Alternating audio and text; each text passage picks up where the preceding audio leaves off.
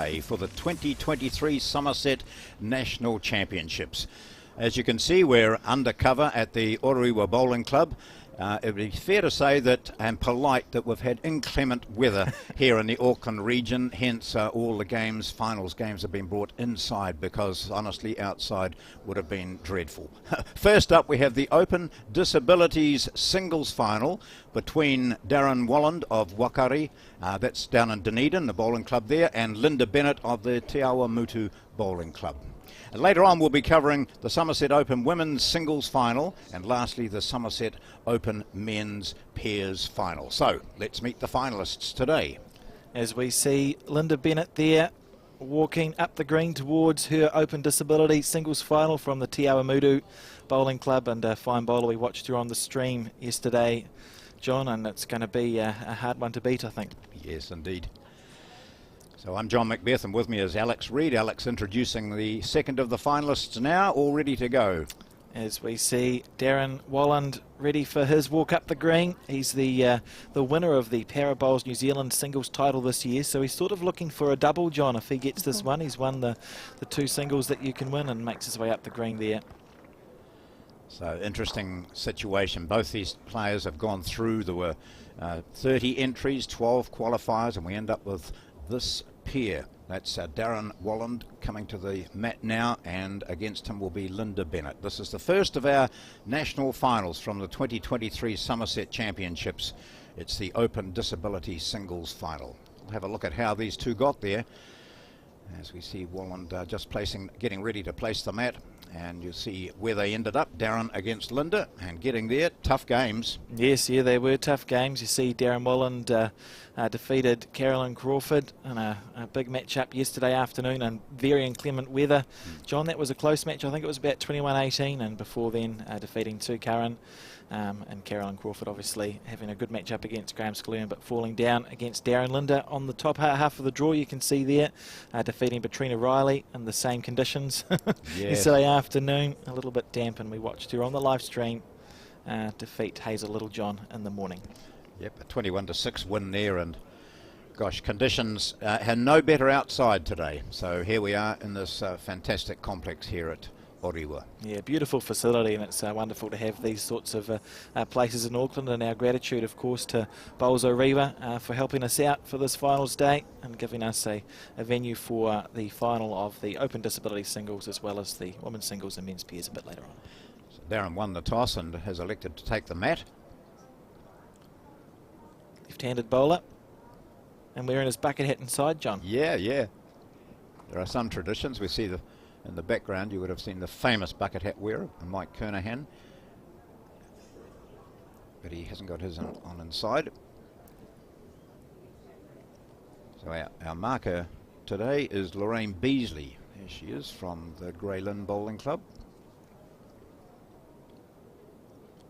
So first bowl of the final, the Open Disability Singles Final for 2023 at the Summerset National Championships. And of course, John, they will be playing 221 points. It's the same conditions of play. So the first to 21 will walk home as the champion for the Open Disability Singles. And Darron on his forehand, tell me that's not a wrong bias. That's a nerves. He's quite uptight. Chatted to him, and he's beforehand, and he said it's just been fantastic getting here, but there's always those nerves, aren't they? And Lynda, of course, is so experienced, having played for New Zealand, and a very prominent disabled bowler, para bowler. So that's the equation here, isn't it? Darron, of course, having won the, he's no stranger to success. He's won a couple of centre titles in the Para Bowls New Zealand singles title earlier on this year. But Lynda's the name in this final, and she's played in the cameras before. Been here and done this. She won't be feeling quite the same level of nerves as Darron makes his correction now. Well, I suppose it's better to get rid of that sort of thing early, rather than in a crucial end. You'd rather do it with your first bowl than your last bowl. And that's a good weight first up. They've had a couple of practice ends here.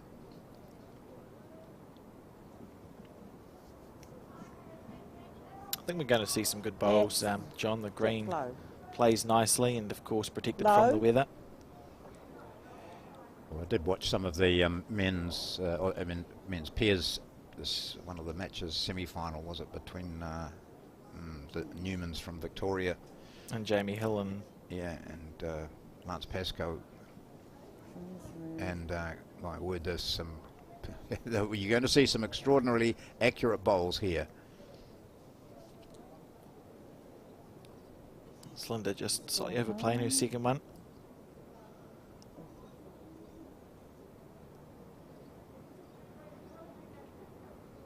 Darron's using Aero Optimas, a 3 heavy. His logo on there is Yoda. He's got a Yoda. You probably won't, but if you see them at some stage close up, I had to have a look, and I just saw the 2 sets of bowls there, and I thought, I know who's got the Yoda. Who's got what? Yeah, that's fantastic exactly. logo. Yeah. And 2 good bowls there, really. Perfect weight from Darron. Lynda just asking if she's got one or if she doesn't. 2 to Darron Wolland, indicated by the marker Lorraine.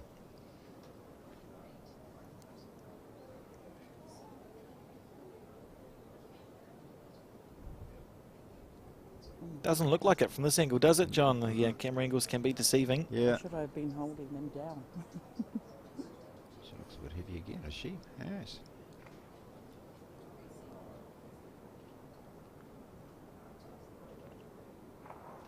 No, I can see from Yes, here. yeah. I thought it was 2. So just on the forehand here, really, for Darron, looking to make it 3. He's had perfect weight twice. Just his line. He's made that correction there, so it's now a question of how far is this bowl going to come back into the head. No wind to blow it inside. And we did see some extraordinary bowls yesterday. John, on the broadcast, there was a crosswind. Oh. And you literally couldn't take enough green on one hand. The bowls just about came back up the green. Yeah. Looked like Darron was just trying to almost cover those bowls of Lynda's. She's got movement of the jack backwards would be great for her. Even, you know, a few centimetres would do it for her. Could pull out a 4 out of that, but she's wide again and heavy. So the first hand a wee bit scratchy. We've had a wrong bias. I don't think Lynda's changed the situation with her last, so it looks like Darron Wolland starts with a 2 on the first. And we will see the heads get tighter than that, John. Yep. These players will tighten right up, particularly in a race to 21. Yeah.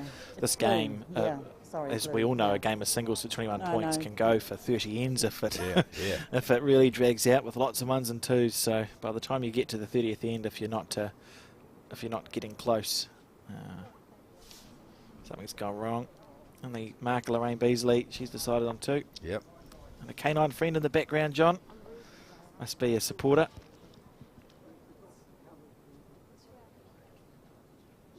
That's wondering what all the fuss is about. Yeah, that's right.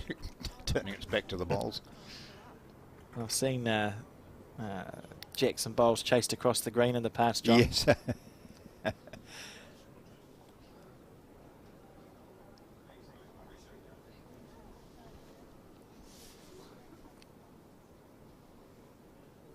So second in, Darron, another full length jack, maybe more than full length. We'll just watch that one. Now, if that jack had gone into the ditch, that would have been redelivered, wouldn't it, by Lynda Bennett? Yep.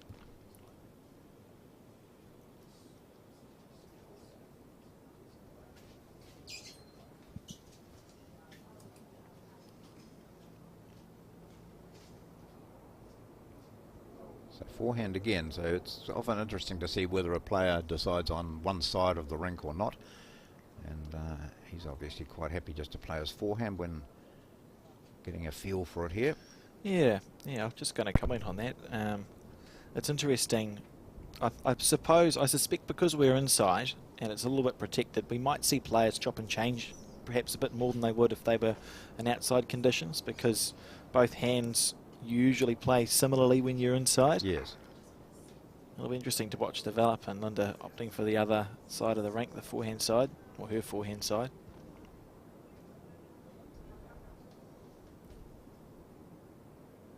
And good weight from both of these players early.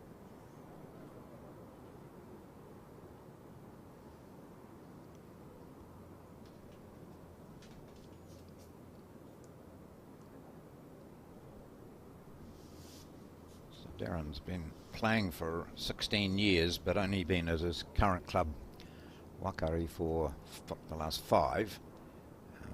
Just prior to that, he was playing out of Belclutha. Quite a large family. He said 9 children, and of those, Roanna, one of them, is playing at the same club as him, so she's decided to take up bowls. You could get just about an inter-club team out of Yeah, that that's family. right. Yeah. And a great family sport it is too. Lawn bowls, John. We see. I think today there might be the Newmans playing somewhere in the distance. Yeah, They were finishing off a game this morning. Father and son able to play together. That's right. I'm sorry, it's Destiny is his daughter, Rowanna's his wife. I was trying to read my hieroglyphics there. So Destiny's playing and apparently showing quite a bit of promise too. He enjoys having the family commitment. It makes a big difference, doesn't it? If you, as we're finding with one of the next events that we'll be televising will be the national mixed pairs, which are becoming more and more popular. That's headquarters at Alexandra late in February or early March, and lots of families involved, husbands and wives, partners, all that sort of thing. It's just providing a little bit more I think interest within bowls, so that it's not just about the competitive side, although everyone wants to do their best, but it's the opportunity to bring family and bowl into it. Absolutely, and that shared experience and shared interests and shared hobbies, it's never a bad thing. Lynda there, possibly holding 2, I think, John. Perfect weight with 2 bowls. Yeah. Players still sort of finding their way, figuring out the green on this rink. Darron on his forehand. Willing this one on. I'm not sure if he's got quite enough oomph.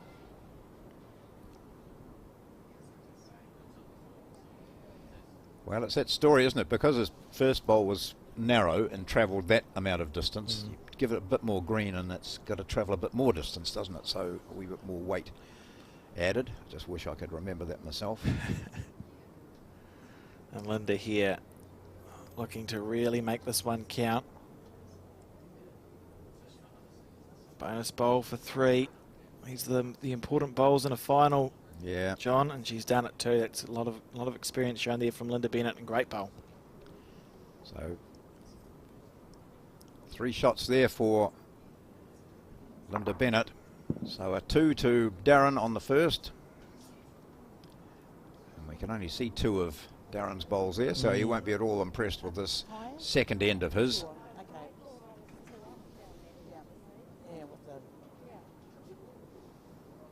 So 3 there for Lynda Bennett. Just a little conversation between Lorraine and the players, but should be pleased with that. It's a good start and a good way to bounce back. You always want to be scoring a point if you can early on in the game. As we see Lynda deliver the jack. Second time going this way.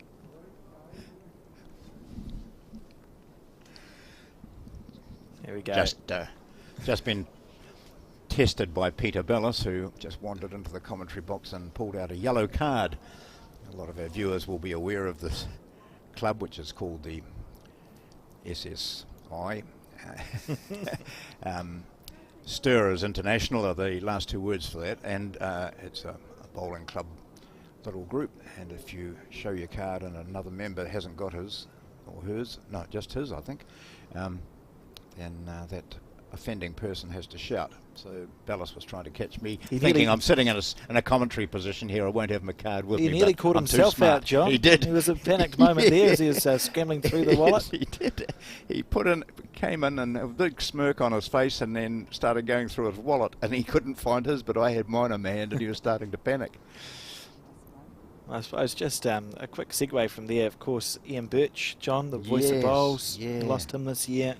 I was involved in that club, I believe. Very sad. Yeah, I'd like to acknowledge that. President. And Ian Birch, for some of you older members will recall that Ian Birch was the voice of bowls for many, many years, particularly sort of back in the 70s was probably his heyday. And on radio, used to have a program called Sports Roundup, which covered sport all during the summer. and bowls had an enormous amount of publicity through that. There'd be commentaries on national championships, the finals on radio, and reports every day on what was happening. It was absolutely a brilliant program, and Ian Birch, as he signed off, Ian Birch at the bowls, was a major part of that. So he reached a good age and was always a pleasant man. So it was a sad moment for his family just recently, Ian Birch passing. On the second end, John, Lynda beginning to find her way really quite well. It's something you don't want to. Darron doesn't want to blink, really, does he? You've got to sort of match it. And it was interesting because on the first end coming this way, she was quite wide and dropped 2. But it's the old computer, isn't it? Remembering what green you took previously coming this way. Absolutely. Is she changing her hand here, is she? Just being distracted by something there, I think, John. Probably distracted by Chris Lynda leaning against the pole there. Tournament director, I'm sure he's had, he's got quite a lot of hair left, all things considered, with the day we had yesterday, John. Oh, yeah, and people don't realise that the amount of time that goes into setting up for this sort of event, and to suddenly have to make a late decision to move indoors meant a heck of a lot of work. Early start, late finish. Two very good bowls. What a bowl there from Lynda Bennett. So she'd played the other hand previously, coming this way, and couldn't quite find a green. Now the pressure's on Darron to just get amongst those, so he might play with just a little bit of forcing weight, or just to sit in those. There's a nice little catch there if he can reach those and just sit in on them. It's just going to move a bit wide. Perfect. Really good green that would have been for him. He would have just sat in there, maybe have taken one or sat on the shot. That's what he was looking to do. Yeah, right in the area. He's got another bowl though, John. And Lynda distracted again. Someone must be. I wonder if it's the dog. Can't be distracted by a dog, John. No. Just happy to see them there. It's great. On the forehand. Last time she took off the mat and back on again, she drew that bowl. You see it at 6 o'clock on the screen, so maybe it's part of the process. Watch this one. It's on a good track. I'm not sure about the weight. Oh, she would have known. Yeah.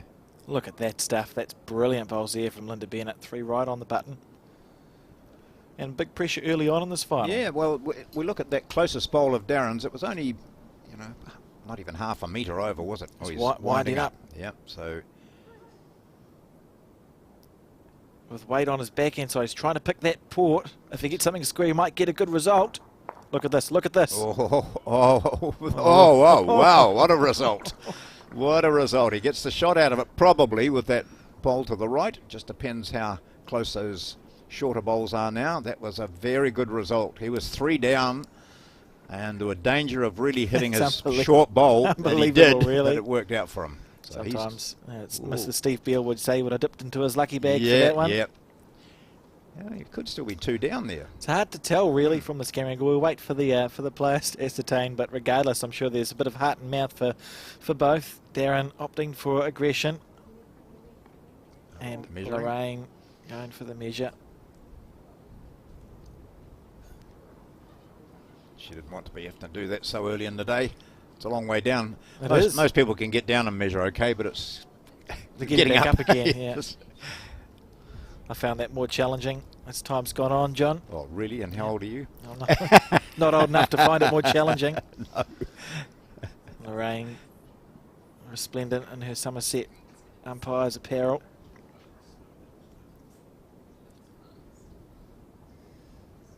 There we go.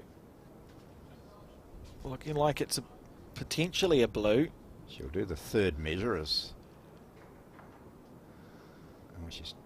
she'll do that other bowl of Lynda's to see whether that was closer. No, that's not closer anyway.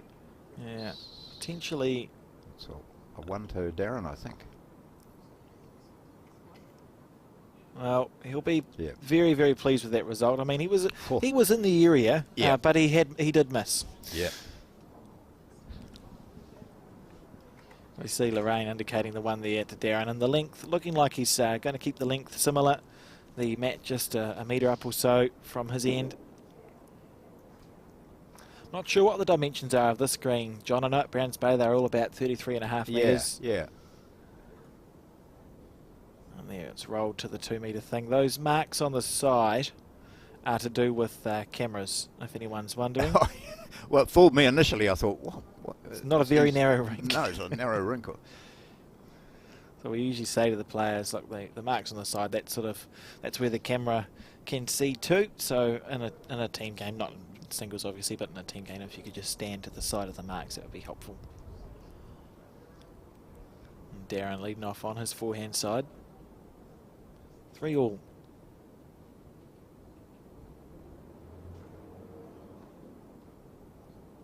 He really struggled coming this way previously.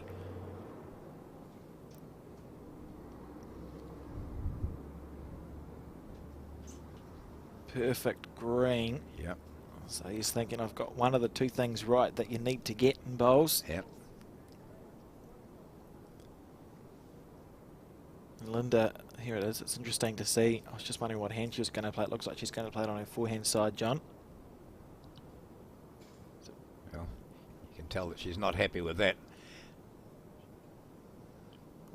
Might still come back. She didn't look happy with it at all when she let it go, but it's tracking back in a little. Certainly a rink that has a bit of give to it, which is nice to see. I think probably reflective of how good carpets are now. They're pretty consistent, aren't they? You know what you're getting.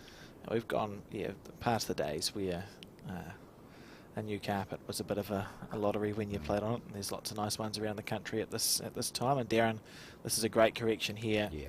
He Really had to add good 2 bowl. metres, and he has. Might get the chalk on that. Not quite a toucher, but very good. Brilliant stuff there from Darron Wolland.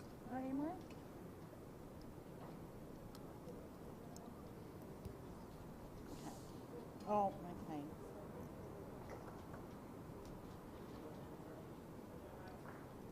It's not a bad track here, is it? Yeah, it's just how far is it going to go, John? That's the question. Just about far enough. Pleased enough with that ball, isn't she? Yeah. And it's either jack level or past the jack, as you would say, and so Darren's got no problem with playing the same shot again. No danger of knocking a shot up for a bowl up for shot or anything like that. He's comfortably just play the same bowl, or endeavour to. Willing it on. He's got perfect green for the 3rd time.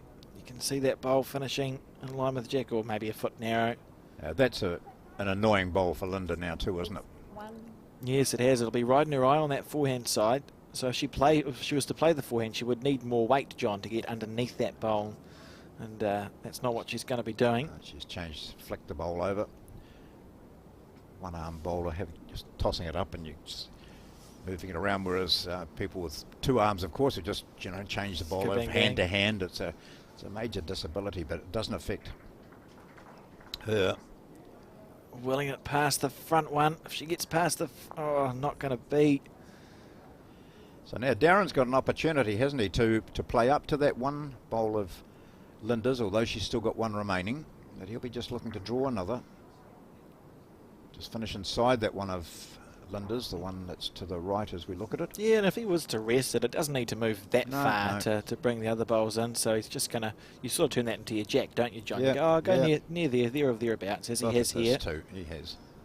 Great stuff there from Darron. Beautiful bowls. And Lynda, the one under pressure this end with the last bowl. I'll be impressed if she hits her short bowl up and follows on for. Yeah, that's right. Yeah, I don't think that's a goer this time, but she certainly needs to be there. On the back end. Score's all square. She's 2 down on the head. Willing it to get back. She was looking to rest through some bowls, but not to be. So a couple of shots there for Darron. So he started with a 2. He dropped a 3 on the second. It was 3-2 to Lynda. Now it's 3-all playing this, as you can tell with the score tick up on the left hand of your screen. And he's got a couple of shots out of this one. So it's Darron Wolland taking the lead. This is the final of the Open Disability Singles at the Summerset Nationals.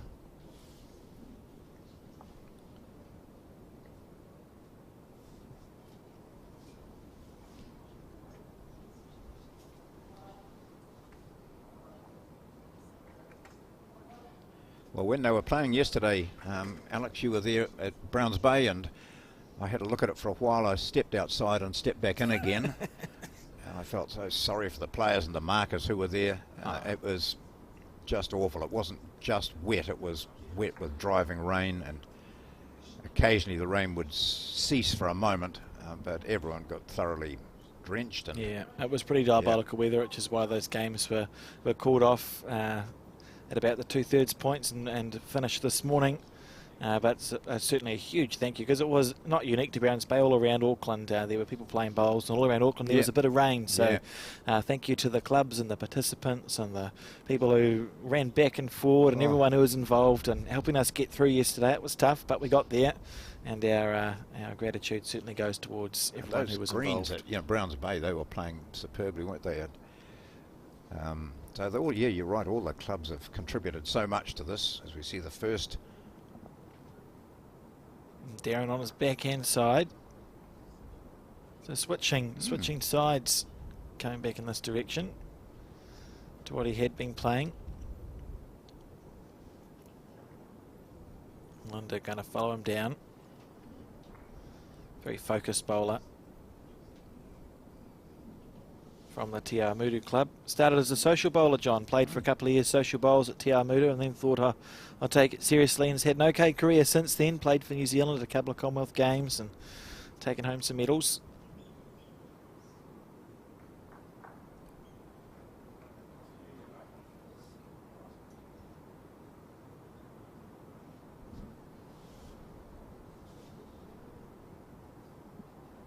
Graham Scalern from Takapuna was also involved. He was at the Birmingham Games, wasn't he? Yes.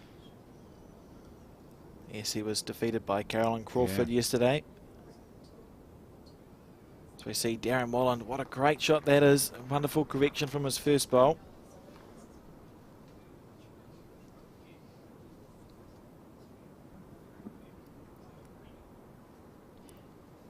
And watching this, people who might not watch much bowls will be asking the question, how come it's a man playing a woman?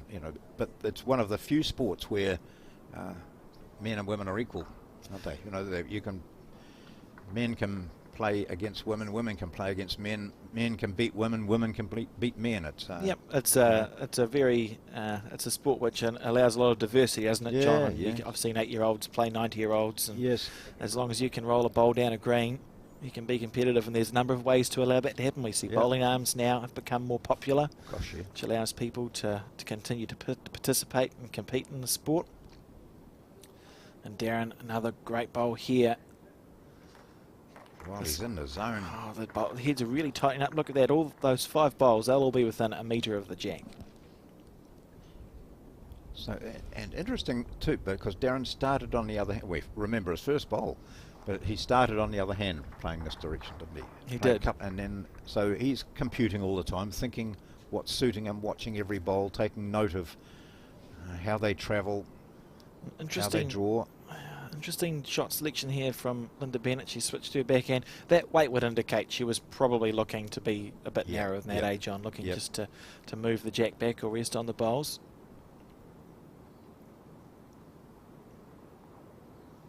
She'll need to make a correction with her last one, or she could be another couple down as Darron just looks to add to the pile, holding 2 already, 5-3 up on the scoreboard. Yeah. Willing this one to turn back into the head. I think he's done this quite well, actually, hasn't he? Because the way she was playing, he possibly feels that there is a danger that the jack will go. So Lorraine indicating Darron holding 2, and it looks like Lynda switching to her forehand side. I wonder if we'll see some weight played here. Just looking to rest that bowl you see at 9 or 10 o'clock on your screen. Move the jack back. Yeah. She's in the area, John. Yeah, absolutely. Look at this. Oh, desperately unlucky there if she's still one down.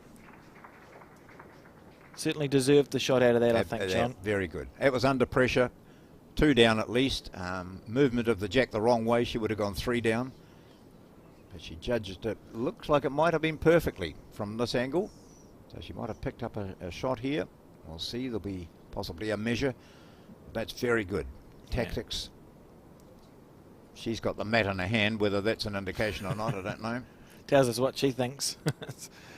That was certainly a well-played bowl regardless. We might see another measure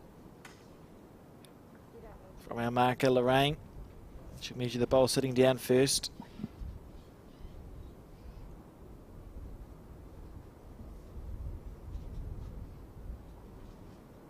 And a crowd building despite the weather, John. There's a few people around and about, and obviously some tuning in, which is a more comfortable place to, to watch the bowls from, to be fair. Huge number of people play bowls in this area in Auckland, eh? Although we're way out of the main part of Auckland at Orewa, but lots and lots of players. Lorraine, that looks like a really close measure to me. Yeah, she'll go back to that bowl. Now, if they are the same distance away, it's called a drawn end. No one will score any points, but the end will count. So you put little dashes and you move on to the next end through. Yep. Lynda got it, so that was an outstanding last bowl. And well played. She deserved the point there. And tightening it back up again. No, it just goes like, yeah. So 4-5 the score now. And this race to 21 points. That's great, isn't it? It just shows how an end can change. You know, Darron was in complete control there with perfect weight and holding to, nicely placed if the jack had gone the other way, if Lynda had stayed on the same hand that she'd played previously. But she changed hands and she had to play that perfect weight. She got the result out of it. So no game is over, no end is over until that final bowl. Yeah, good stuff there. I think it just sort of demonstrates to me, particularly in the singles game, if you've got a little bit of fight, you know, and you've got that last bowl, regardless of the odds, you see a lot of players able just to find a way. They just find a way of scoring a point and find a way of winning. Lynda on her forehand. She's using a size 3 bowl as well. Tayla Redliner SR. Wanting it to come back into the head. It's not far away here. These players really finding their groove in this open disability singles, and it's the first year Bowls New Zealand has run an open disability singles, John. In the past, we've run more specific ones, so para bowls, it goes between B1 to B8. B1 to B4 are visually impaired, and B5 to B8 are your physically challenged people. You've got the wheelchair bowlers, ones with arms and legs, arthritis, etc., etc. This year it's an open disability one, so it's all in one. If the wording is it's available to any bowler whose bowl's participation is significantly impacted by their disability. So you don't need to have an official grading. If you feel like you've got a condition that impacts your participation, you can play the open disability, and the benefit from that is you only really play 2 games a day to sort of cater to that, and it's just something to try and encourage more participation from everyone, and I think a great start. Lynda here on the forehand.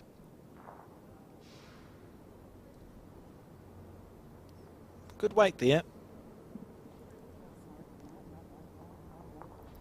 Sorry.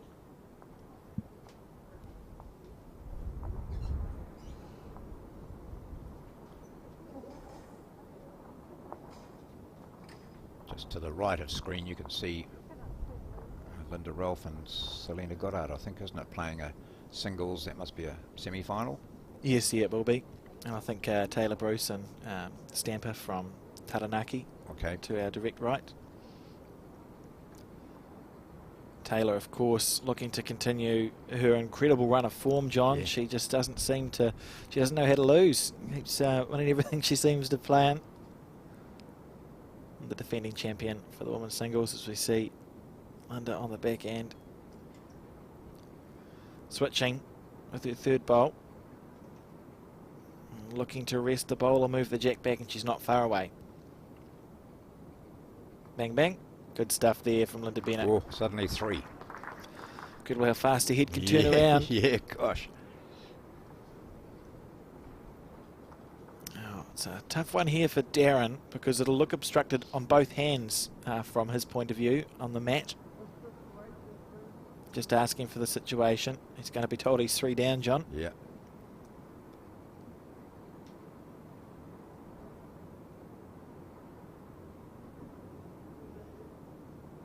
And making his decision. He's got 2 bowls left. So it's not even necessarily about drawing the shot yet, is it? Even if you got to second shot or made it easier for your last bowl somehow.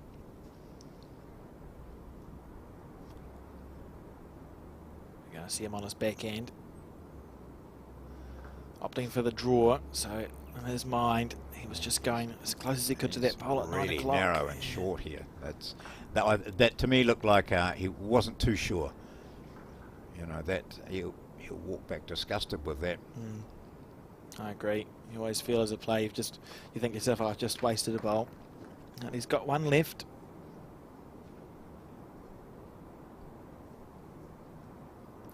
It's almost a time where you'd walk up to the head, isn't it, John? After you've played something like that, you go, oh, well, maybe I'll go for a walk 30 metres down the green and have a look for myself.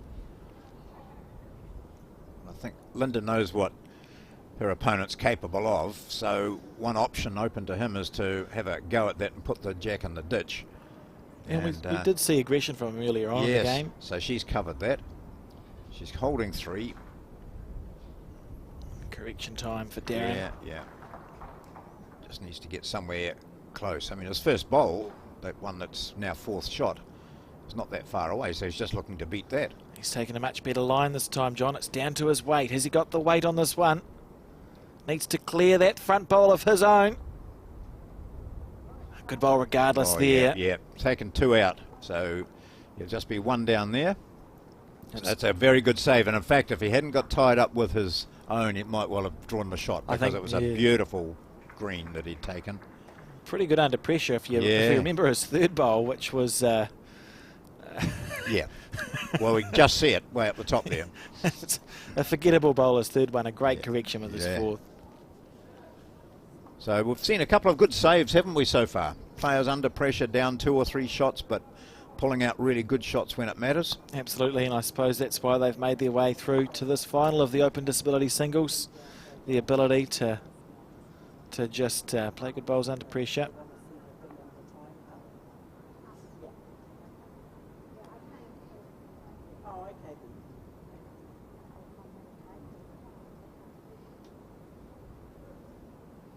Five all the score then. First to 21 shots. 2023 Summerset National Championships. Fantastic sponsors of supporters of bowls, not just at a national level but at club level as well. So you much appreciate any support, and Summerset have been with us for a while now, and of course have made a big impression, and even on the umpires' shirts, as we've spoken about before, John, providing for them. So the new umpires' apparel, shirts and jackets, Summerset emblazoned on them, and look real smart, I think. And a short jack here, shorter than what we've seen. Yeah. And I think that's fair enough too, because you know, Lynda is aware that Darron is just drawing pretty well to the longer jack. He favours that, and so just change it up. So 5 all, so these are the sort of decisions that can make or break. As we see Darron on the backhand with his Era Optima bowls. Now they're quite a turning bowl, John. It's the bowl. Yeah. You have Optimas as well, yes, don't you? Yeah, I do, yeah. I play with Optimas, so you always know if you take your green, they're going to come back for you. Yep. It's interesting, you know, when you deliver one and it's a bit wide and people say, oh, well, that's too wide. Oh, what do I know? Just wait. Yeah, just wait, it'll come in. Absolutely. Nice bowl. Lynda here looking to make her correction. I was just thinking, the Wakari Bowling Club were one of the host clubs at the Nationals when they were held in the Otago region 4 years ago, maybe. Yes, yeah, 4 or 5. Yeah, and played one of our fours match, or some of our fours matches there. We're down there. Great little club, yeah. I'm sure they're tuning in to watch Darron play this final.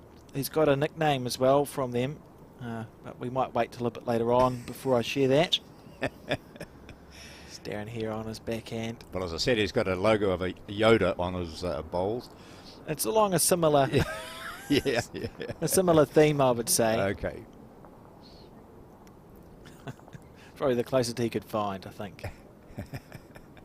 And Lorraine Beasley indicating it's a measure for shot there. And we saw yesterday, of course, it's open disability, so there was a deaf player playing as well, John. Yep. Which was good to see. And the communication between her and the marker. So that's where the things like the lollipops that we see are so valuable. Helpful aren't they? aids. Yeah. And unless, of course, you're vision impaired, and then becomes a voice, and we see also a lot with vision impaired, the assistance that bowlers can get from, coaches, I suppose you call them, don't you? And Guides, I think. Guides, yeah. No, it's pretty incredible. And Darron here on the back end. So he would have been grinning about that line, wouldn't he? Yeah, I thought that was a very good green. line. He just needs looks like a metre on that. It's agonisingly short.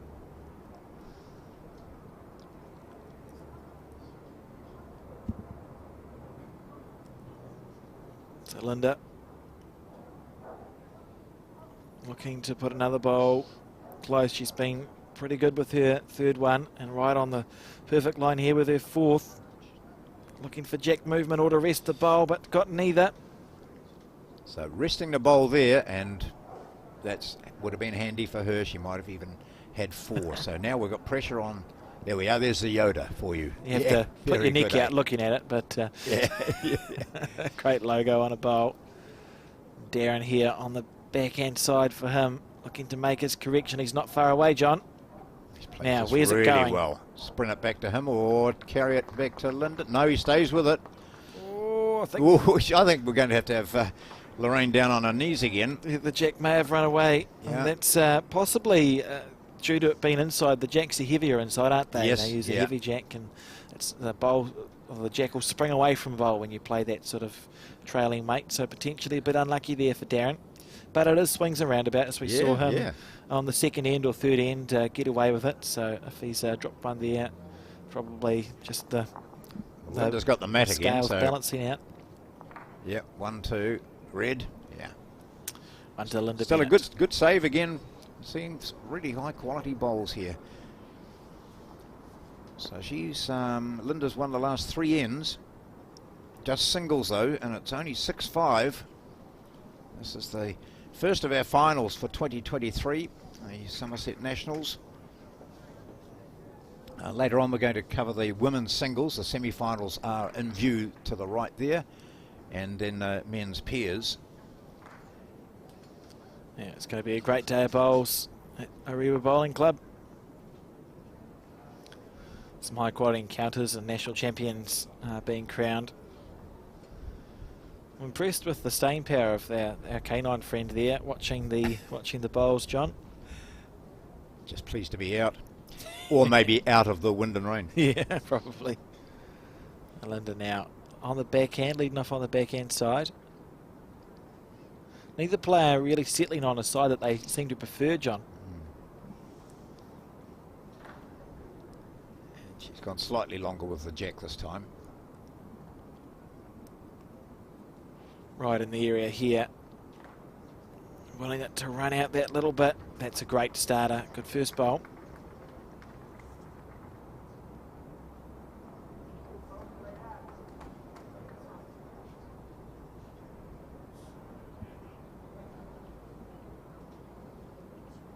This is a sort of form and result that, the national selectors will be watching this quite closely, won't they? And Darron is showing that he's up to that. Quite capable. Yeah.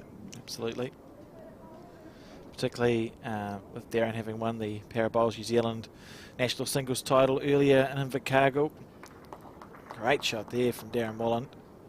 So looking for a double of sorts. So that's a singles competition played between the Parabowls, run by the Parabowls New Zealand body. So it's the ones that are classified between B5 and B8 players. bet those sponsors up the back there didn't expect this sort of coverage when they decided to support the club. Oh. It's a really weird. So I think the Orewa club financial man or person is already sending them a message saying, can we up the sponsorship level now? Look at this national coverage. You're welcome. Yeah, so do that. If you're not already onto it, Orewa, get onto those sponsors. It looks like they're real estate people anyway, so they've got tons, haven't they, eh? That's what they say. Yeah. Actually, real estate people are very good sponsors, I think, in general, of bowling clubs around the country. Yeah, see a lot of them around. Yeah. It's good. Let me see. Was Lynda, I think she's putting a bowl at the back on purpose, so she must be holding one, perhaps. I don't think she is. Maybe it wasn't on No, purpose. I don't think just she is. wide. Yeah. I take it back. Well, I've been wrong before, but Oh no, yeah. I trust you, John. Yeah. And when I thought about what I said for a few seconds, I realised it didn't make a yeah. huge amount of sense. Not that that's anything new. So she's going to keep the same weight, isn't she? But perhaps take her line in, look to move the jack back or take out Darren's bowl at 12 o'clock.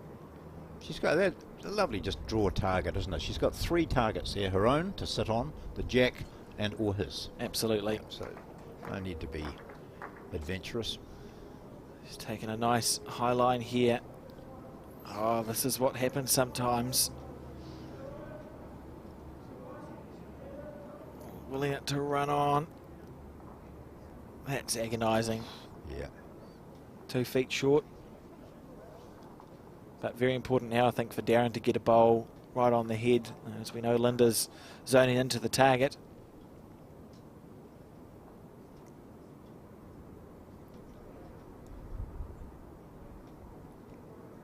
Those Optimas will come back from there. Yeah, I was just thinking that.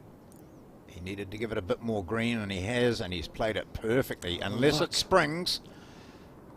Oh, so he might just... He got one and maybe given away second shot. I think he had the shot anyway, and it might have just moved. And probably a here slightly... she goes into the pocket for the...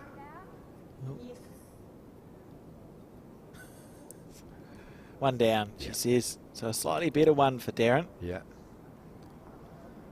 And we see Lynda just little cogs ticking over, making her decision. I think we'll see a forehand shot, John.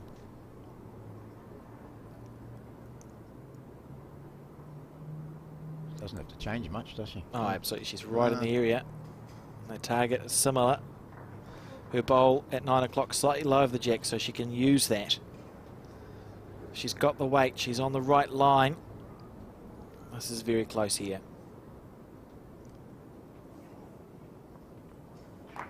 Amazing. Perfect.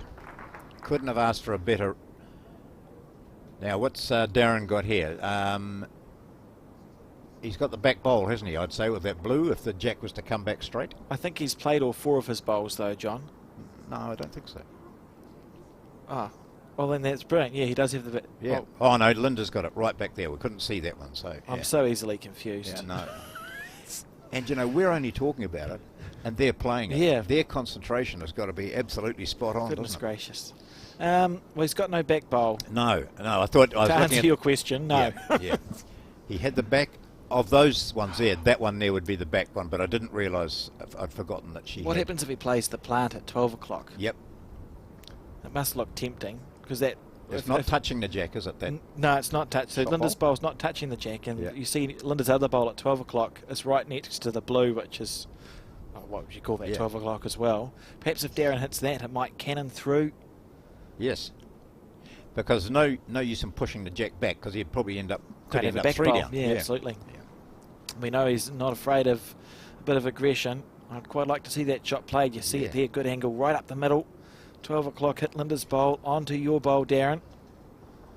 Cannon it out. He's on the backhand though, so maybe he's seen something else. You might just think he can just sit on that. Just Yeah, he's reaching with weight. Yeah. He might play it, but on the backhand side. Yeah. Look at this. Is it going to hold long enough? Oh, I wanted to see if it was going to work. I think you're right, Alex. That's what he was aiming at. Great effort there from Darron Wolland. Not to be. And at least one, probably 2, I think, here to Lynda, isn't it? Yeah.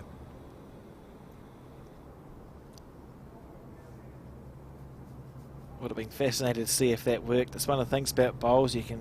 There's angles that sort of are created, but like a snooker a bit more challenging. And she's just waited for Darron to come down and have a look at it. Yeah, just nice. Yeah, from One Lynda. and a measure, is it? 1.5.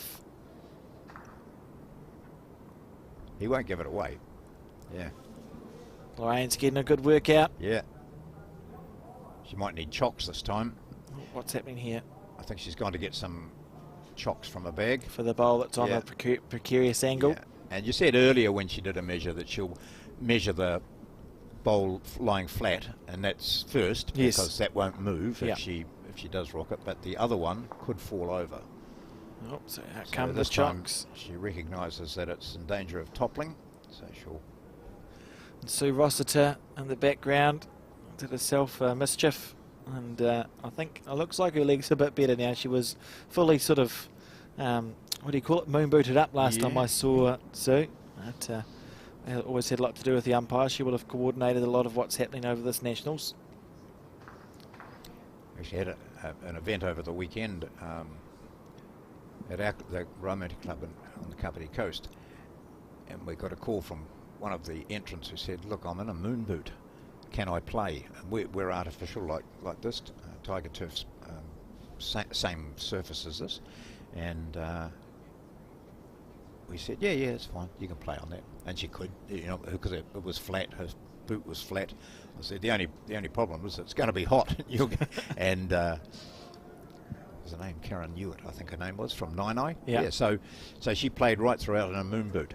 I thought that was pretty Fair enough. impressive. That is very impressive. In fact, she said, I think it's helped me. It's making me stay still on the mat longer. So when they say, it's time to take your moon boot off, Karen goes, oh. Yeah, because she was really annoying to play against because she trounced the team I was playing with, and she was standing there in a moon boot and delivering this ball perfectly. And hello, what's happened here? What are we? Oh, I don't know. No. Well, the umpire there was just ready to. We've just disappointed the umpire in the background. Oh, well, waits for the lollipops from Lorraine. What was it?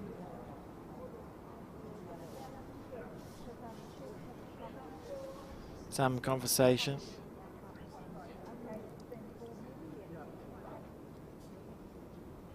Not sure what's happened, to be honest, John. There's been some sort of conversation. Was it she couldn't make a decision on that? Potentially. Yeah. One, yeah.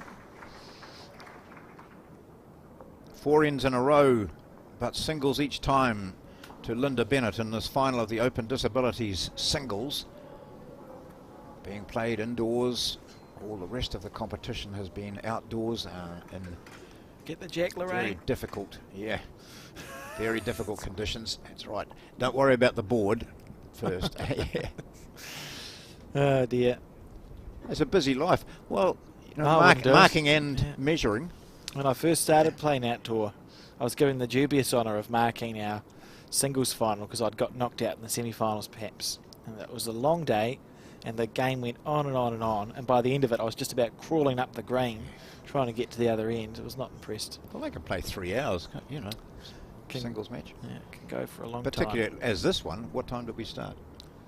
8:30? 8:30, so now hour in already and we've barely begun. Yep. Darron on the back end. So if this continues, yes, we could go 3 hours easily, scoring one an end.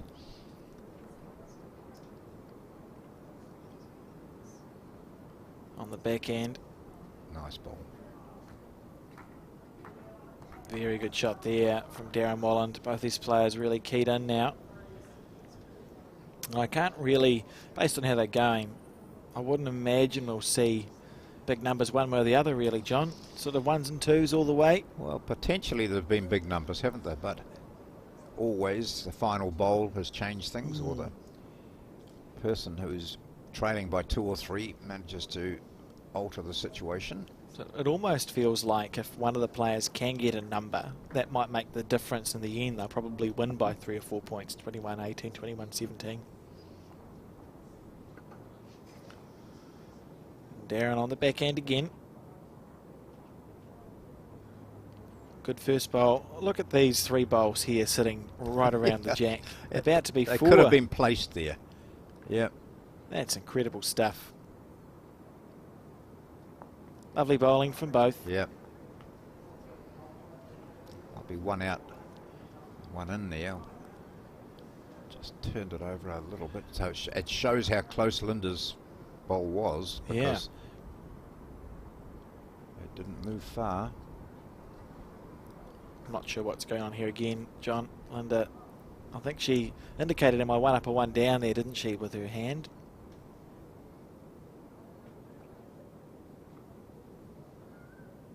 On the forehand. This is another good track, isn't it? Gosh. Right in the area.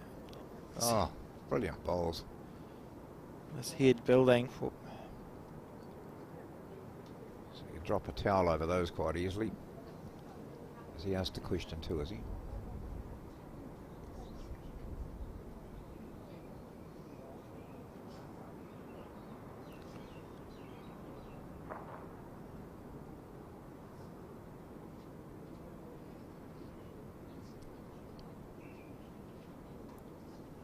Darron just making the decision now. I was just checking how far, where Lynda's last ball was in relation to the jack. Oh, switching to the back end.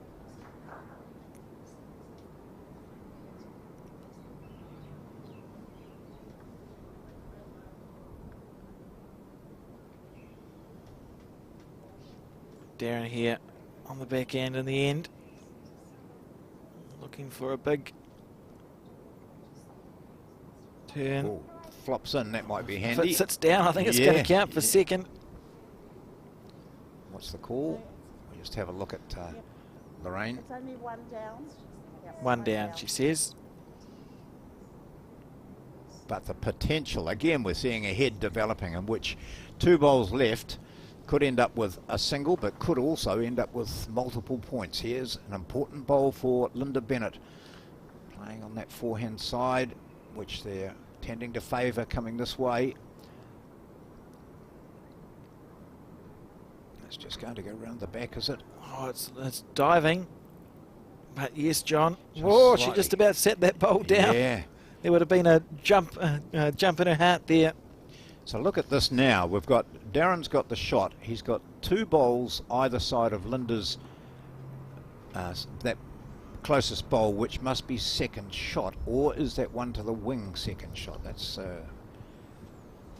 the story, I suppose, isn't it? Because yeah, I suppose Lorraine said one down. yeah. So, but is the second shot the one to the left, jack level, or One one in the behind? back. Can't tell with that camera shot is very good, but it just doesn't give us a accurate perspective. You'd think the one at 9 o'clock is second shot. Yeah. We'll find out. An opportunity regardless for Darron. He Yeah. should be, I mean, minimum of 2 here, but it might be a chance to get that 3 that we were talking about. Trailing 5-7 in this race to 21. Oh, going to the forehand now. On the So he's looking forehand. to sit that, I think, isn't he? Yes, he is. And if the jack moves slightly, oh, he's got it. He's got close it, hasn't here. he? He's got it. Oh my word! Oh. Gee, if he just, and he might still have. I wonder. He sat down. Well, what he did there was he sat down his bowl Yep. that you can see at Yep. 10 o'clock on your screen. Or 7 o'clock to 7 the o'clock, jack. yeah. Yeah. Oh, Just the one. that can't have been close, or No, Lynda wouldn't no. have took the jack up. Gee, yeah, but if he'd just got a faint inside edge to that and turned that second shot bowl over, he would have been in with numbers. That was a really good effort. He was right within half a bowl. First end that he's scored on, though, in the last 5. That's still very close, this final of the Open Disability Singles. 7-6, Lynda Bennett of Te Awamutu, leading Darron Wolland of Wakari in Dunedin.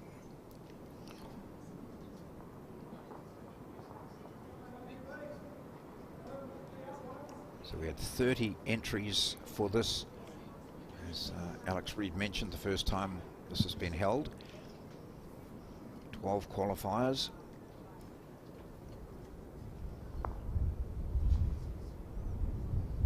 And Darron Lynda really battling it out. It's a fitting first final for this event so far, John. Darron on the forehand.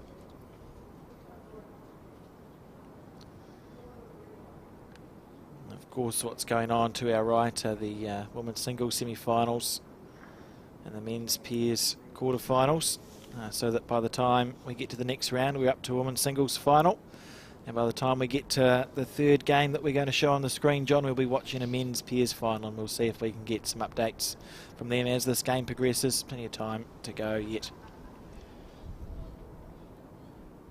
And once this lot of finals are over, then the women's pairs and the men's singles begin. That's right, yeah. And good entries in those too, John. The men's singles, 328 entries in the men's singles this year, 88 in the women's pairs, and 14 in the open disability pairs, which of course is also being played. Exciting time to be a bowler in Auckland, and just cross your fingers that the weather, please let the weather just get that little bit better for the last events being played.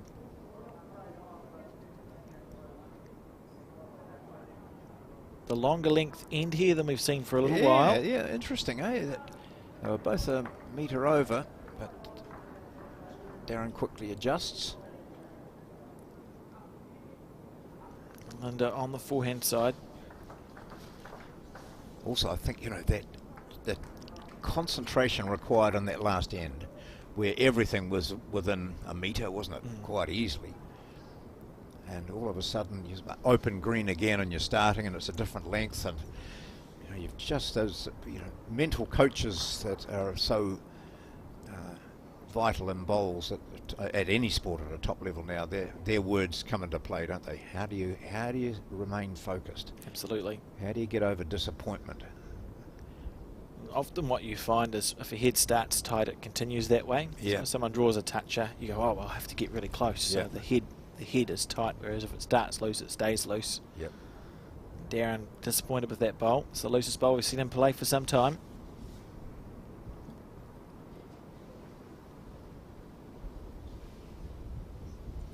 Oh, the dog's leaving us. He did well. Yeah, very good. I see Lynda has already got one beautiful bowl on the jack, looking to make it two. Not going to be, John.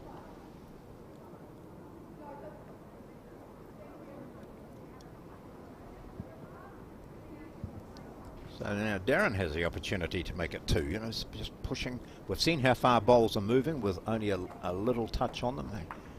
So sitting on that shot bowl, if he's taken the green, it's a better green than last time. Now, when's it going to break? That's the question. He's not a million miles away on the weight here, John. Just needs any of the jack. Just passing through, found fresh air.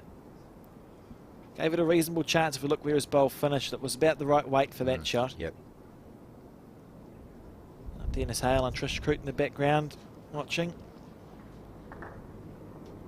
Lynda looks to make it two here and extend her lead. She'll want to be the first one to double figures here, John. She's getting close to it.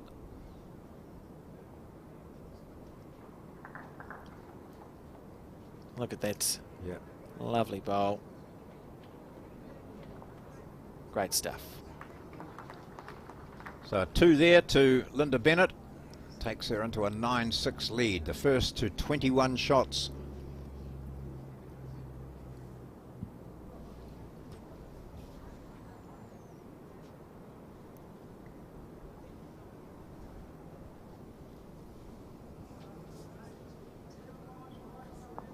I can tell you, John, the semi-finals that are going on to our right, that Tayla Bruce is losing 5 points to 6 to Kristen Stamper, and Selina Goddard in her semi-final against Lynda Ralph is 7 points to 1 up in that race to 21.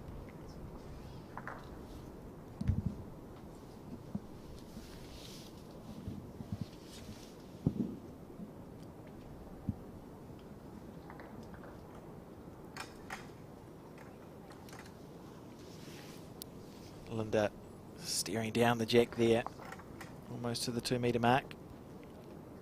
So some good semi-finals happening in the women's singles as well. Yeah. Tayla Bruce, the bowler of the year for the previous prize giving annual awards. So she'd had outstanding Commonwealth Games and national titles and big events won.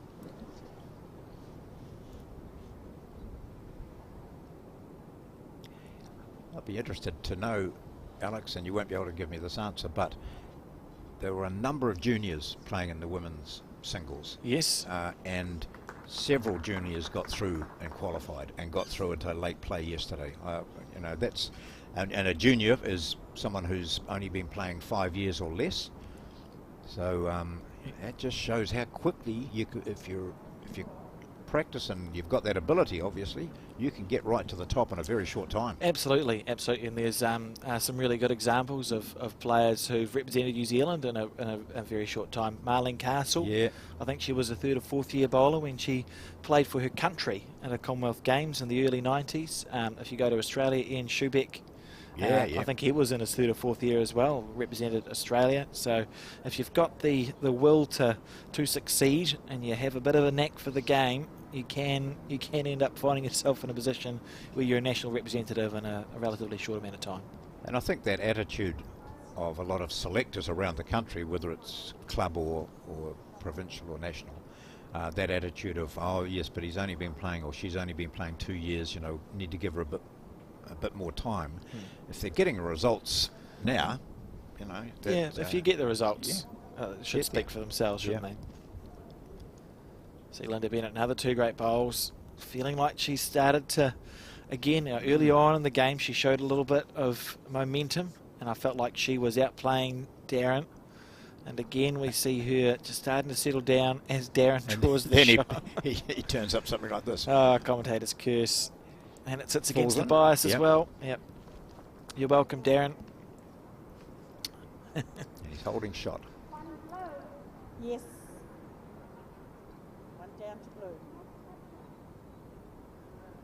Lynda looking displeased that Darron has done that. Got 2nd and 3rd shot, so she'll just be playing a similar bowl again in the area. You've got a bowl and a jack to rest on.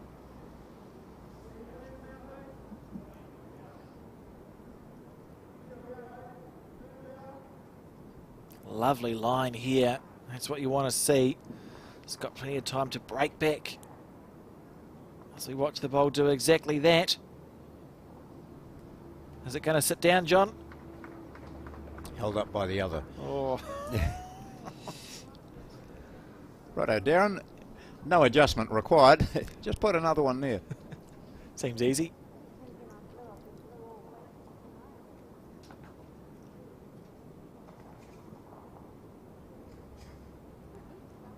Looks like a tight line to me, John. Yeah, it does. And if he's got the weight, it might hold the ball up long enough to get around the jack. And sit on those two. He's willing it on. Well, he doesn't want and now he wants it to swing, doesn't he? Yeah, yeah. Oh, that'll do just fine. That'll be two shots. If his first one was a shot, then that one certainly is. There are 5 bowls within 3 feet here. Yeah. It's great stuff from these players. High quality game. And Lynda now with a decision to make, because she's got 3rd, 4th and 5th shot and there's a 2-bowl target. It'll be tempting to have a little nibble at this, play that split. And she's going to play backhand by the looks of it. Yeah, I think we'll see some a weighted shot here from Lynda Bennett. 9-6 up on the scoreboard in this race to 21. Oh, she's pushed it wide there, John. Yep, she's turned away. You see her down on the mat. She's just turned her back on that one, which is a fair indication that she wasn't happy. Yeah. Right, this isn't, you know, it's easy enough to say. All he has to do is draw another one. But if he just is slightly off and moves the jack, as he could, back to Lynda, he could go from 2 up to 2 down. It would be a calamity, wouldn't it? Yeah. We'll see him, you look to err wide on this situation, and if it comes back enough, it comes back enough. Holding 2, which you take him to 8-9. So he's having a look there for himself to see if he can fit in. But we'll see a gentle bonus, I think. He's grinning. I wonder if he's tempted to say, well, I don't know whether I'll play this. Take the 2 points and say thank you very much. Oh, there's a big wide bowl going out on the other other rink. From Kristen Stamper. Yeah. From the Taranaki Oh, yeah, region. All right. What can you do here, Darron? Been down to have a look at it. Deep breath. Remembers exactly what he bowled last time, which 2 perfect bowls. Nope. He knows the danger. But it's a very important bowl. You know, to get 3 here, or just settle for the 2. But it looks he's having a go at it. He wants to get there. Get 3. He's got the right line again. And if he does make this bonus, it's going to hurt Lynda. Yeah. You want to make it count. I think he might have been just a bit scared of that. Well, who can blame him there, John? Absolutely. We tried to talk it up, but yeah. Fair enough. Yeah. And Lynda would have been hoping that he'd play the shot to try and get a 3rd. Absolutely. Realising the potential. So 2 blue for Darron Wolland. That's 9-8 now. First to 21. We haven't got halfway yet, and we've been playing an hour and a quarter. Yeah, it's a great game, a mammoth start to this event. No breakaway.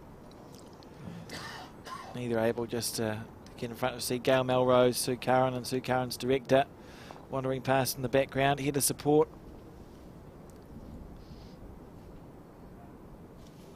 Darron delivering the jack. So Darron beat Sue yesterday, I think, wasn't it? Like 21-12. Yeah, she qualified. Yeah. Did well, very well known bowler. Can also tell you some updates from the men's pairs, John.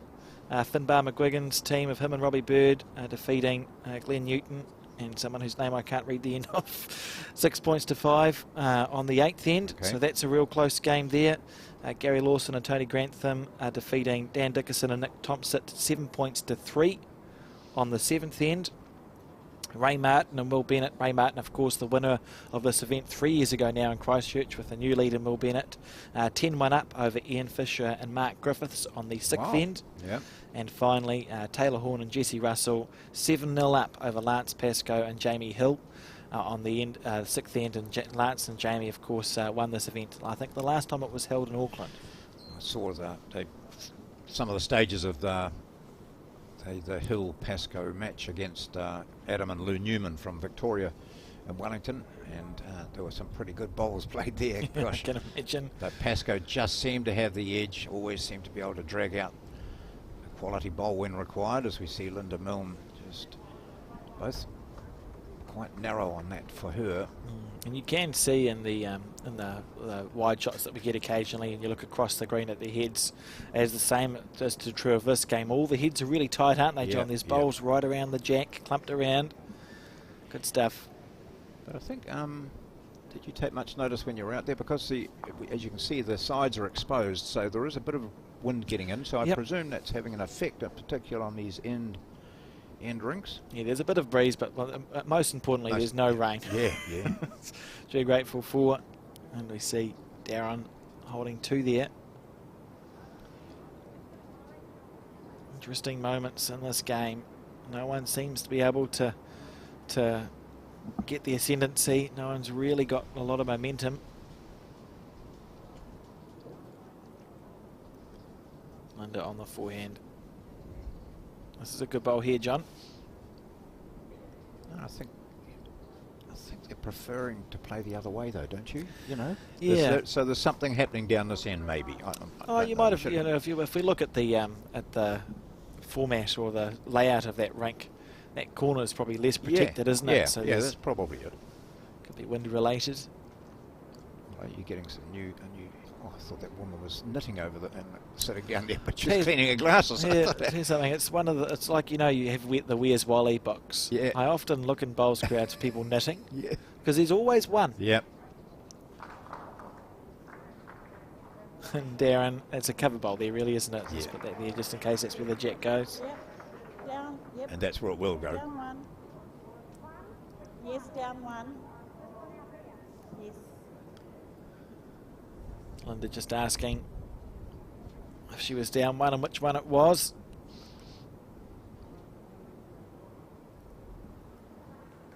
It's so important to have that communication between the players and the markers, isn't it, John? Because the view from the mat is quite different. You can be deceived dramatically when you go down to the jack end and you think a bowl is only, you know, half a metre short. You get down there and you find it's a metre and a half. Yeah, absolutely. And a great shot there from Lynda. Unlucky that it fell against the bias, but she should have drawn the shot. And I can tell you, John, that the greens are 36.5 metres long at the Orewa Bowling Club. Right, yeah. Which is about right, sort of what it is. So, a measure, is it? Or Yeah, measure indicated there by Lorraine. Camera angle would have suggested that it was one to Lynda.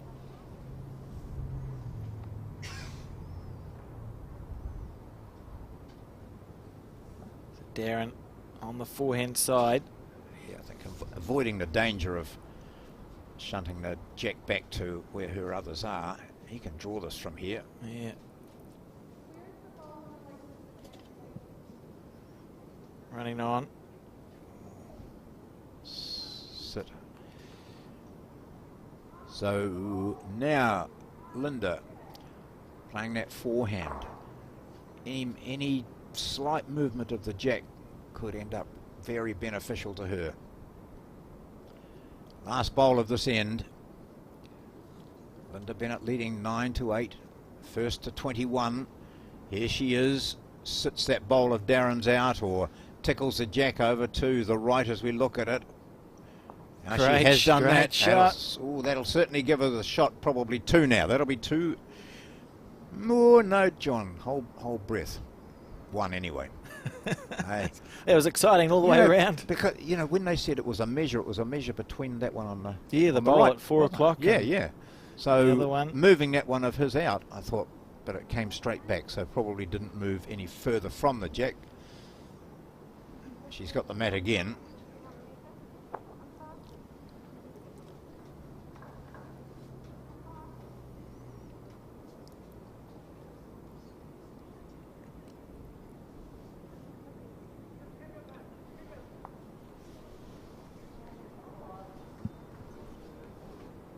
It's quite interesting here too that they've now called in the umpire. There is a match umpire here to do measuring, and Lorraine has done an outstanding job there. It's marking, measuring, and clearly do lots of things. It's good the umpires get an opportunity. So clearly they've just, you know, I think the players have agreed to let's just get the umpire in. She's in this stage is just there to umpire to umpire, and that's it. Ray Martin there in the background. Oh, so he's finished, has he? Well, I don't think so. It's just a toilet break. I was going to say, yeah. Here we see the umpire go against Lynda's bowl first, and back to Yoda.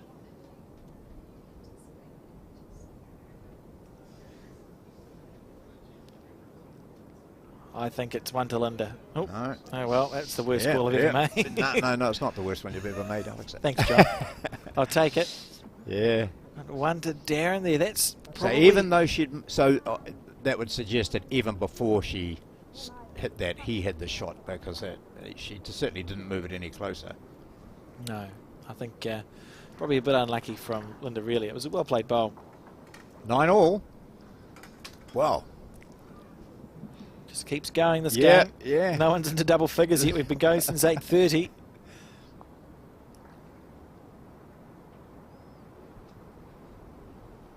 Played in the, seeing this as para bowls or disabled bowls, the Barry Winks Memorial in Palmerston North, in a team with Mark Cameron, the CEO, and board member Mark O'Connor, and Ross Gillett from down Johnsonville way. So we went up to Palmerston North and played that, and I hadn't played that scoring system that they use a lot in Australia. What is it, the UBC or something? It's almost Shanghai system, isn't it? Well, you get 3 points for a toucher. So we played 5 ends, played everyone. There were 16 teams. I think we must have played practically every other team. So you get a toucher, which means a bowl that touches the jack, obviously. You get 3 points for that. It was triples, so when the leads had finished their 2 bowls, whoever was closest got 2 points for their team. When the twos had played theirs, they got 2 points. So you could, have a number of points already before the skips have played theirs, and then The shot was worth 10 points at the end of an end, 10, 5 and 2, I think it went. And it was intriguing, but it was the 5 ends was the difference. You know, all of a sudden... You're blinking, it's over. Yeah. And you've dropped a couple of 28s. You know, you're out of it. I think the highest points scored were someone got close to 100, so a 92 or something like that. That's impressive. But I refer to that really because when people watching this who aren't bowlers are saying, oh gosh, this is taking forever, isn't it? There are various formats where you can go to a club and they'll have 5-end matches or 8-end matches or whatever it is, so it's this we're playing in the traditional format here of singles being first to 21 and then with the pairs later we'll have it's a set number of ends for pairs, so you can see how that's a quicker game always. But the singles, I mean, you can have a singles game that only lasts half an hour because one person is so dominant. Absolutely. Yeah, I really enjoyed that. 5 ends and all of a sudden you're picking up your bowls and moving to another rink. Well, sounds 4 games before lunch. Fast paced for me, John. Yeah. I'm easily confused as well, so I just stick to the bowl scoring that I can understand. But also the scoring, so the teams of 4, but only 3 were playing. The 4th person marked the card. So you're constantly looking and say, "What was that a toucher to us?" Yeah, it was. You'd have 3 points. The strategist to be the one marking the card, wouldn't it? Yeah. Tell me what to do. And a good line with both their bowls, but a little bit over and a little bit under. 9 all. And we're saying, I did before, how they seem to enjoy playing this way more because we have had 2 very tight ends coming this way previously.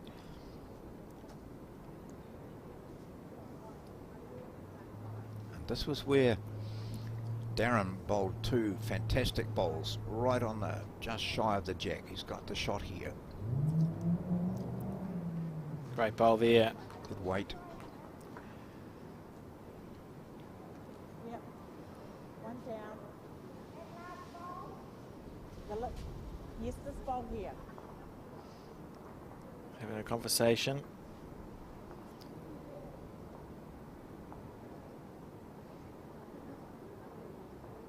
Just checking that she's got the bias on the right side. Always good. Yeah. On the back end. Just trying to get something in over the jack here because she can sense there's an opportunity for Darron. Yeah, if Darron could move the jack even 2 or 3 feet to the right as we saw it, that's worth 3 points for him.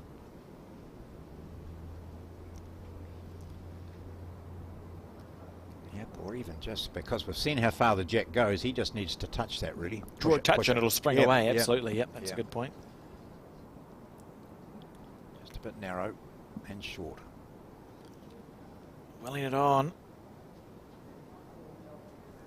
That's a disappointing. Good opportunity there for Wolland to... That was probably one of the few times we've seen a scoring opportunity for a number sort of pop up. He could have just moved that jack that little bit. But holding 1, really, at sort of 3 o'clock to the jack. The dog's still there. Master's gone. He got bored. Dog said, hang on, I want to stay here. I'm enjoying this. Now Lynda Bennett with room to draw. Room to draw. I wonder if she'll stay on that hand on her backhand. That's a good question. Yeah. I don't know, John. There's a big hole there, which she'll get through that if that's what she plans to do. And then it looks like the other hand she's going forehand. On the forehand it is. It's open. She'll expect herself to draw this. She's got enough room. Yeah.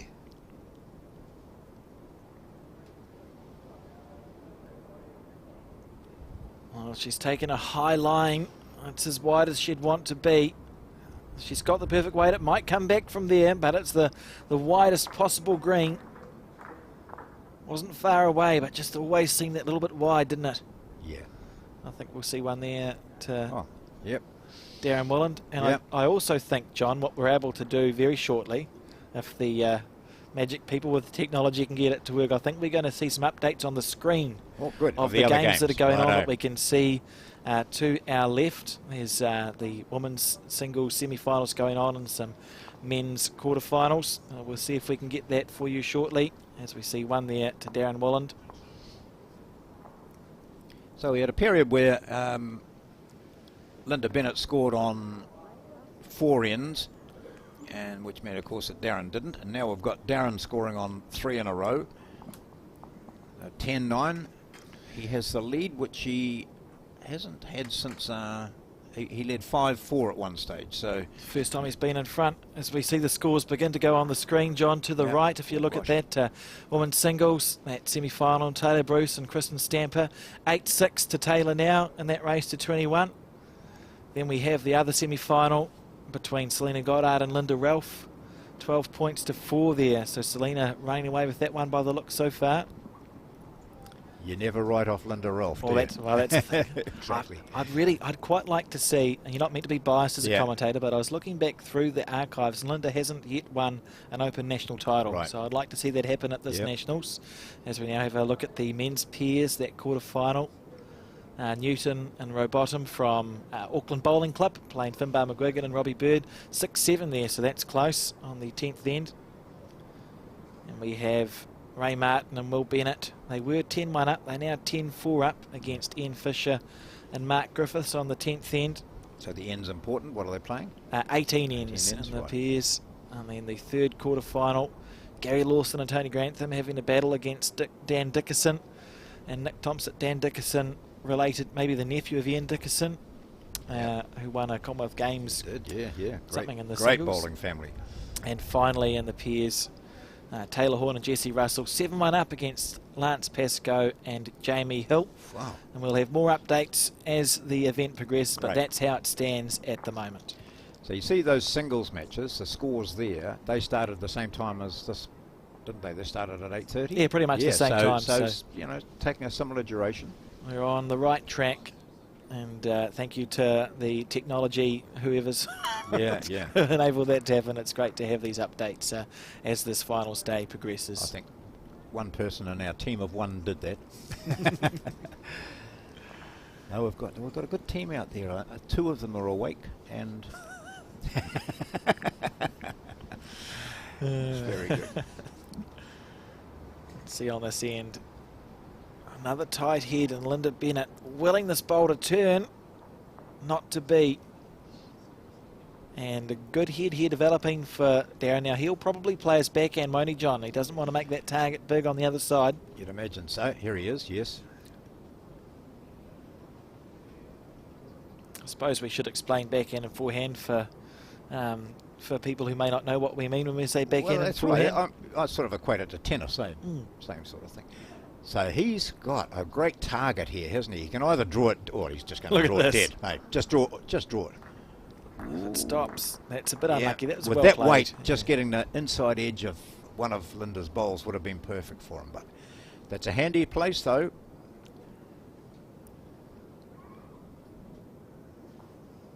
On the forehand side from Lynda. So forehand is away from your body, backhand's across it. Yeah. So for right-handers, the forehand is to your right, the backhand's to your left, and for left-handers, it's the reverse.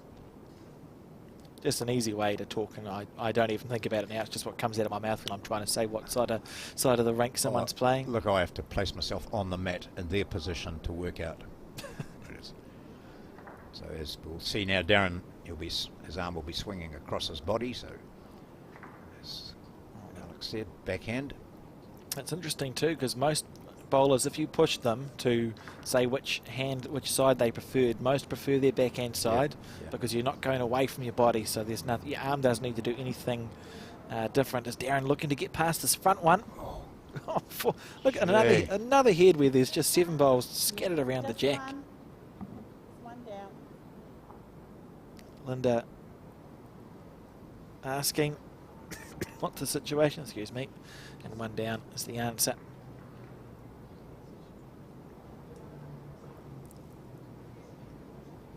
Taking that same high line, I think, here, isn't she? She'll just need to haul her weight in slightly. Yeah, when you take the high lines like she is, it becomes really important to get your weight right. Yeah. Because if you've got your weight perfect, I mean, look at that track. Yeah. Lovely, in line Perfect, with the yeah. jack. So you just need to get your weight right. Give that bowl a chance to run it out. Like you said before, the more green you take, the longer it takes the bowl, or the more track the bowl's got to go over, doesn't it? So you do have to add that bit of weight. 4 ends in a row there to Darron. He's leading by 11 to 9 now. Darron, the one with a little bit of momentum now.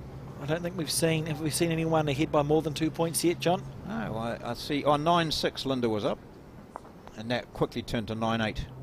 So she was up by 3.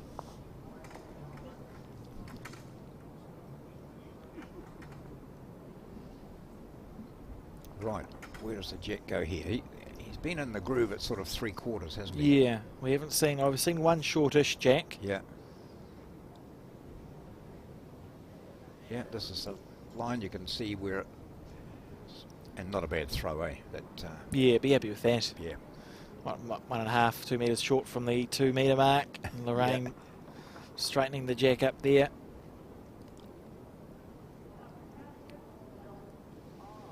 Some confusion of some sort. Yeah. I'm not sure what's going on, to be honest, John. Yep. I'll eat my shoes if it's not up. Yep. 4.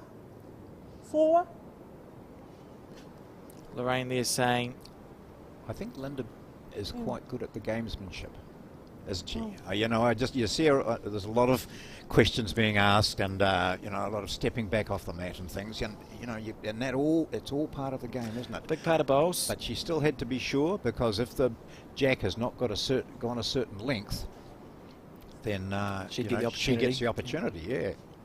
But from our viewpoint, that looked to be Wolland, didn't it? Yeah, I suppose we can see it from our end, so that gives us an advantage automatically. And Darron there, he's pleased the jack got left where it was. That's a good first bowl. Great first bowl there. See Lynda just taking her time. Yeah. It's interesting when we talk about, it's interesting to talk about, there are different bowlers and they have different speeds. There are some natural bowlers you get on the mat, they roll the bowl down the green. Yeah. Other bowlers are more deliberate, take their time, and when you get two different sorts of bowlers playing each other, there's some very interesting singles games, isn't there, John? Where you've got one bowler taking the time, the other bowler rolling their eyes behind them. And if you know that the other bowler likes to play quickly, you play it slowly. You know, go on. You don't get off the mat when you know, as soon as your balls hit down to the jack, although you should, but you stand there and watch it a bit longer, and all those sorts of things. It all comes into play. And we'll see more of that today, I guarantee you. Darron on his backhand. Played a great first bowl, looking to back it up with a second. Interesting foot placement too from these two, both with obviously different disabilities. Yeah, see, watch Lynda goes right into one corner of one other foot's off, right off the green, but the laws stipulate you must have one foot on or over when you deliver over the mat, and she's well and truly within that. Although no longer in its entirety, which is part of, isn't it? Yeah, it becomes to get, it's got quite a grey area now. You see people with their anchor foot, like a millimetre of it on or over the mat. It becomes hard to sort of make a decision as to what they've done there. You see where Darron's pretty much both feet on the mat, one foot, back foot on right in the centre. It's annoyed a lot of umpires too, because they used to enjoy being able to go out and call out foot fault. Oh, he's narrow on this. Oh, he is not happy with that bowl at all. I was reading an old bowls paper, as you do, John, just for a bit of light entertainment. And there was a big argument about 100 years ago because the laws were changed and you had to have both feet on the mat at all times. Wow. You weren't allowed to step in case you damaged the green, and the players had a bit of a coup there, and that was quickly changed. Imagine that now. Yeah. Lynda here on the forehand, she's not far away.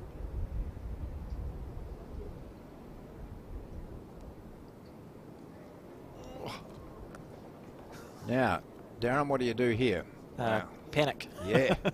He's holding shot, but he's been very narrow with his last 2 bowls. Yeah, and Lynda's got all the chances in the world with her last one.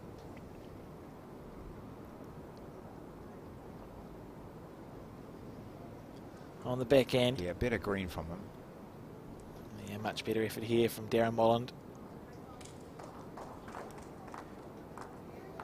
Perfect. Well, it was a perfect weight, wasn't it? Yeah, so if we look where the bowl finished weight-wise. But see, his 3 bowls tight, way narrow. So that's always annoying when you know you're narrow. You know what you need to do to have a better green, and you fail to do it. It's not concerning until he does it 2 ends in a row, though, is it? No, you sort of, as a player, you Yeah. let yourself off for one little Yeah. slip up. You go, oh, okay, I could have done that better. But once you start doing it consistently, that's when panic stations kick in. And Lynda Bennett here, right in the area again. Look I mean, at that. those 3 bowls, great 3 bowls. Both within 8 inches of the target, but slightly wide the last 2. And I think Darron Wolland extending his lead now. 12-9. Well, I say extending his lead, he's now 3 points up. Yes. So, and from what we've seen so far, a little bit of a scratchy end, except that we still had 4 bowls within a tea towel. Absolutely. Really high standard here from these 2 players. A close game indeed. See our scoreboard attendant. There was a lady yesterday that I was most impressed with, John, at Browns Bay, because the wind got up, so she actually ended up spending the entire game holding on to the scoreboard and trying to keep the whatever you call them, the flippy numbers down. And right at one point, Lynda was winning by 49 points, but that was much more to do with the wind than anything else. And again, that jack length that we spoke about. There are a few inventions required, aren't there, really, in bowls, like those boards. That's a traditional board. You flick a number over and you get 2 stuck together and you flick it over incorrectly, and then the blackboard itself gets old and hopeless, and the chalk snaps, and you think, I should be able to just be able to stand here, and I'm sure it happens around the world now, where you just got a gadget which you push the numbers in and it lights up on you. Yeah, we're moving into that space. Good. Stay tuned, John. Good. There's things developing. Tayla Bruce there. You can see on that scoreboard 11-12. Yeah. Looking calm as always. And someone with a toasted sandwich. I thought he was talking to Tayla. As the lady who's sitting behind Tayla, that's fine. It's unusual to offer a toasted sandwich to someone halfway through a semi-final. I think that 11 might belong to Tayla too, does it? I'm just trying to read those names on the potentially. board. Yeah, we'll go back there in 10 or 20 minutes or so and see how it's going, but some great games going on for sure. That's semi-finals of the women's singles and men's pairs. And this game here, getting into that really interesting situation where all of a sudden 12 can become 15, can become 18, and it goes against you, and suddenly you're 18-9 down and you're getting desperate to. I'm not saying that's going to happen here with the quality of these 2 players, but that's what happens quite rapidly. A match can get away. It's fascinating with bowls and singles in particular, where it's to that points target, the way the pressure plays into it. Once one player gets to within 4 points of winning the game, the pressures change around. And Lynda here, this is the loosest end we've seen in some time, really. It's going to stay that way. We've got 2 bowls each left to remedy it. Good weight, but just the green not quite there, John.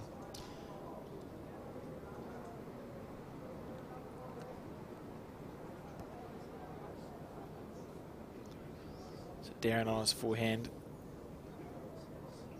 looking to make his correction. He's had good weight twice. He looks like he might be on the... Just his delivery there looked like it was he's just a pusher, isn't he? He's not yeah. No, that weight wasn't bad at all, really. Beautiful weight again. Yeah. Just fighting that green. He sat in for shot, to be fair, but an ample amount of room here for Lynda Bennett to draw the shot.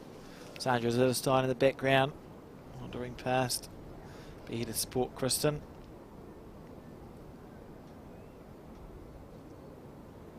Big bowl here from Lynda Bennett, her 3rd bowl of the end.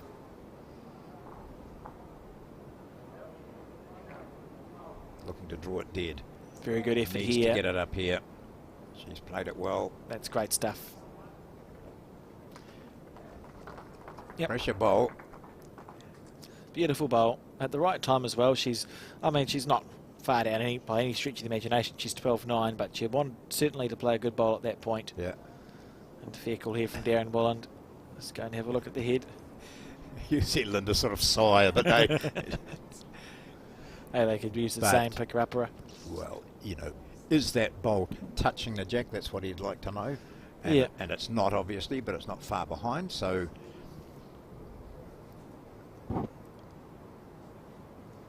And he's also gauging where his bowls are, you know, in relation to it, so better idea of his weight correction needed. So all the bits of information can come in there. It's worth a walk down. Yeah. Some of the deaf watching as well. Yeah. It's cool. Be some of the participants, I suppose.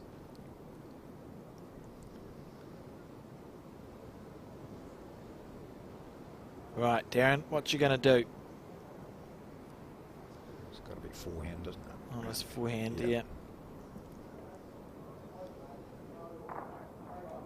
He just hasn't had one dead centre in this. He's had two out to the left, and as we view it, one out to the right.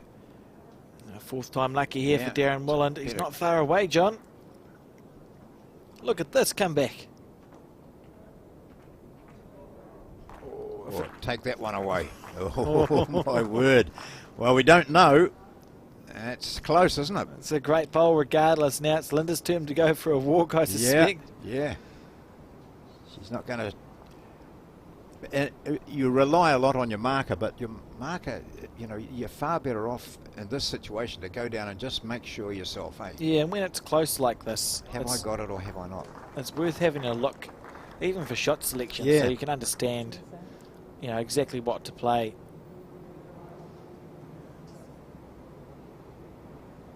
The marker, Lorraine.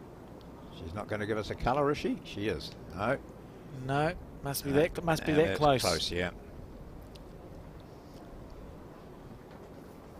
So forehand or what will she play? Forehand or just try and sit on that bowl of... It looks like the backhand to me. Looking to sit on that bowl of Darren's, that one that sits at 4 o'clock to the jack. Yep. You can make two out of it if you play it really well. Yep. It's taking her time on the backhand side. So plenty of options here. Sit on that blue bowl. Touch your own for 2. Very close. When's it going to turn, John? That's the question. Yeah, she was looking to sit through that blue bowl. Perfect weight as well. We'll find out shortly who's holding the shot. So as they come back, Darron would have said, "What did you think, Lynda?" I think you've got it, Darron. Are you sure? You're carrying the mat though, Lynda. Yeah. Oh, I think. The umpire. Who's down? Yep, umpire again. The umpire again, getting to work out. See Tayla Horn in the background. Just filled up his water bottle. Where is the umpire? That's the question. I just say umpire and see who turns up. I imagine there'll be a few of them here today, John. I think so. Umpire. Here we go. Again, a big shout out for the umpires too, because it's all voluntary from them. I know there's a few umpires coming up from down our way, just do their own thing, get up here, have a bit of a break afterwards maybe, but it's a demanding job. Well, shall we take this moment to check up on the scores, well, I think John? So, yeah, Let's see what's going on around the place. We'll see who's done what to whom and when and where from the women's semi-finals through to the men's quarter-finals. Just in a second, while we wait for this umpire to do the thing. That's not great commentary. Oh, I think to measure the bowls. She's doing her thing. There we go. And the women's singles, over there we can see Tayla Bruce and Kristen Stamper 14-12, so John. she picked up a 3 on that end there. She was 11-12 down. Yep, we could just see the scoreboard. Selina Goddard, first to 21, so she's just a shot away from beating Lynda Rolfe and going through into a final. And doing it in a convincing fashion as well by the looks, John. We've got the men's pairs there, that Auckland pairing versus Wellington. Finbar McGuigan 15-6 up there on 13 points. They'll be pleased with how that's sitting for them. And Ray Martin and Will Bennett playing Ian Fisher and Mark Griffith, 16-4 up. So another pairs game there blowing out a little bit. Yeah. And then we've got Lawson and Grantham up 11-4. Against Dan Dickerson and Nick Thompson. They were last year's finalists, weren't they, John? If my mind doesn't let me down, I think they were the finalists at Christchurch. So looking to march their way through as well into that semi-final. And lastly, Taylor Horn and Jesse Russell, 8 points to 3 up against Lance Pascoe and Jamie Hill. So some close games there. And also some games that are beginning to get away on some players. It'll be interesting to see how they develop in the coming hours. Oh, I thought I heard the umpire say 1 to the green, but obviously it wasn't. You talked about Dickerson, yes, and the Dickerson family. When I was living in Dunedin in the 1970s, a few years ago now, when it was Dickerson. There were a couple of Dickersons playing, and the McConnell brothers were really big down there too. And I thought to myself, when you mentioned Dickerson, I thought, there'd be a grandfather who was pretty good as well. But I think it was the McConnells. They had it was Dad played well, so we've taken it up. And all those Dickersons and McConnells at the time, and then, Mike Kernahan, Terry Scott, for example, all players who started playing really young. And it was almost foreign in bowls at the time that young people were playing bowls. But then, of course, they realised that, gosh, to be the best, and these guys started, and the ones I've mentioned all played for New Zealand at various stages, were getting into New Zealand teams in their late 20s and 30s and that sort of thing. And so those people who were saying, I'm not old enough for bowls yet, soon realised when they did take up bowls that, the young brigade were the winners. Yeah, it helps. And I believe that Selina Goddard just won, picking up that final point. So into the final of the women's singles, Selina Goddard, 21-6 victory over Lynda Ralph, and she'll be looking to make amends. Last time the Nationals was held in Auckland, she made the final but lost it to Debbie White. So she'll be looking to make amends, having made her final again the next time it's been held in Auckland. Sorry, the time before last, because Nicole Tui won it last time. That's right, yeah. Yes, I saw Nicole at Browns Bay yesterday, and I hadn't caught up with what went on. I said, are you still in? And she said a word that was shorter than yes. Darron Wolland, 2 good bowls here. I've been impressed with both of these players, to be fair, John. They both have had ends where they just seem to be able to put 4 bowls in the same place. Under Bennett on the forehand.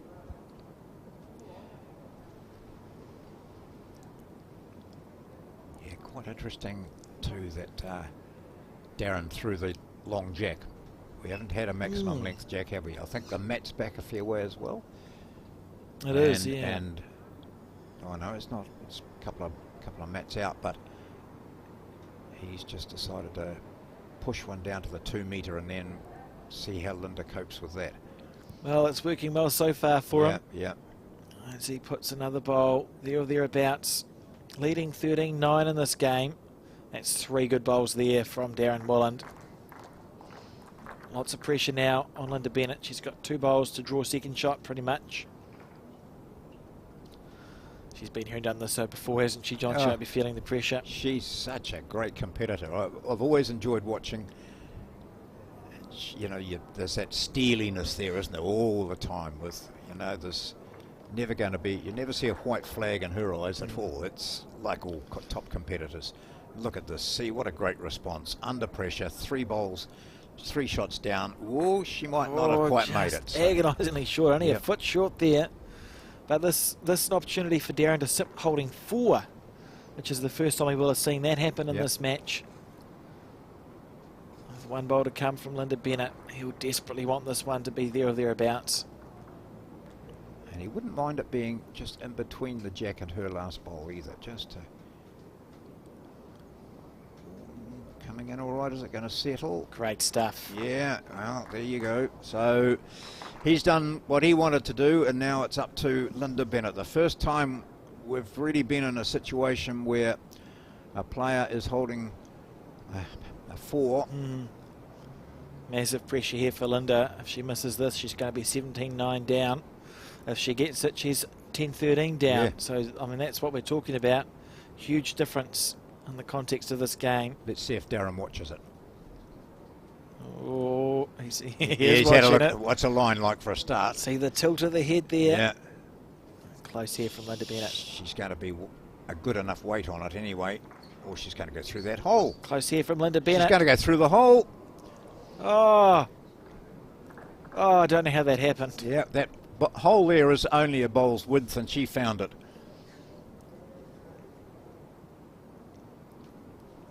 So, a massive end in this finals match.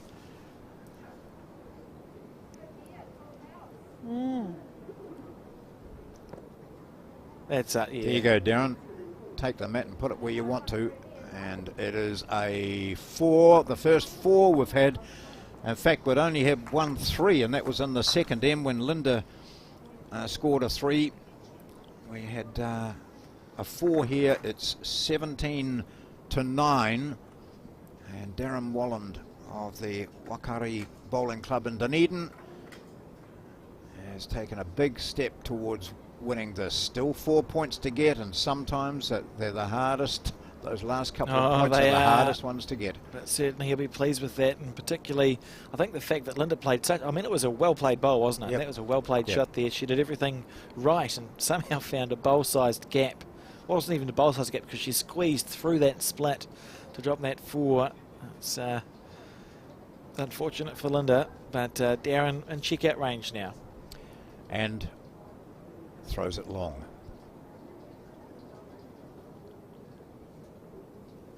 First to 21. This is the final of the Open Disability Singles at the Summerset National Championships, being played now indoors because of the weather in the northern part of the North Island, and I think it's spreading south. They've decided, and a wise decision last night, to move everything here. And Lynda just asking how short that bowl is.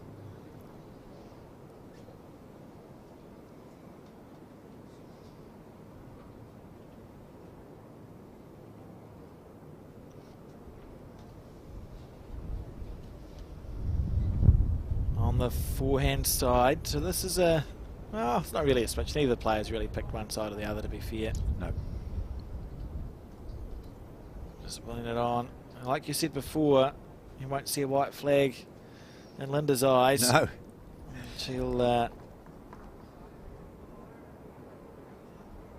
She'll be working to make her way back into this game. Quite capable of doing so.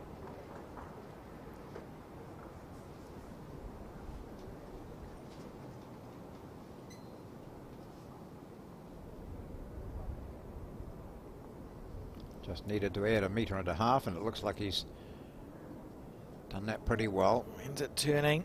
There we go. And sitting down. Good bowl there from Darron Wolland. Just keeping calm. Like you alluded to, Darron's in check-out range, and it can do funny things that to a player sometimes. But suddenly, instead of thinking about just playing the ends, Darron might be seeing a little trophy in his mind's eye. Once you start thinking about that, it can be...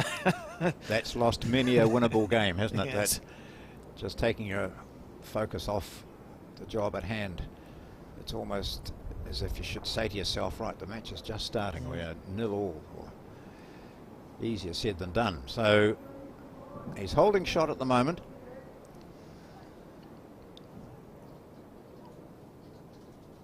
On the forehand side.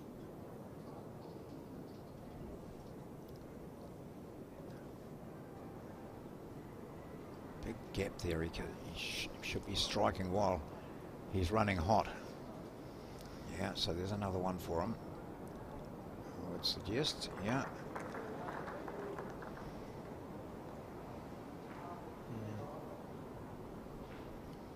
Good stuff. Lynda looking to switch to the backhand.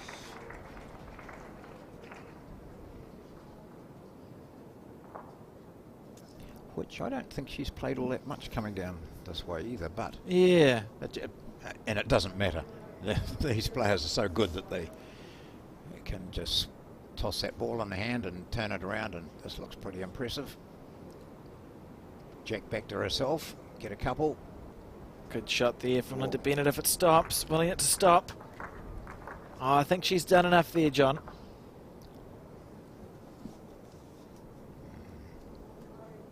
Or maybe not. Yeah. She either has or she hasn't.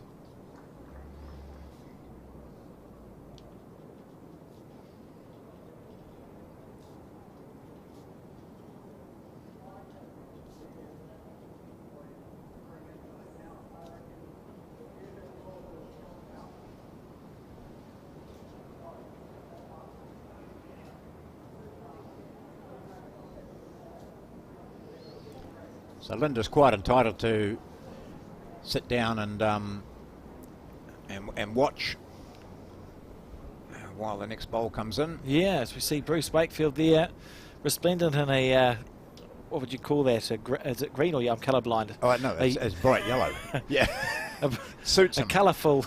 I didn't realise he'd moved back to colourful Timaru jacket. because he's a Timaru family and he's now playing out of the West End club down there with people like the Rat and so on, Barry Andrews. And found quite a lot of success down there early on, which is no surprise. The South Canterbury team and he's loving it. Yeah, I think he mentioned that the South Canterbury beat the Canterbury combination, so he was quite chuffed to be a part of that.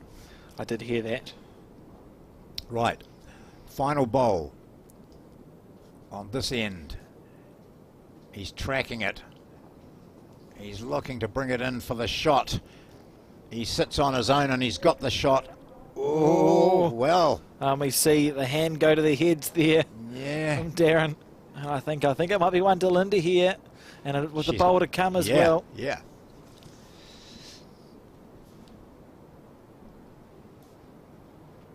Yeah, I don't know. You look at that. It's. I mean, the bowl to the side normally wins, doesn't it? When you're unsure. I think so. I think that bowl that sits at 9 o'clock is the shot there. Yeah. So a chance for Lynda to draw a bonus bowl and get it to 11.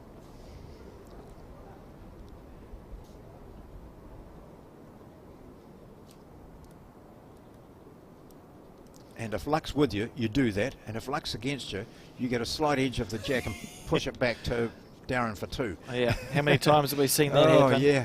Looks to be the perfect bowl. Looks as though you're going to pick up the jack and nail it, but you just get that edge and move it back to the opposition. So here she comes. Oh, you were nearly psychic there, John. Yeah, it was on the line where it would have gone badly. It was narrow.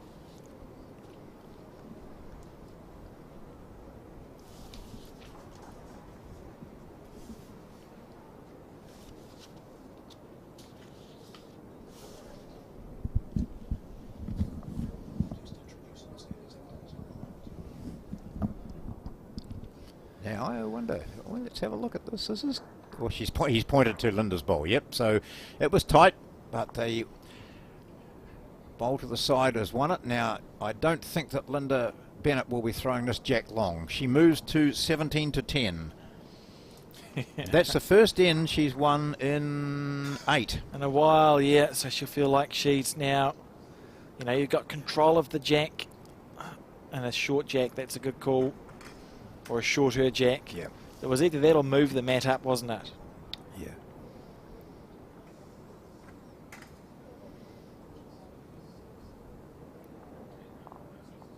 $17.10, certainly better than 18.9.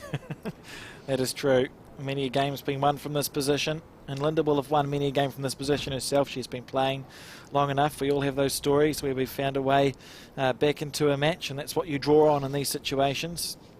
Yep, she won a silver medal at the Para Triples in Glasgow in 2014 at the Commonwealth Games. She won gold in the Australian Open singles in 2017. She was at the Birmingham Commonwealth Games last year, and she played plenty of these sorts of shots. She's not going anywhere. No. Darron just waiting for the bowl to get marked with some chalk, I think.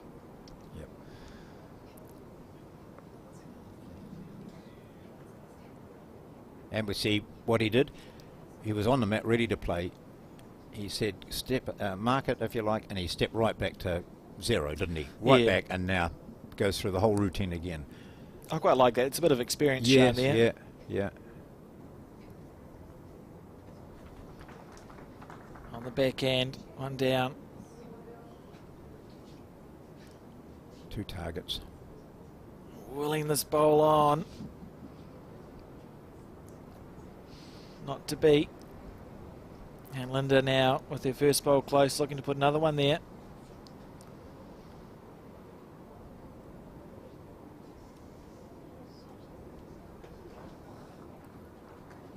There we go.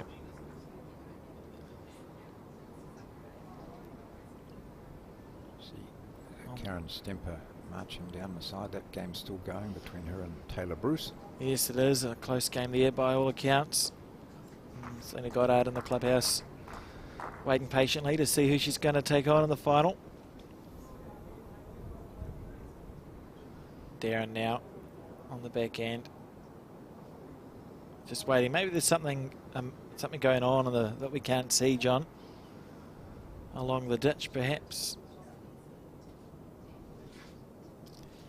Yeah, there is that other game, but it's 2 rinks. Is it 2? No, it's only 1 rink away. So the next rink. So there may be players wandering around the head. Yeah.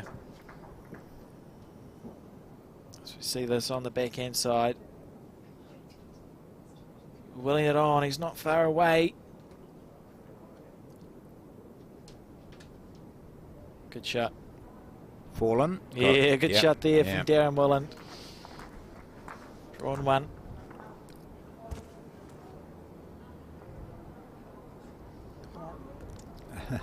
Yep, one down. One down.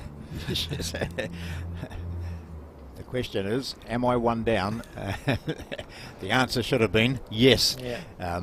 We got there. But there's noise. I hate marking because my hearing's so bad.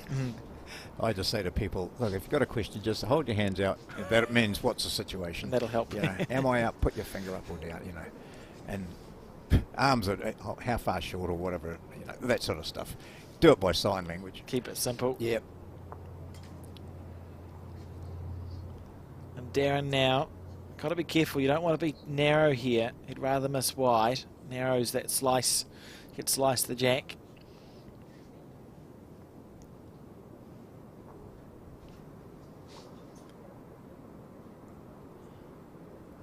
Yeah, almost exactly the same bowl, but if you could just sit on squarely on Lynda's bowl, you'd be sitting nicely for 2. Absolutely. That's a better line there, John. But you just want to get the outside of Lynda, that's all. Yeah. I don't think with that pace he's going to do much damage It's to about it. having perfect weight. Yeah. She's done here. It's classy here from Darron Wolland. Yep, see, they didn't have enough weight to do any damage with that. Yeah. That's not a bad position for him either. It's a well played shot, really. See Lynda on the forehand side again.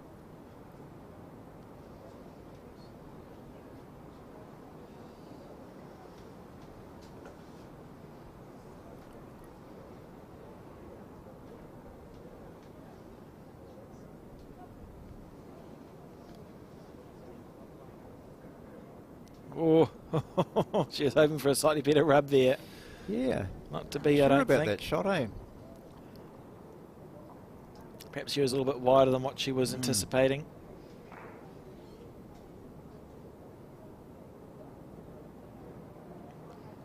Looking to grab a 2 off this end. Holding shot at the moment.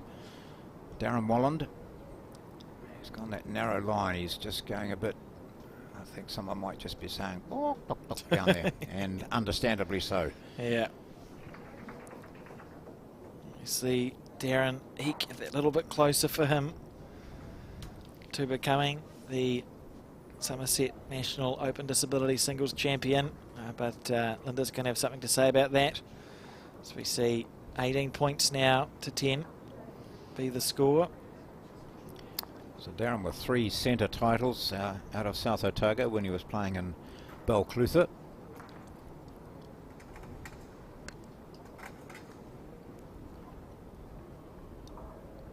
Won that singles title at Parabol's Nationals in Invercargill at the end of the year.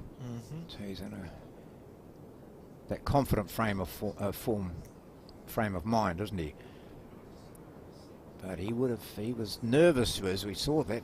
He'll get ribbed about it forever, won't he? Well, his first bowl on television. Yeah, first bowl television, national final, and Went the headed wrong way.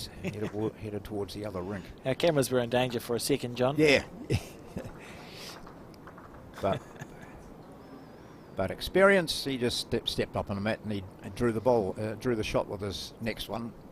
Went on to grab 2 points on that first end. And just taking his time here as he gets closer.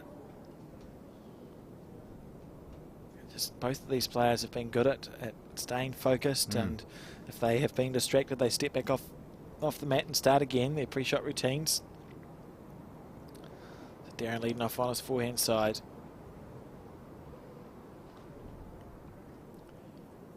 Not a bad starter either, eh? Just over. Yeah, reasonable. Ooh. That might be... Oh no. What did I say? That's nerves, I think, John. Yeah.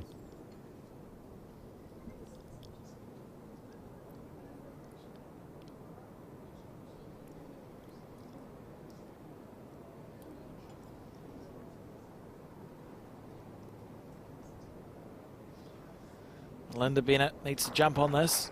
The opposition's just lost a ball into the ditch. You got to go rightio. Yeah. I'll show you what you should have done. And have fair effort at that too, Lynda. Not far away.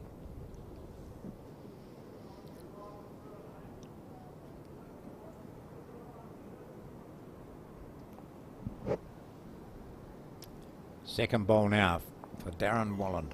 Needing a 3 to go out here, but well aware that his opponent is tenacious. It's harder to play than you'd think when your first ball's gone flying into the ditch as well, John.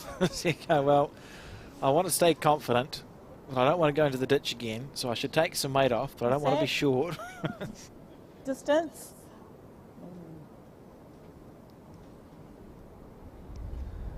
Lynda just asking how far short her ball was. Lorraine indicating not 2.5, 3 feet. Lynda on the forehand.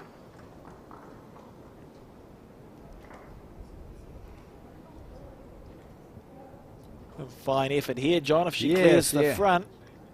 But again, it's that situation where she knew she had to be, as you said, 2.5 to 3 feet or whatever, but it's 6. Yeah. You know. Yeah. But far better position there. So now Darron, there's a lot of deep breathing in that going on now. So this is a crucial end for him. I think we're seeing some pressure on his forehand side.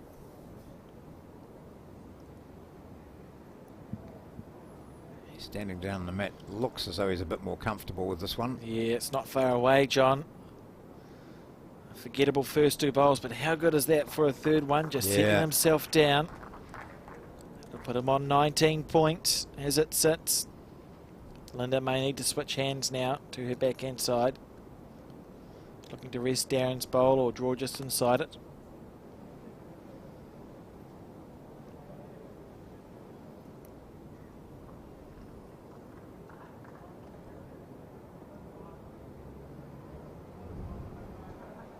Far away.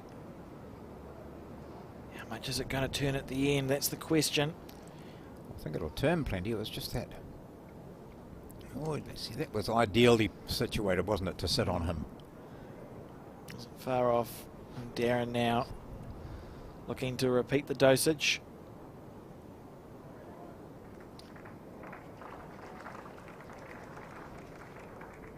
On the forehand. How's your weight, Darron?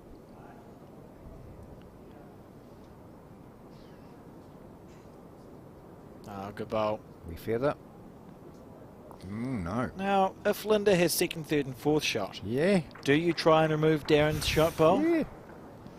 That'd be cool. So how would you play it? Would you come under those front bowls and... I think so, just to remove it. Yeah. Oh, she's tight, John. Opting just for the dead draw, but underneath the line there from Lynda. I think we're going to see one more go to Darron Wolland as he leads 19 points to 10 now in this race to 21, and I wonder if we can get one more, or not one more, but another nosy at the scores around the place. We know Selina Goddard has won.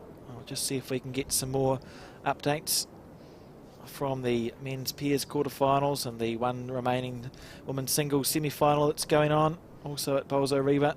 Remembering, of course, after this game we'll be broadcasting the final of the women's singles, and after that the final of the men's pairs. So plenty of bowls to come.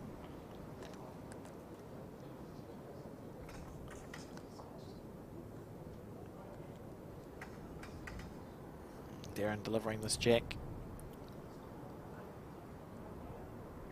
Just to the left there you see Tayla Bruce playing what would be her last bowl on this particular end. So Darren's gone long. It worked for him the last couple of ends. He's played it long. So here we go. Scores coming up now. Tayla Bruce 15-14. Oh, it's a mighty battle going. And we see that win already there for Selina Goddard, 21-6 into the women's singles final. If we have a look at the men's, 21-6 to Finbar McGuigan, 1.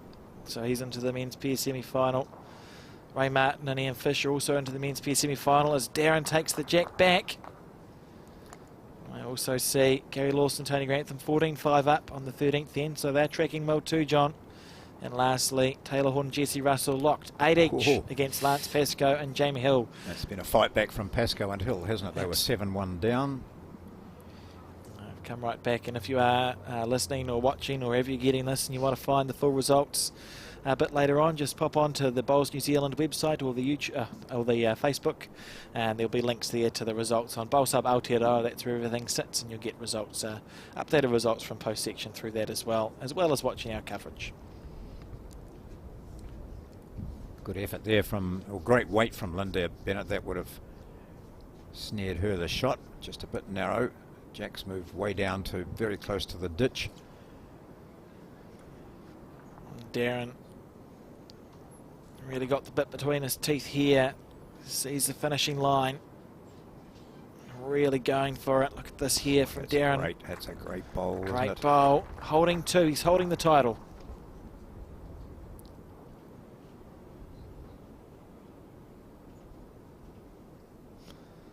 Lynda on the forehand.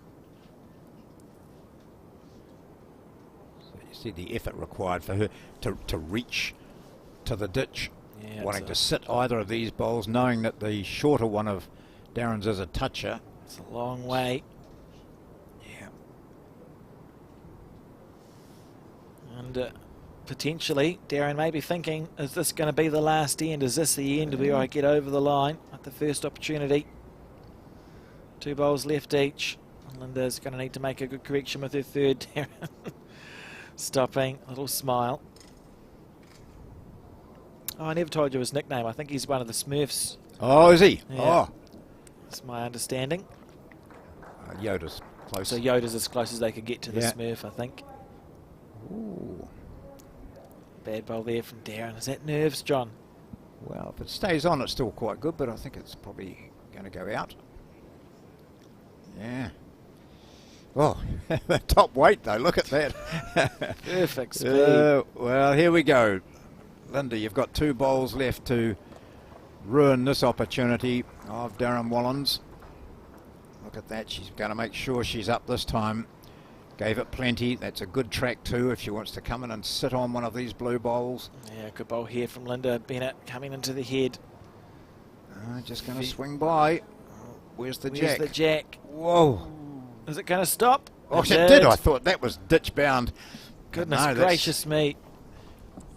I think, has he still got shot? I'm not sure. So will he change hands and just sit on that and knock it in? Yeah, it's what you would expect. The backhand side through that bowl of Lynda Bennett's that you see there at 5 o'clock to the jack. He's not coming down to have a look, is he? He is. That explains that. Yeah. Fair enough too. A great shot there from Lynda. Would have been such an easy bowl to miss, John.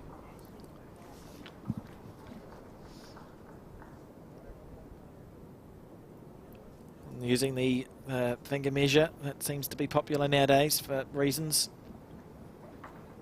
And I don't think anyone's making any indication as to who's holding the shot there, John. No. But he's now looking at that shot we were talking about. Yeah, it's the right shot to play. And if he's narrow onto his own shot bowl, if he's narrow onto his own bowl, it's only improving the situation, isn't it? Rest Res the bowl out, that pink bowl that you see right on the ditch. If you're a little bit narrow, there's good opportunities there. See Kevin Smith there, leading against the very sturdy pole at the Orewa Indoor Complex. Watching on. And Darron, big bowl here. So changing his hand. Looking to rest out. He might even have a rerun at it here. I'm sure he won't be short, so that's it, to take the bowl of Lynda's out and give himself 2. If he stayed, of course, it'd be 3. He only needs 2. What's he looking like? He can't be far away because he's still watching it. Let's listen. 1, 2. Oh, wow, what a shot. He got the luck out of it. When you've got luck running, it runs with you. He had the weight. He got the inside edge of one. It took him on to the other and has taken out that bowl of Lynda Bennett. And Lynda now down game. Darron Wolland holding. How does she get out of that? That one is not a toucher in the ditch. She's 2 down. I think she just has to put it back there, John. Yeah. But massive pressure here. Darron holding the win. Holding the championship. Can he watch this one, John? I don't. He's gone up next to Bruce, who's strangely enough not talking. He's watching. He knows how on tense this occasion. Yeah. Big bowl here for Lynda. See, Darren's got his head down now. He's looking everywhere else but. Oh, the pressure. Building and building here. See some clapping going on. See someone's won something. Do you have a watch on your, do you have a...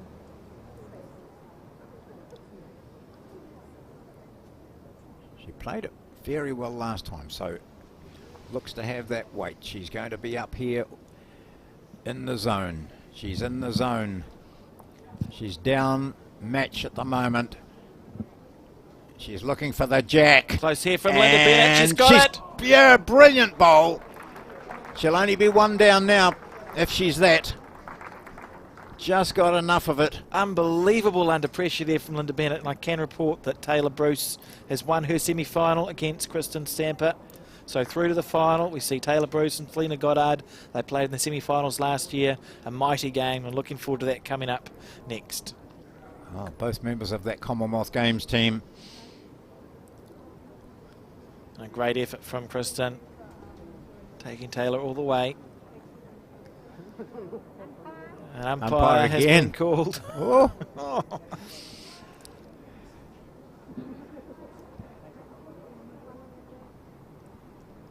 Yeah, and a bit more difficult to measure because one's in the ditch and you say, right, I'm not going to measure that myself, get an umpire in to do it.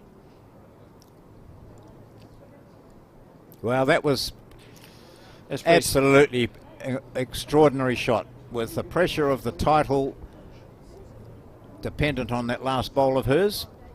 And Lynda Bennett got enough of the jack to take it back, and she went into the ditch as a touching bowl. Under unbelievable pressure. Yeah. We see the umpire with a string measure. Best thing to do when you're going from the ditch to the jack. Measuring the bowl up first.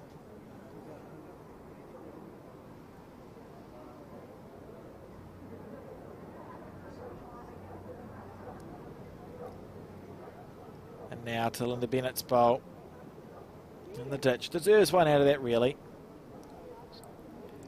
It's the trouble with the string measures. They're a bit difficult to lock off. Finicky, aren't they? Yeah.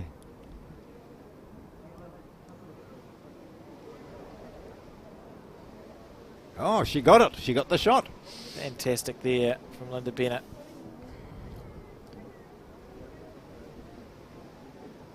Well played. 11-19. That was a top shot. What a great end. Just brilliant stuff there. Under pressure, game down. And that's what we were talking about. She's very tenacious bowler, Lynda.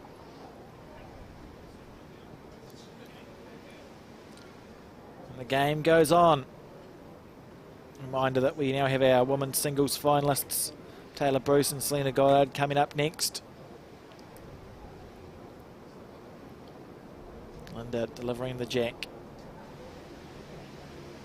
She'll be thinking, I'm winning this game 21-19. I was just thinking, I can hear torrential rain out there, can you? Yes, I Is can. that it? Yep. Yeah, so what a great decision to bring the event indoors. Oh, you can see it in the background there. Oh, look at it, pelting down. Atrocious weather. Wonderful to have the facility. And a lovely green too, as well, John. Yeah, It's been no complaints, will there be? Proven by the standard of the bowls.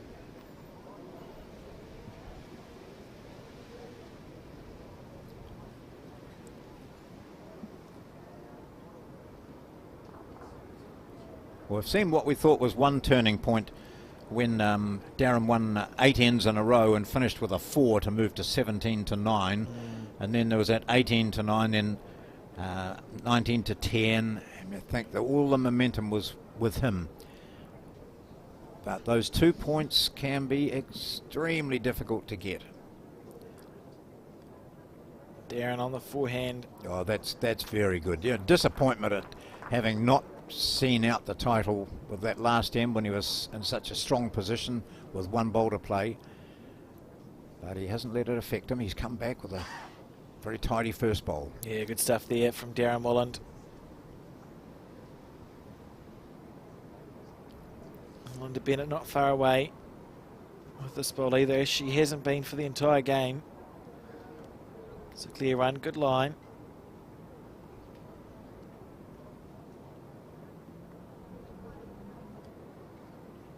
Again, Darron thinking, right, settle down.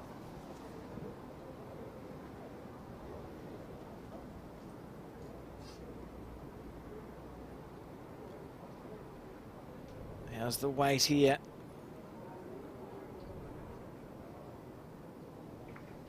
Ooh, pretty good. Yeah, 2 shots.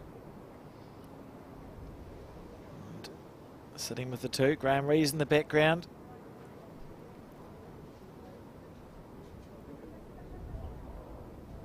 Lynda now on the back end.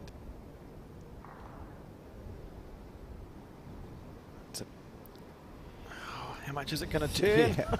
Well, it's a long way out. I don't think it's going to come that far. It's but trying. See that 3 bowls right in a line with the jack, almost a perfect weight. So the advantage though lies with Darron Wolland. He's holding 2. Again, we're in a position where the championship has been held. And he has the last bowl in this end too, doesn't he? He does, and if Lynda doesn't play a good one here, he's not going to need his last bowl, John.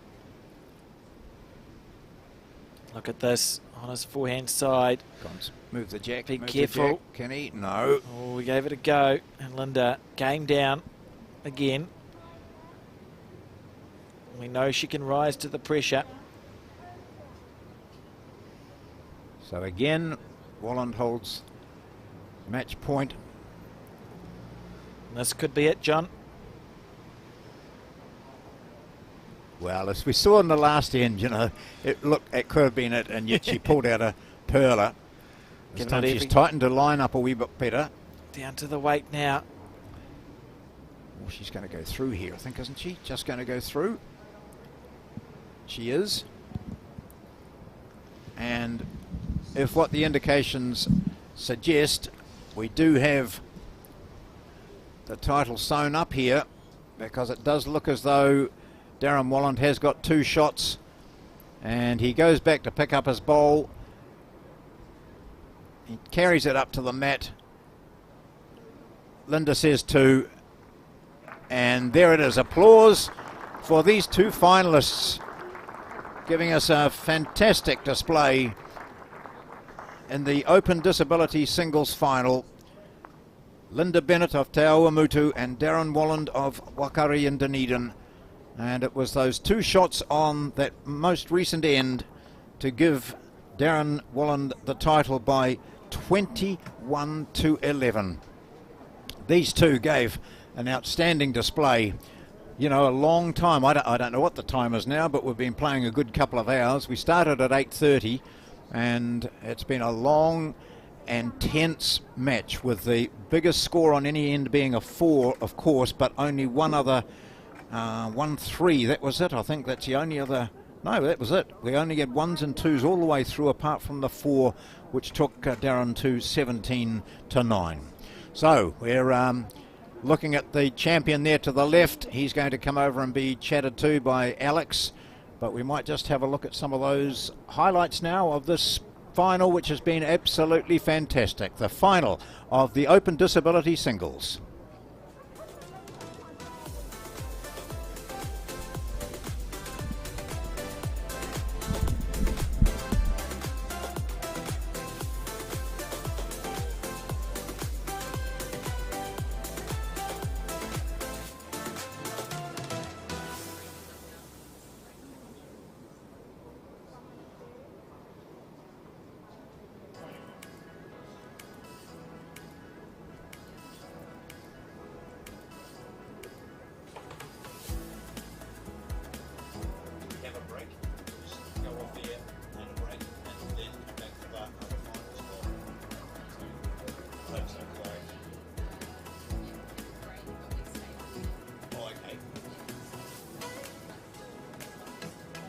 Yes, okay.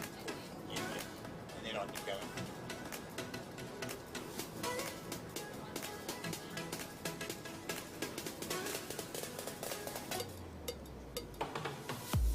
Darron will just pick it up. Hey, Alex will just pick it up.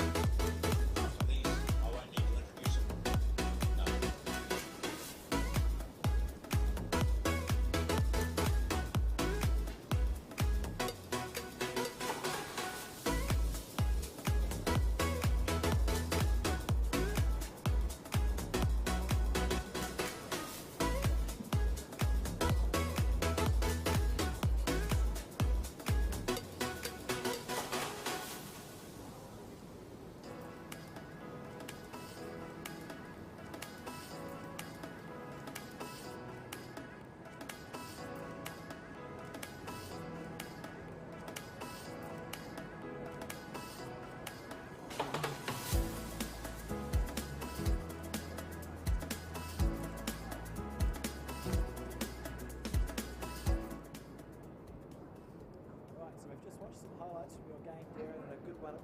So firstly, congratulations. You're now the Open Disability Singles Champion. How are you feeling?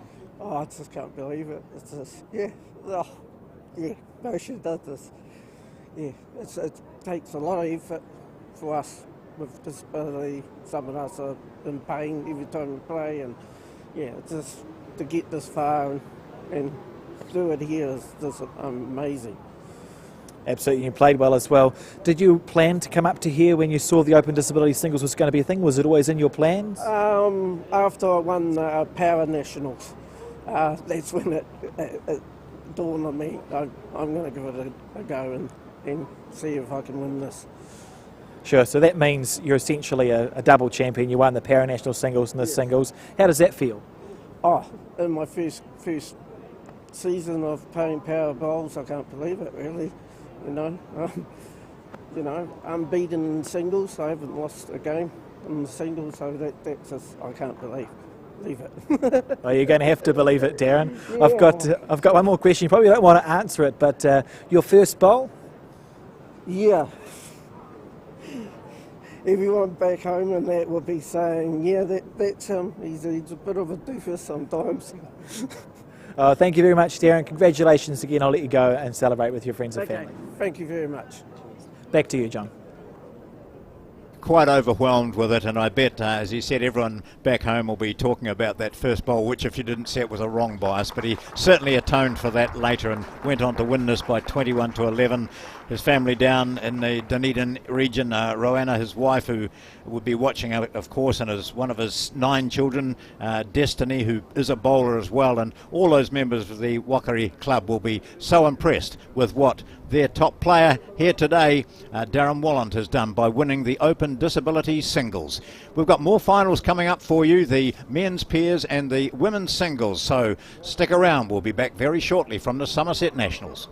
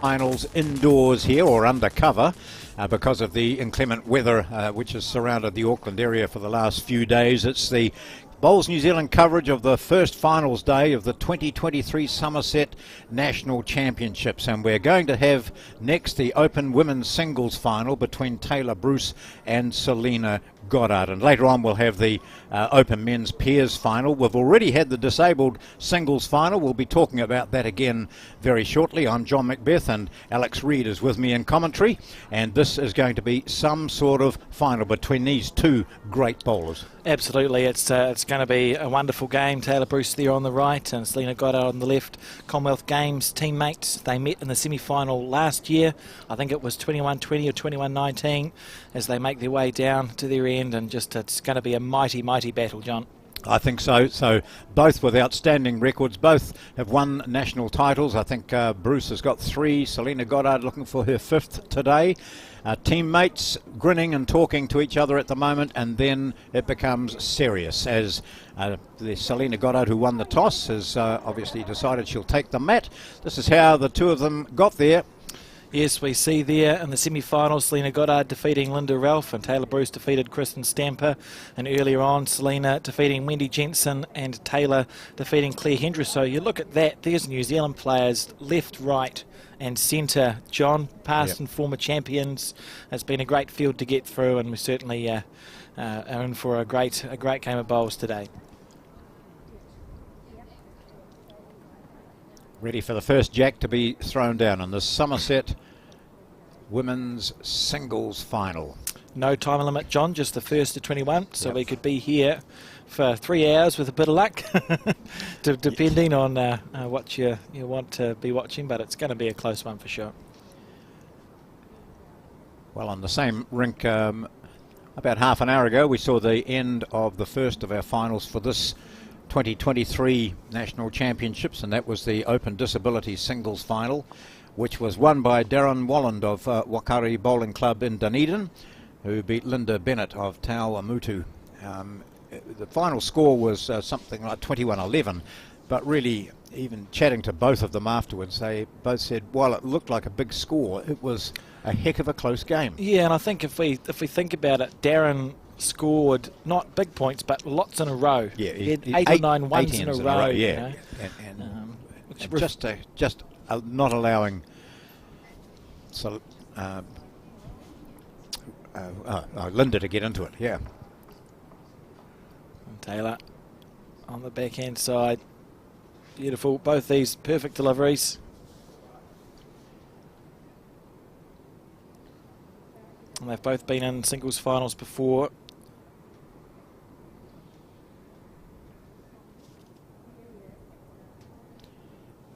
So they've played a match this morning already, but you've seen the results of those.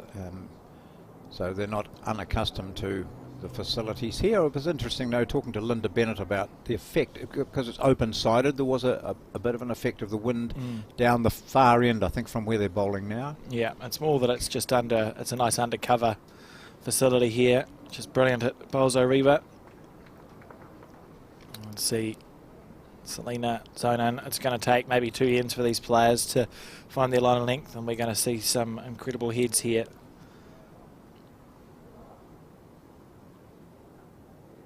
Lynda saying it was quite a quick carpet. Yeah, which is good. It'll suit these two players.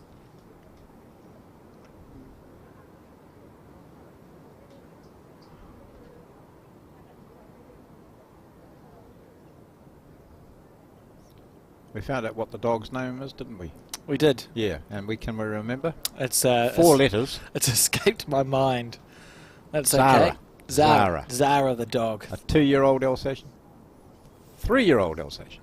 Beautiful dog. Has been watching. She got through the first final, so we'll see if she gets through the second. Patient dog. Goddard using the white-coloured bowls.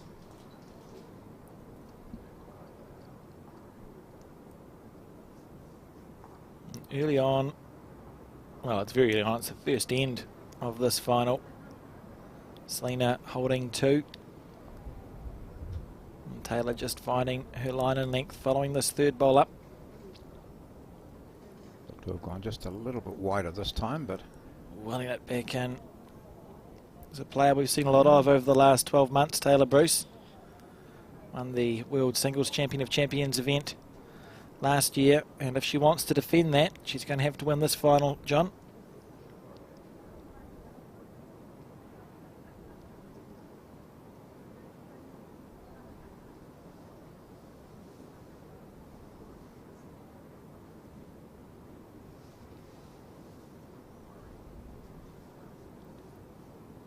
so both of them just slightly undercutting the green in their opening 2 bowls and then settling into a better green.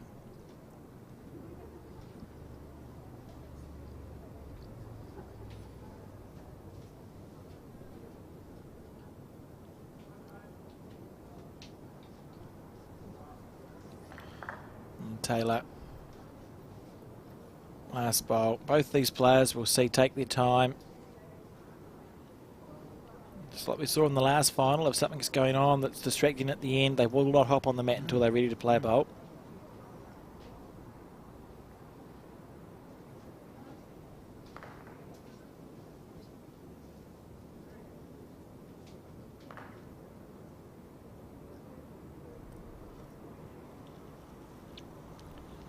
It looks to be a pretty good line.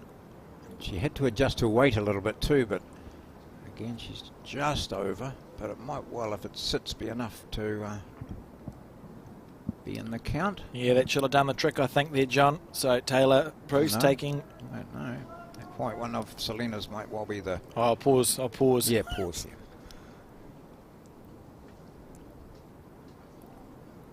What are they doing? Selina's got the mat, but they've carried it down with them. Well, I was talking with a bit of confidence You about were Tayla too, Bruce taking the first blood, but Yeah, it's gone right down to a measure here. That's a good start for me on the commentary.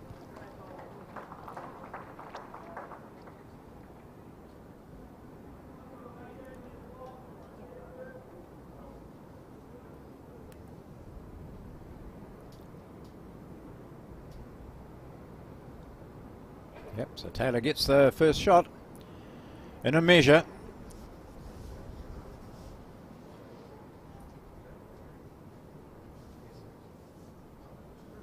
Just waiting for the marker to make her way up.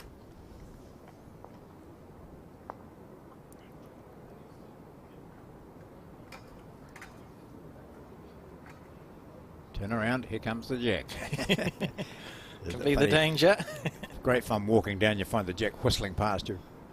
Ooh. Slightly overplayed. Now, we spoke about the jack weights briefly earlier on, John. Because it's an inside facility on an artificial or a carpet, the jack is a heavier jack than what you would play with outside. And that can sometimes, it means it's a little bit easier to overthrow the jack like we saw Tayla just do, because it's heavier to the jacks that they're used to playing with. And also when the bowl, you're drawing, it's hard to draw a resting touch. The jack tends to run away from the bowl a little bit. Although having said that, Alex, they've already played one game today, haven't they? And they, you know, so... but of course each rink is different. As we said, this end here, where it's exposed to the right of that right-hand scoreboard, is, the weather is having a slight effect there.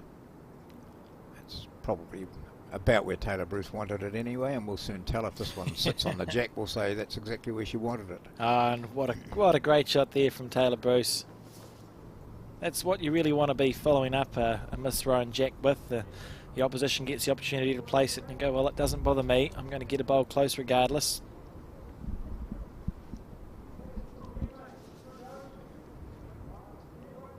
Well, we've spoken about the rain, John, and the inclement weather. I had a look back through the archives. I've done a bit of research and found that only once in its history has the women's singles been cancelled. It was in 1974, and it was the Nationals at Wellington. Oh. And the final was scheduled to be between Barbara Kunisic, thank you, and Elsie Wilkie. Oh, wow. But the administrators decided the greens were too soggy for play, and all venues were covered by water. So it was called off. Wow, and no indoor facility to go to in those days either. Absolutely.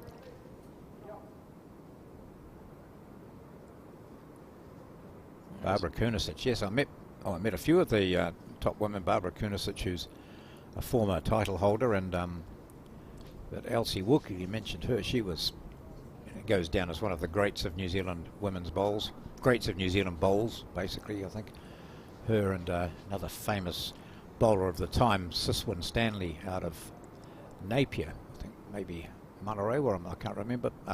Other Mariwa club, but that's the one. Yeah, they were just two sensational bowlers. Every time, as a youngster, looking at the sports pages and seeing, you know, who's won what, and it was Elsie Wilkie, or Siswin Stanley. Yeah.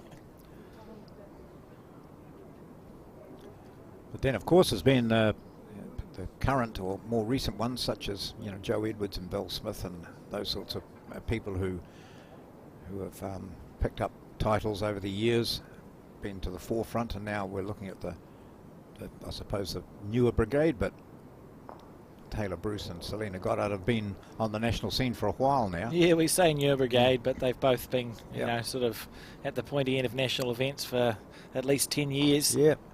And Tayla just agonisingly on the outside of that bowl. I think, as I mentioned earlier, about the number of juniors who'd qualified, quite sensational. So bowls are some pretty good heart, I think. Absolutely. So we see Selina holding one, looking just to make it two on her backhand side. So she had a really convincing win against Lynda Rolfe, didn't she? Yeah. That was almost one-sided. Yeah, it was. It was comfortable, and that's no mean feat. Lynda Rolfe always near the end of national events. Lorna Donald, the marker there on the right of your screen. Lollipops in hand. Wonderful to have these volunteers to help us out and help the players out too.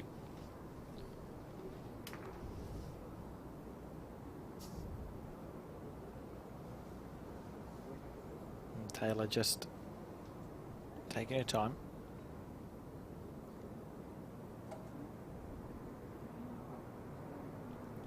It's early in the game, but she's 2 down on the head here, isn't she, at least? And you don't want to suddenly, you know, to drop a 3 or worse early in the game.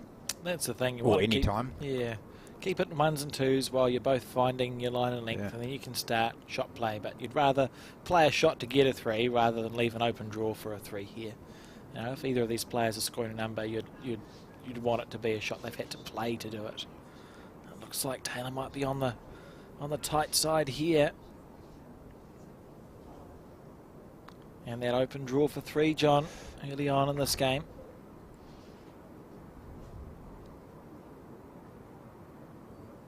Big chance here for Selina Goddard, and she'll want this one to count because you don't get many opportunities to just add a shot. And all she really has to do is beat that black ball on the right-hand side of the screen, the one. Yeah, she'd back herself to do this 9 times out of 10. Yeah, the first 2 have been perfect. This for 3 on the second end in the march to 21 shots. Selina Goddard holding 2. How's the weight? The green's good, John. Yeah. Now willing it to come back in. She should have drawn 3 here. Yeah, absolutely. And has done 3 so. really good bowls. Great stuff there from Selina Goddard. 3-1. Lorna following the jack down so she doesn't get bumped in the ankles. The lollipops there. Doesn't need straightening, does it, John? It's just perfect. No, I think it is too. Might be just slightly over the 2 metre mark, is it? This needs to be moved a little bit to our right.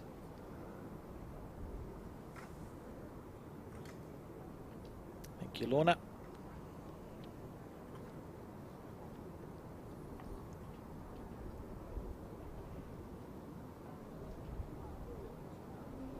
Selina on her forehand. Oh, okay. Does that make sense?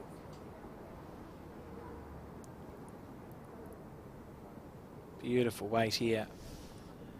We saw lots of this pair, the two finalists at the Commonwealth Games in Birmingham. They were really a vital part of the success of the team. Well, it was a very successful women's team that went over and came back with a number of bronze medals. And cool to see, because it's a group that have grown up playing bowls together, barring Val Smith, who's sort of, what would you call her, matriarch's not the word I'm looking for here, John, but sort of a leading light and one of the more experienced players. Has been playing at international level probably longer than most of these people have been live, but it was a great team that went to the Commonwealth Games, and they've come through the secondary schools programs and the development programs together. They represented New Zealand at a development level first. It's really nice to see them find that success, and I think that's going to be the core of that New Zealand team for some time to come.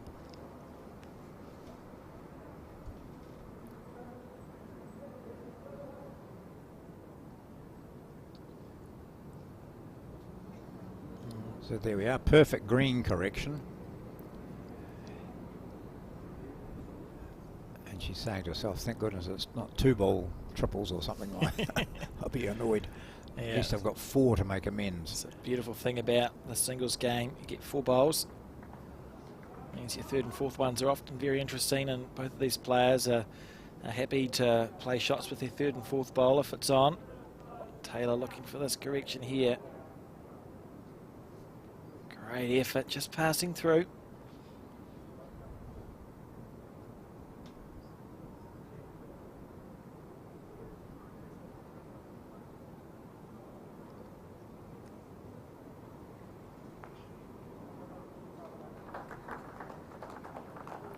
Seen that a bit today, players just stepping back off the mat. I suspect it's probably people coming in to spectate, walking past. Sometimes you're so focused on going to one rink you forget there's another rink going and might just sort of walk in front for no reason, and Selina will be disappointed with that bowl. Oh yeah, she needed to add that much on rather than take it off, which is easy to say.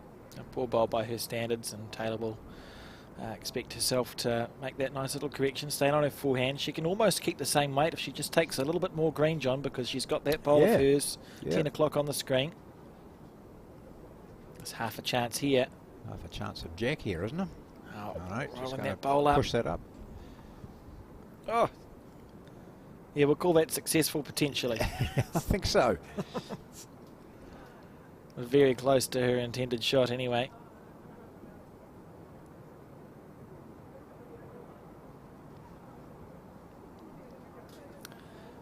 What do you think there, John? Well, I think my eyesight's hopeless, but I'm looking at Bruce holding it. But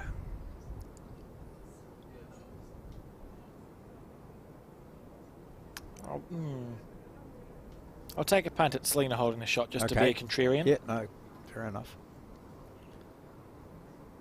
No, we would expect the bowl to get closer than that regardless, wouldn't we? Yeah.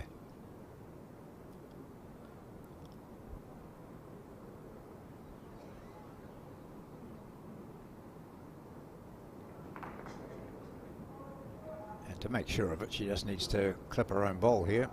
Yeah, very just fighting against the bias a little bit there, that bowl. Yes. How many points is her shot bowl worth, John? She'll be thinking about that. She'll have seen that. She'll consider it. And also the fact that she's just struggled to get into here with the draw shot. So maybe a little run is worth a go. Yeah, she's looking like as long as she's got the shot, I don't think she'd want to be. She'd want to get the shot. I'll just take my headphones off to scratch my ear.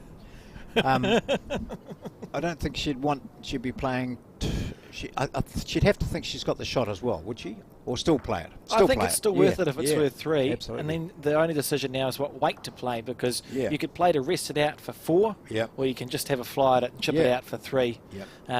If she's wide, there's a chance of getting there's a bit of luck involved as well, because we've got that bowl there of Selina Goddard's that's wide and low. So if she's wide with good weight, she might cannon both of them out that way. But I think we might see some weight here. May as well. It's early in the game. You're only 1 down anyway. So and if she is, if she hasn't got the shot there, then she's certainly got 2nd, 3rd, and 4th. Correct. Yeah. So I think we'll see an attacking bowl here from Tayla Bruce early on, and you want to sort of assert the fact that you can do this sort of thing early on in the game as well.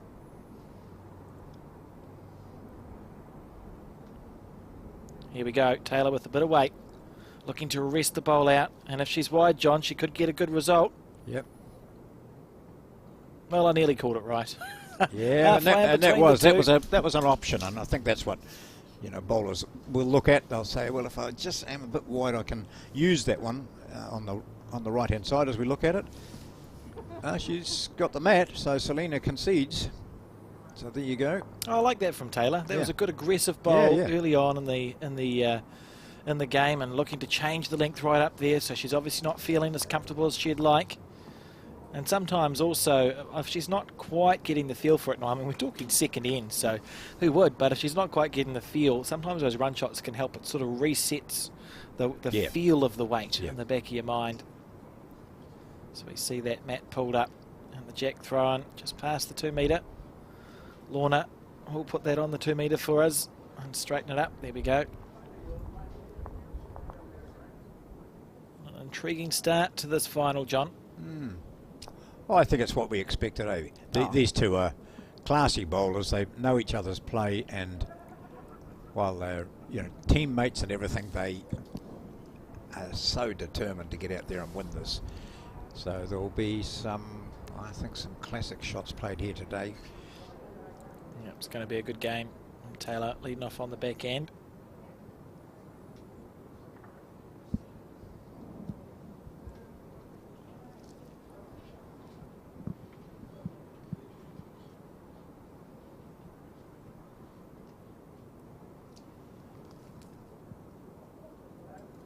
I think that's about where she put the jack, wasn't it?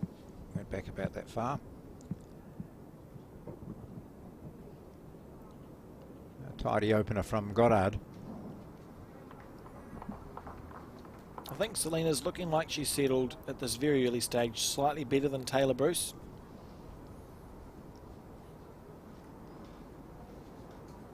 Nice to see a bit of a crowd gathering as well, despite the weather on the outside, John.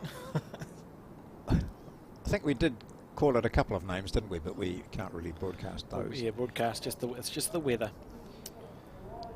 Can't do anything about it, and it might be summer, but it's been this is spreading all over the country, I understand too, this sort of weather. So certainly all over the North Island. We've requested that it stop for tomorrow. Yeah, I don't think it is. So we'll see. So and tomorrow is the start of the other competitions. There's 3 other competitions: the disability peers, the men's singles, and the women's peers. That's correct. Another few days of bowls in line. Will be a good one. And look at this here from Selina Goddard. Beautiful correction there, drawing a side touch up. We'll get an understanding of how Tayla's feeling.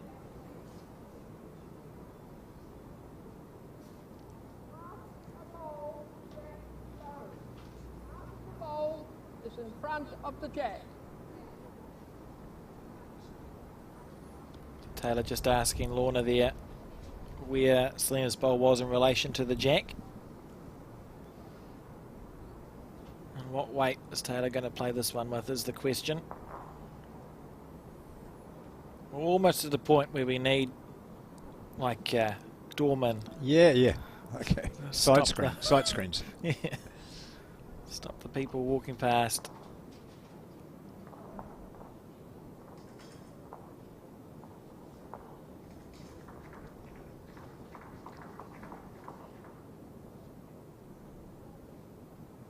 Tayla on the forehand, 2 down on the head. Going to follow this one up. She's not far away, John. Played it very well. How good is that? What a bowl. Clean out, mate. Great shot there. That's so hard to play.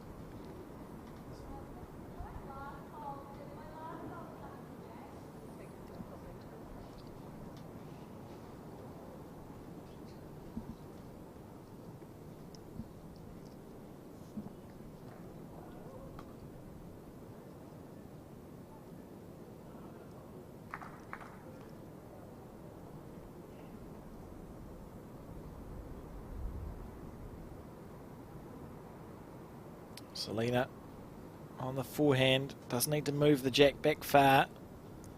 So she's looking to play a similar bowl to what Tayla just has, really. As we watch this bowl, beautiful effort there from Selina Goddard.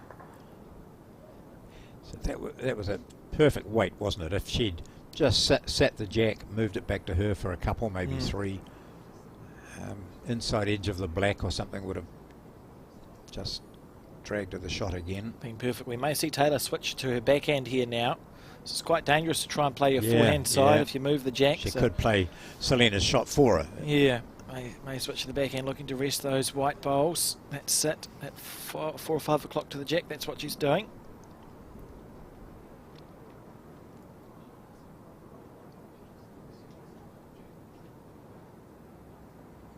Beautiful delivery.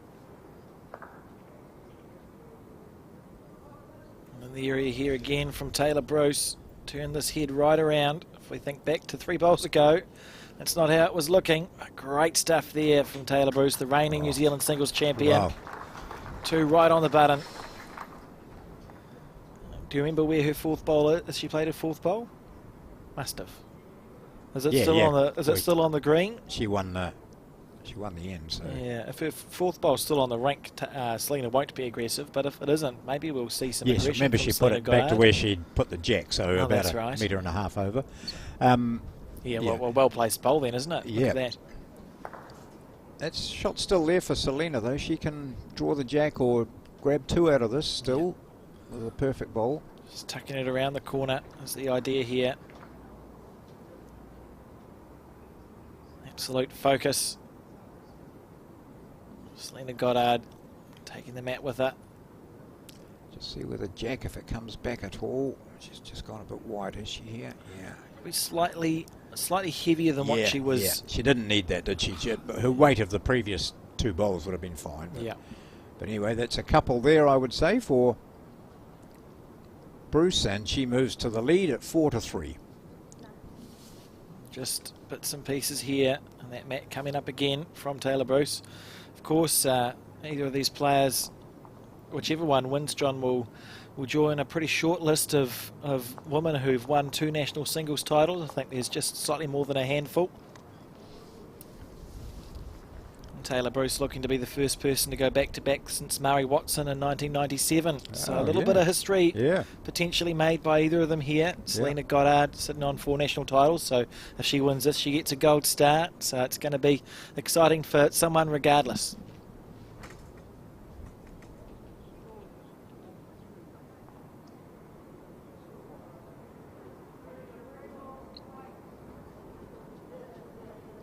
It's a difficult title to win though, like all these singles events. There's not very many multiple winners, hey? It's one of those events that sometimes it's someone out of the blue wins it. And to win it twice is, you know, a major feat.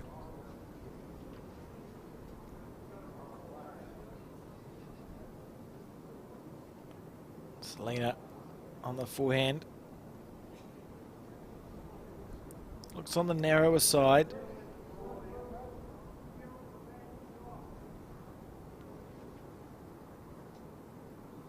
Perfect speed.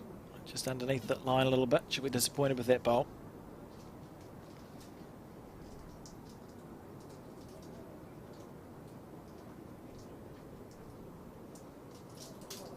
Look at that crowd along the bank, John. Sort of gathering. Tayla looks to make her correction, and a fine correction it is. Good shot there. Snick of the jack, so it will get chalked by Lorna. And that means, of course, if that Tayla's bowl is put into the ditch, it stays in the ditch. It's still alive.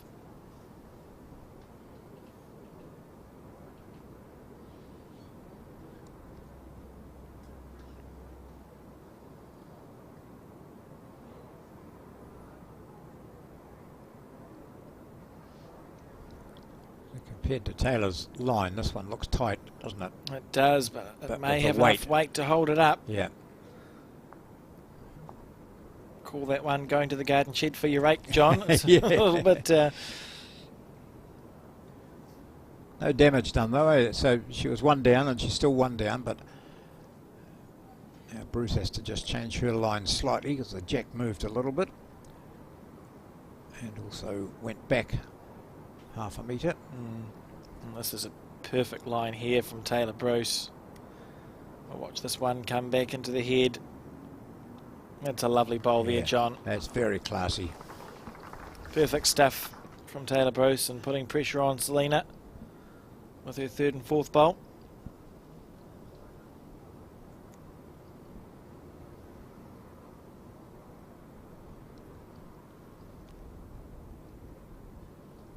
Smooth out of her hand, a nice line.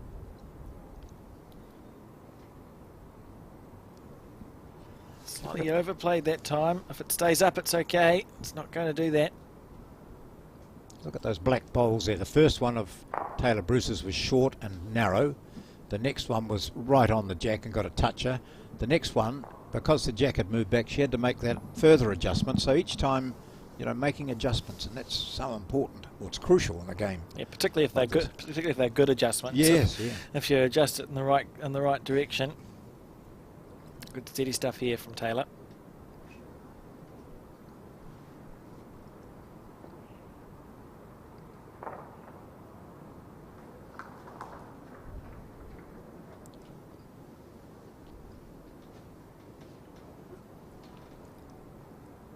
Pretty well down again.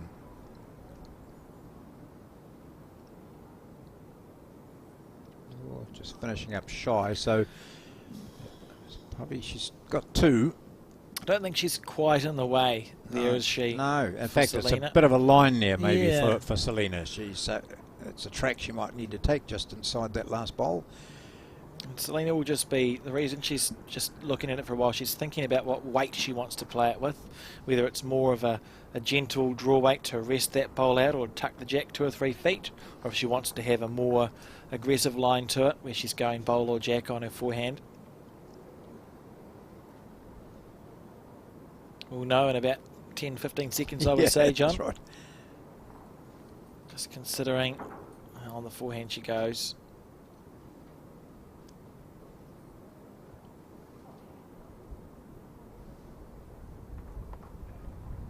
Playing a little bit more direct there. Selina looking for the jack.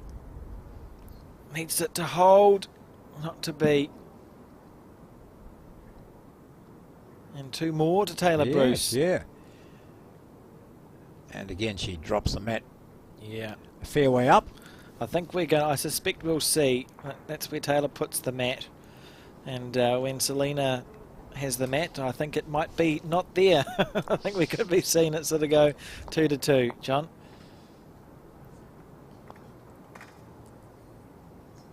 Selina in the background, just tidying the bowls up. I've seen people who kick their opposition's bowls into the ditch. Deliberately, John. Pick them up further to reach. Lorna there. Very good. So I've got men's semi-finals on at the same time. Yeah, they've barely they one end in, I think, both of them. So we'll do that in a few ends' time. I suspect the men's pairs, you can see it to the right there, will go for some time. There's no time limit, and kill's a kill.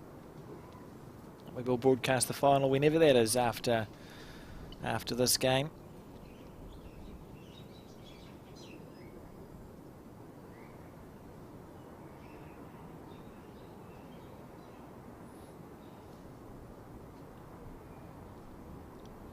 Indication out the back through those windows in front of the passing cars. The greenery, the trees in the background, the bushes moving around quite a bit, and every now and then there's a belting of rain. I can see a barometer from where we're sitting in the commentary booth, John, and it shockingly says it's on stormy. What a surprise. I think we should describe our commentary position. Yeah, Alex, it's very comfortable. Yeah, it's the greenkeeper and tool shed here at the Orewa Bowling Club, and we've got a table set up, and our view is of spanners, spirit levels, hacksaws, hand saws, hammers, clamps, and then to our left is boxes of screws and nails. Yeah, it's quite good, really. There's a mower just sitting in front of us. Barbecue for lunchtime. Yeah, yeah. So thank you to the Orewa Bowling Club for allowing us to use this. And, cobwebs. Yeah. I wasn't going to mention the cobwebs, but well done. It's a very well kept, it's a nicely kept garden shed. Yeah. And it means we're indoors rather than most importantly, it somewhere. means that we're quite comfortable. 6-3 Bruce leading. See the heads beginning to tighten up now as both players will find their line and length. Nothing like the weight they had to play when we last saw them at Birmingham. Those Northern Hemisphere greens. Yeah, you're correct. It's a little bit different. It'll feel more natural to the players.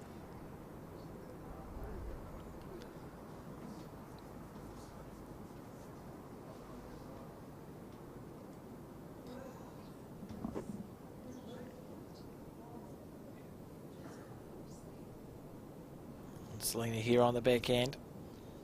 Yeah, plenty of drawing room for her. Yeah, she'll want to make it 2 here. Just 2 great bowlers. Selina willing that bowl on. That's enough. It's enough. She's holding 2. There's a bit of space. The good thing for Selina is there's... Oh, I suppose there's a shot on for Tayla on the forehand. I was going to say she'd just be drawing, wouldn't she? Yeah, but you're right. There is a shot on for her on the forehand if she wants to play it. That is, as we view it here, coming in on the right-hand side. She just sit the jack a little bit and get a couple. I thought we'd found another knitter, but it's just a lady looking in her handbag. Oh. What's she going to know? She's looking down. Tayla. She's thinking about it. Backhand. Forehand. Backhand. Yeah, see, the challenge is she's 6-3 up on the board, so she's already 3 up. If she draws, she's drawing for 1. Yep. If she plays reaching, she's getting another 2 or 3. Yep. Risk and reward. Does she need to do it at this stage? That's all the stuff She's going to. She's playing forehand. Going through her head here. Here we go. Tayla Bruce on the forehand, looking for a number, looking to rest either white bowl or trail the jack back 2 or 3 feet. Yeah, I think jack's what she'd be seeking. Well, this one here to the left, the white ball, is that the shot? She's going to draw the shot here. Is she? Sit on that and you've got it. Brilliant. Oh, she has. Yeah, yeah. That was better than the shot I called. Yeah. Dead drawing it for 1.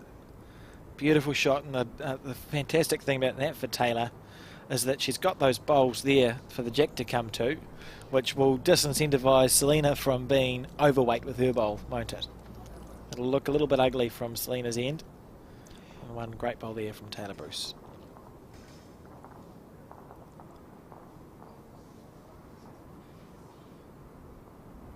Yep. Backhand, dead draw.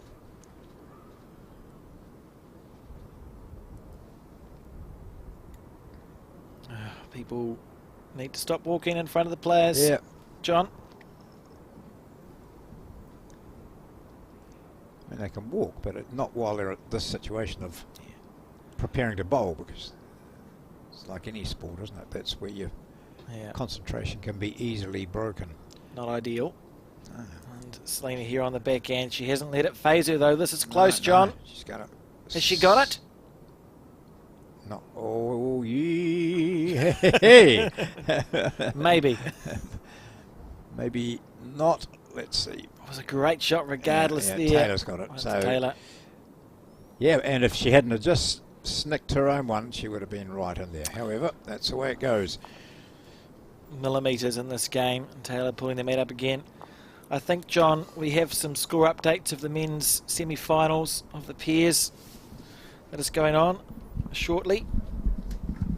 We'll see how that's progressing. Those games, they will take a long time, and we would expect to see a lot of kills as we have a look at the men's pairs, Finbar and Robbie.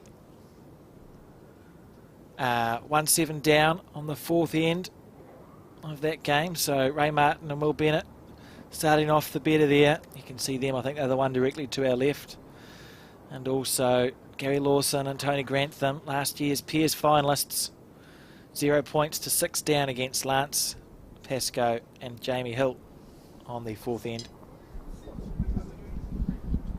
So an interesting couple of semi-finals developing there, and the final for the men's pairs is going to be a great one regardless, John. So that's pretty much a Wellington 1 semi-final, isn't it, with McGuigan, Bird and Martin. Where's Bennett from?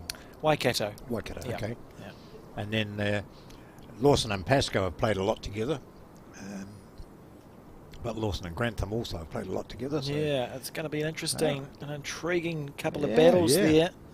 And I think if you keep your ears peeled, if that's something that you can say, you'll hear some crashing and bashing. I think they are. I think so. None of those players are afraid of a bit of aggression, and we'll come back with some more updates later on.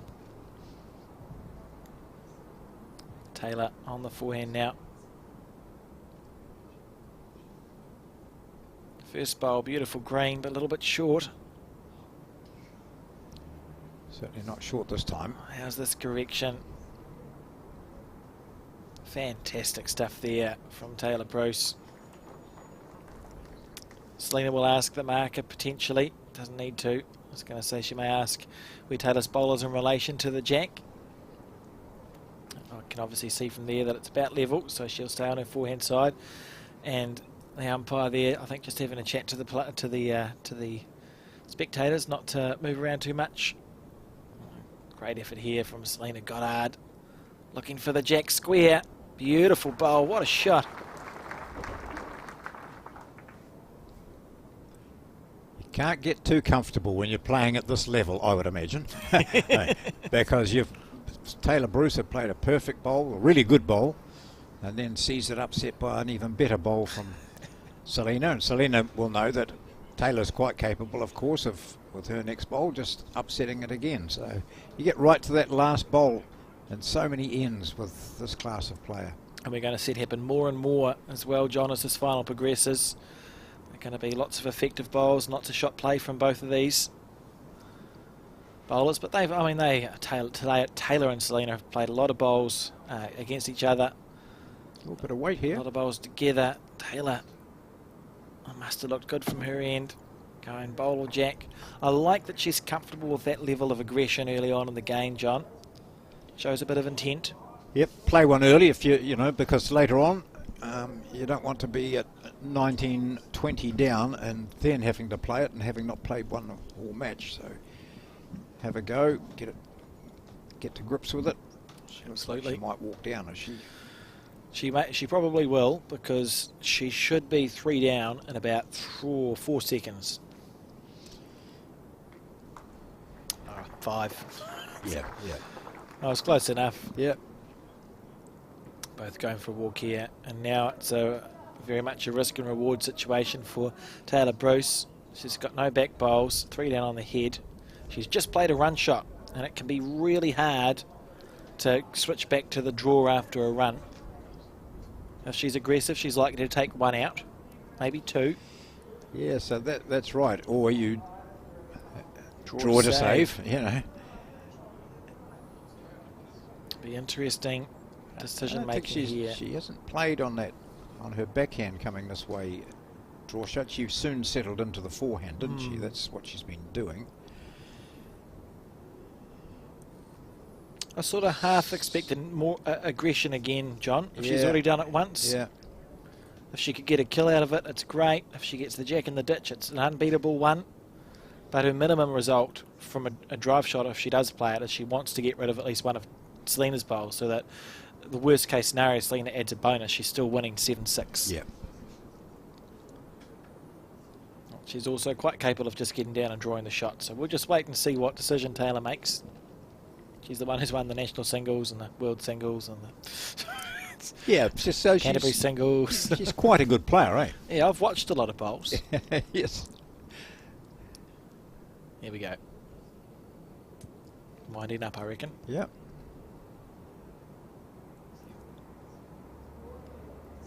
Tayla Bruce with weight on the back end. Looking for an in-off. Oh, took 1. It's okay, yeah. She will have been mentally prepared for that as the worst case scenario. Yeah. So psychologically you go, look, I hit one of the bowls away. Selina's going to draw a 3rd shot. I'm going to be 7-6 up. It's okay. Yep.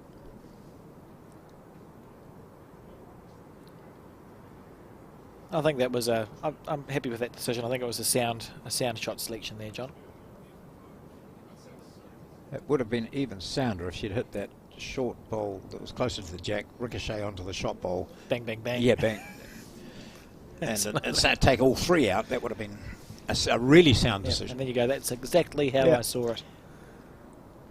But she's got to capitalise now. Selina's got to put one right in there and go back to 3 to tighten it up to 7-6. Has she done it? This bonus bowl is so important, because if she doesn't, she has made it. I was going to try to build some drama up there, but it's never looking like it's not going to be 3, John. Great bowls there from Selina Goddard in this final. Close, 6-7. 5, do you think? 6 or not? Did she get 2 out of that or 3? I thought it was 3. Well, let's see. Go on, Lorna. Show me 3 lollipops. 3. 4. 3. Oh, 3. Second, where's the 4th one come from? 3 there to Selina Goddard. So 7-6 tight final. This 2023 Summerset National Championships, the second of our finals. The first was the Open Disability Singles between Darron Wolland, the winner, and Lynda Bennett. So we saw some very exciting close bowls in that match as well, and we're seeing them, and it was a bit like this. It was a match which was 9-all at one stage, 10-9, and then there was a bit of a burst from Darron, who got up to 17-10 before he eventually took it out 21-11. So the break in the game was, gosh, after how many ends was that, I don't know, but certainly close to an hour and a half. Selina's leading off with a good bowl. And we've seen a short jack and the mat right back on the 2. So these two players clearly favouring different lengths.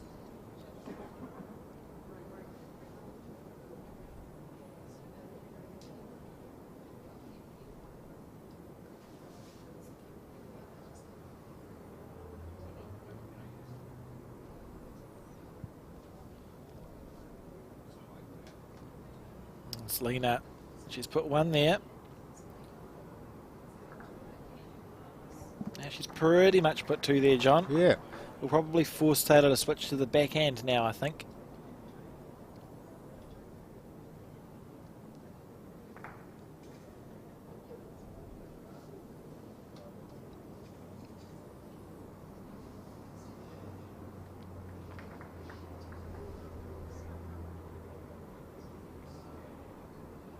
Yeah, he's always smooth out of her hand, isn't it, John? I quite like watching the non-bowler and what they do while their opposition is bowling. Oh, look at this. Look at this. Great stuff there from Tayla Bruce. Beautiful bowl.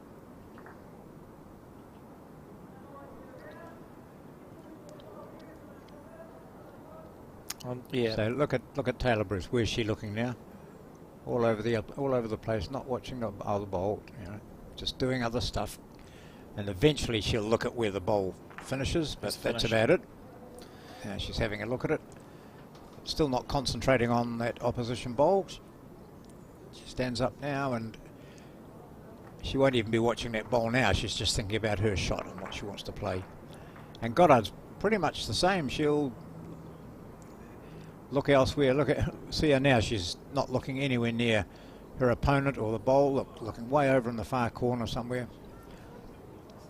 It's that fact of just disassociating yourself for a moment, isn't it? You know, don't concentrate so much on every bowl that's being played. It's about not being exhausted. I think we're going to see the split played here from Selina Goddard. Yeah, she won't be short, will she? Reaching right through those bowls of Tayla Bruce's.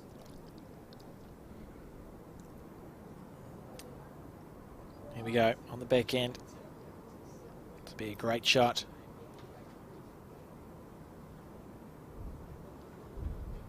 Playing with a bit of weight. This is not far away here. Selina needs your bowl to hold up its perfect speed. Whoa, slice of heaven. Up. It was perfect speed though, John. Beautiful weight there And her heart would have been in her mouth, because if it had got the wrong little rattle, it was shooting out to the left and you're 2 down. But absolutely lovely weight, and she could have afforded She's got 3 to be there or thereabouts. A good shot there. Here we go, a replay of that one. Look, she's on the tight side, but got a wick off that, got the jack square, back into her bowl square. Set for 3. Good enough, it was in the area. And so, you know, many players would have stood up there and said, have a go at that now, smack it. Whereas she played, what, a metre over, that's about all? Yeah. Not even, you know, just... Perfect speed. Yeah. It was keeping in mind her collision bowl, Yeah. the one in her hand. That was always going to be one of the ones that was counting at the end. A lovely bowl there from Selina Goddard. So from 2 down to 3 up, Selina Goddard, Tayla Bruce with her last.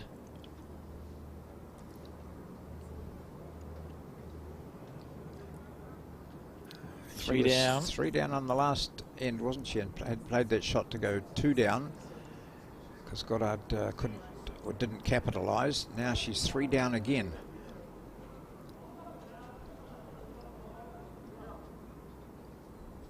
Just taking her time. Yeah, just sort of visualising there, isn't she? Both very good with their body language, Tayla and Selina. Saw a little tap of the foot on the green there from Tayla Bruce. Oh, you wouldn't want to hit this one in for 4. She's not going to. Oh, perfect bowl. Hey. Great shot there from Tayla Bruce.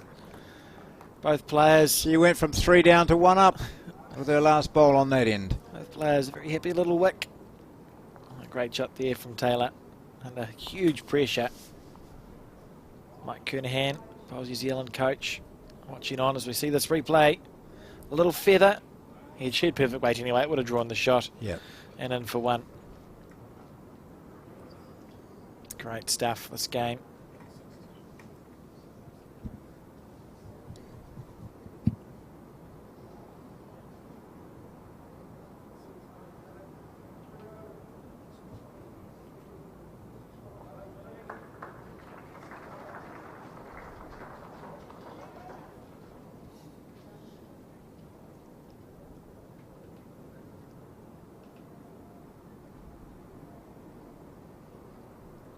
On the forehand side, and that mat up again.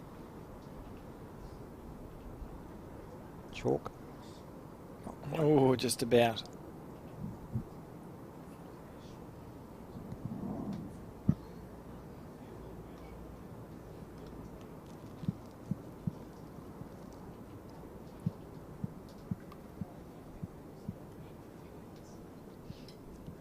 Looking a bit tight here.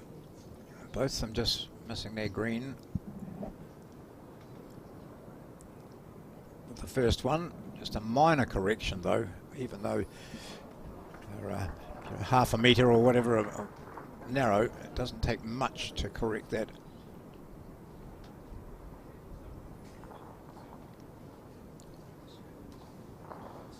Not far away.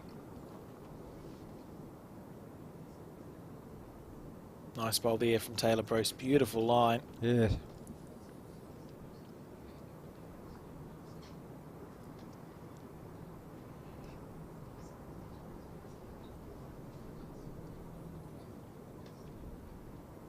Bit of wind.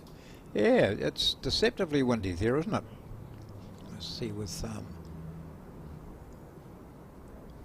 people sitting there with decent jackets on too, so it's Yeah, they look well wrapped up. not overly warm. So watch it run it out on the forehand side. Good bowl.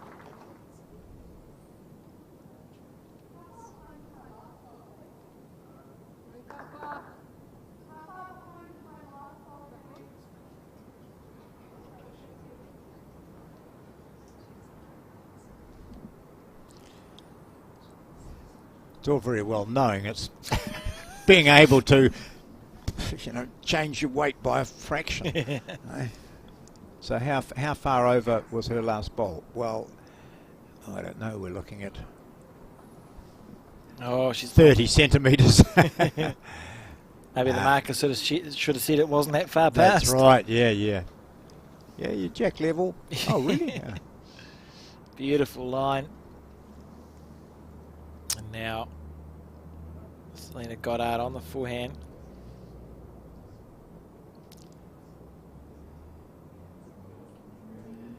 If she pulls the jack here, she's got to go with it. She does. She needs it just She's to not keep even going to do that. She's just going to park it up, is she? nearly over the seam. Ooh. Not to be. Oh, it's sitting down as well. Yeah, that might be 2. We'll call it 1.5, John. Okay.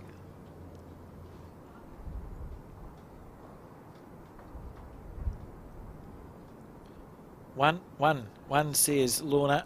Okay. So Bruce Thank is you, Lorna. in a situation for the 3rd end in a row where she's needing to do something. Last end she drew perfectly. She was 3 down. Previous end she ran a shot off, but ended up 2 down rather than 3. So another save here, although just 1 down.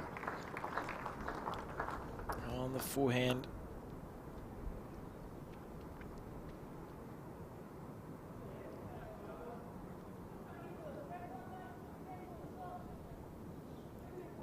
Very smooth. She's on the right line, John. It's down to the weight now. The line is absolutely perfect here from Tayla Bruce. Oh, I think she knew the moment she let that go. It wasn't quite there. Now for Selina, it's a question of how do I make the most out of this end. She's holding 1 at least. And probably that bowl at 6 o'clock is second shot of Taylor's. So is she on the backhand? Yeah. Just resting, well, just drawing second shot, really. Yep. Make it 2, make it 8 all on this race to 21 points.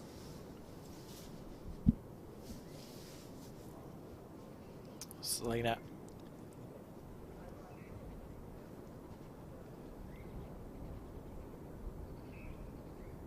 Here we go. She'll probably get a little feather off that outside bowl like Tayla did last time and just bring it in for a couple. If she's too wide, it's there to use anyway. It's a bit short, but... On the wide side, and she Yeah. can roll her own bowl in. Here we go, John. She's going to get it square or not? Not. Oh, yeah. It was just a bit short for it, wasn't it? Oh, with that weight. But that wasn't far off. so 1 and 1. 1. Got a tape. That's nice. Selina asking if the marker head measures. Fair enough. So they're both sitting flat, so it's just we go against Selina's bowl and then maybe the 2 of Taylor's. Just to double check. Go. That one's not in. And that one must have been 2, was it? 1 or 2? 2. 2. Yeah. Interesting.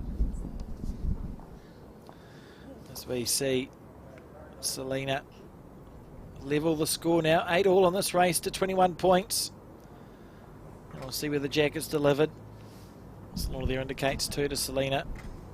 So we've got the mat right at the end and the jack looking like it's going to pull up maybe a metre short of the 2 metre mark. So a longer jack than what we have been seeing here in this New Zealand Summerset Open Women's Singles Final. Selina on the backhand side. Just taking her time.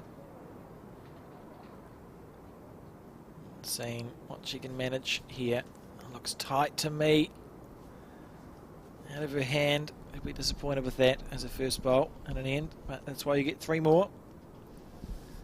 And I suppose on the positive side, it's forcing Tayla to play the backhand as well, where Selina's bowl's finished.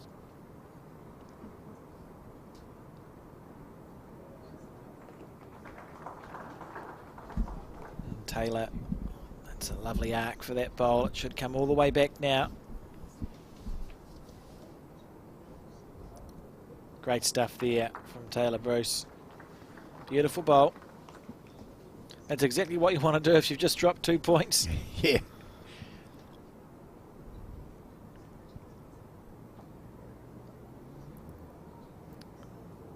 Selina looking to make her correction.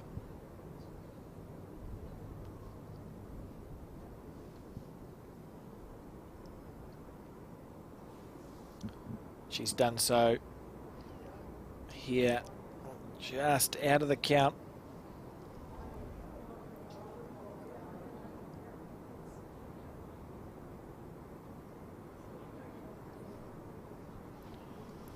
So this game started with a single to Bruce and then a 3 to Goddard. So she was up by 3 to 1. And then she was up by 3 to 2, but from then on it's Bruce who's led up until now. It's 8-all. So Bruce has just sort of had that, you wouldn't say any control at all, but she's just had her nose in front.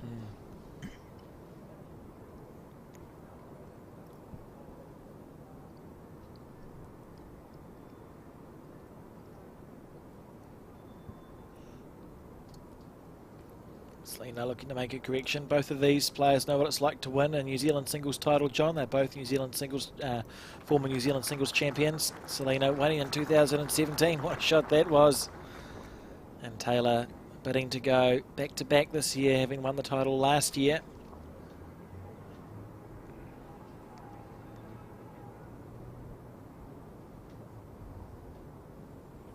And 7 national titles between them as it stands.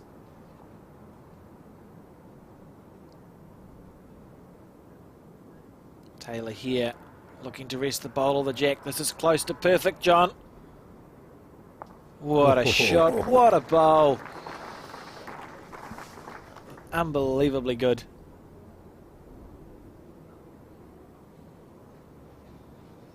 Let's watch that again. Dead square. Little run onto the jack and sit down. Beautiful shot there, John, and leaving Selina Absolutely perfect with very little to play. Great stuff.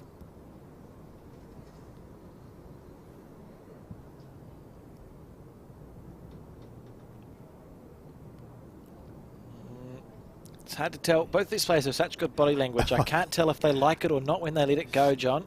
There was just that sort of double hand movement from her. I thought, oh, maybe she's not quite happy with it. I mean, wouldn't that have been an outstanding bowl if she'd picked a jack there and dragged it back? Yeah, she had the perfect weight for it as well. And these players know they're capable of playing those shots. It wasn't to be. Now, Tayla needs to decide what hand it's safer to play on. I think Tayla will play her forehand side underneath that white bowl of Selina's, looking to nestle in there for 3.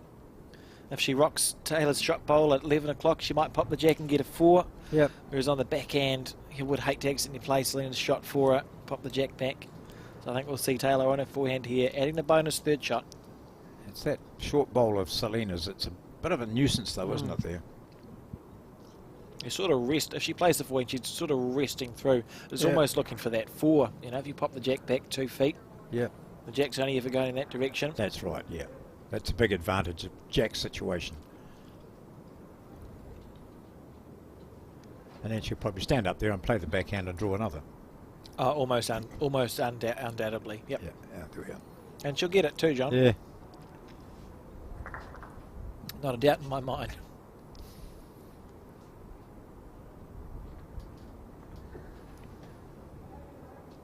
Last bowl, 10th end. Ends don't count, of course. It's 1st to 21. And Bruce is holding 2 at least. What's a weight like here? Not good enough. No. I'm not going to say anything, John. No. That other shot was a good shot, eh? 2.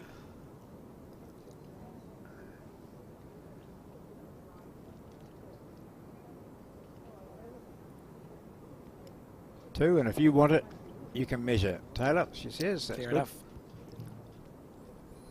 Tayla has her own measures by the looks. Going against the one sitting down first. It's been taught well. And then against her own bowl.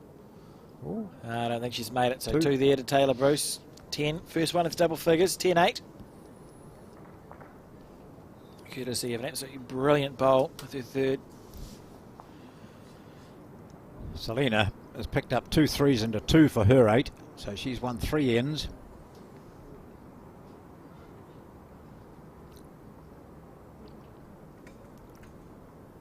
Jack delivered again.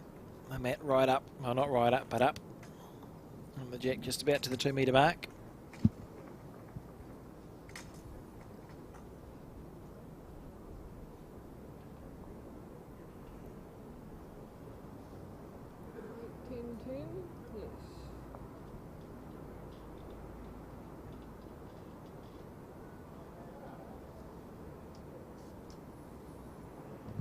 First bowl of a new end with Tayla Bruce, defending champion, leading on the board by 2 at 10-8.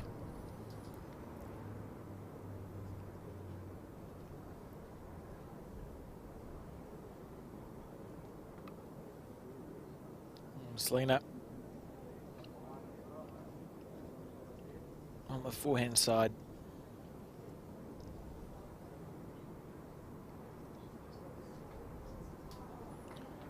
That's a really good first bowl there from Selina Goddard.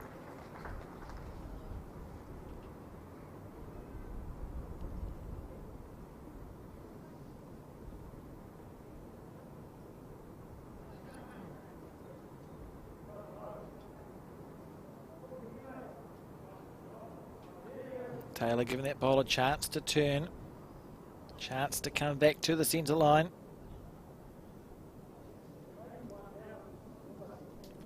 Lovely stuff here from both of these players. Yeah, very handy.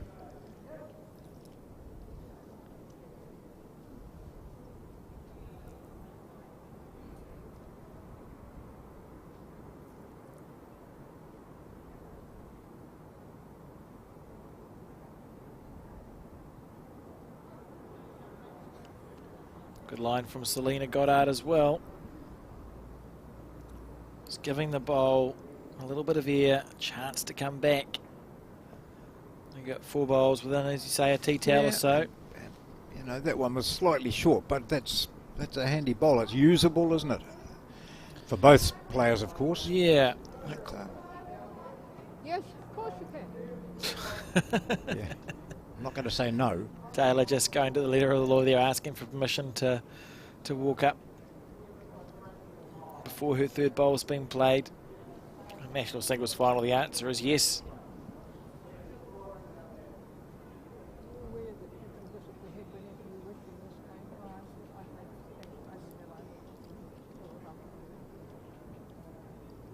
Lorna just saying you can visit the head whenever you want. I must read the conditions of play. That'll put you to sleep, John. Oh, no. That would be not ideal during the middle of a commentary, so we'll leave that for later. No. Taylor here. But in some games, you can after your third bowl in a game, yeah, or with agreement from the umpire and your opponent, obviously, I suppose.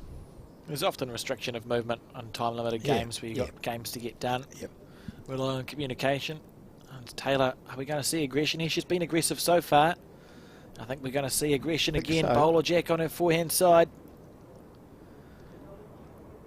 Tayla Bruce with weight. Here we go. She's not far away, John. Beautiful bowl. As clean as a whistle. Yep. Wow. So that might leave her with 2 shots, do you think? Look at her face. Yeah. You wouldn't know that she just played a perler. Oh. No sort of self-congratulations. Yeah. Not on the exterior, anyway. I would be looking very Yeah, she is smug. holding 2. Look, there we are. Yeah. Incredible shot there from Yeah, Tayla sort Bruce. of your fist pump after that, don't you? Yeah, make a bit of noise. Yeah. And Goddard just almost nonchalantly says, well, I'll just plonk one back there. My weight's been really good. I can sit on your shot bowl, Taylor, or I can tickle a jack, or I can just draw the shot. A wee nudge there would be good enough for Yeah, shot. one there. Yep. Unbelievable bowlers, these two. One there to Selina. Well, do you rest through it again?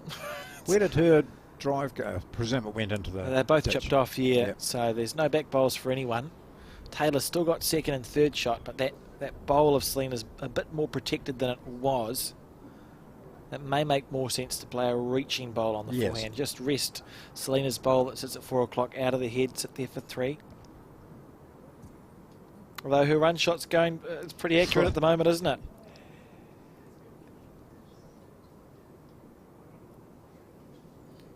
She played it on a backhand, didn't she? You know, that's probably... Oh, There no, it she is, played on on the a forehand, yeah. Clean as a So whistle. there you go. She can... Where it came through there is exactly where the shot bowl is now, so... Brilliant stuff. Yep. So decisions again for Tayla Bruce. She decides...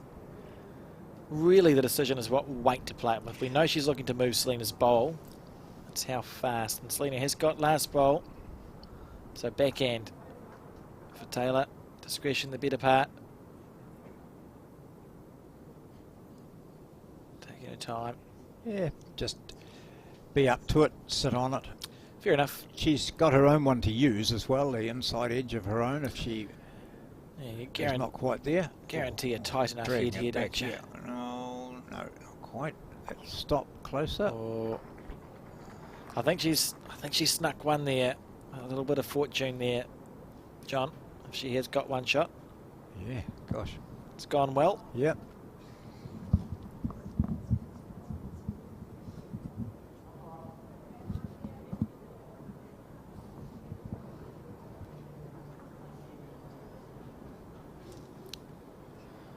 So that shot is the back left one, the black one of Tayla Bruce. Goddard now with her shot selection, forehand. She has second shot. She's got that bowl of hers sort of in her eye down that hand, down that forehand. But it's promotable as well, but also usable. Playing with weight here, Selina Goddard. She doesn't want to take her own out. She could go inside out. She could do the same thing that Tayla did to her. Oh, that's the reverse of what she wanted to do there. She may have sliced that in for two, John. I'll be desperately disappointed if she has done that. It's not only did Tayla get a really good rest, just the one. 11-8 now.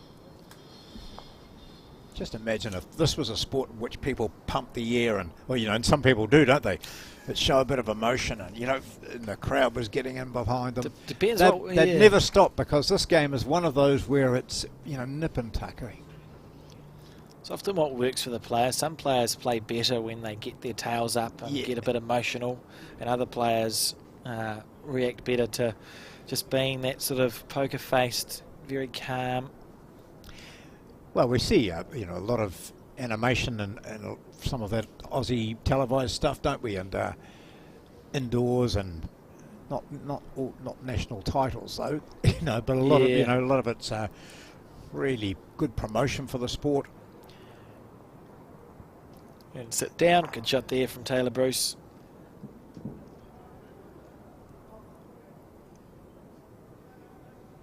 It's really steady bowls from both of these players, as we expected. And plenty to go. We're not really at the halfway mark. Not quite at the halfway mark yet, I wouldn't say. Selina Goddard, look at this. Beautiful stuff. Touch up. Marker will be tired by the end of this, just marching up and... Can't remember if we provide the chalk. Yeah. They probably should. At least apologise for it being mostly used up.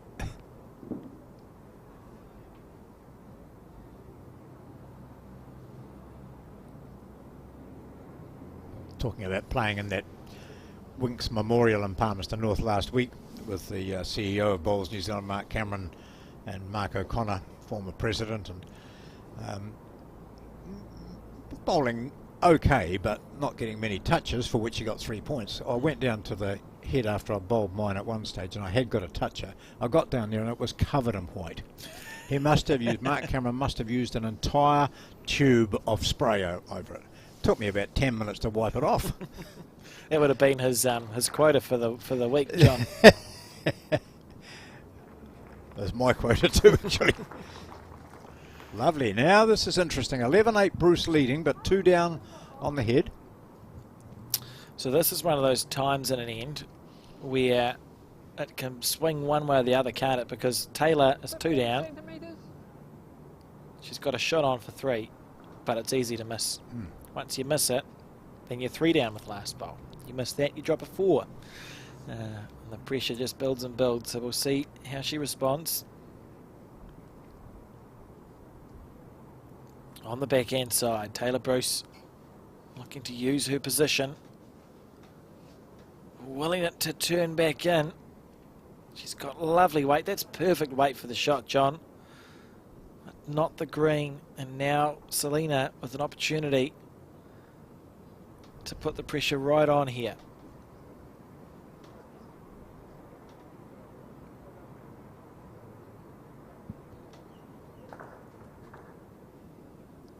Goddard holding 2, tracking well.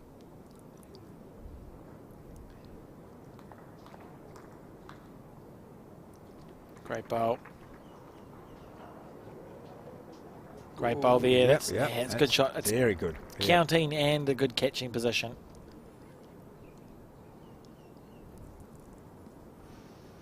And Tayla Bruce is thinking to herself, if I miss this, I'm dropping a 4. And she's fought so hard to be 11-8 up in this game.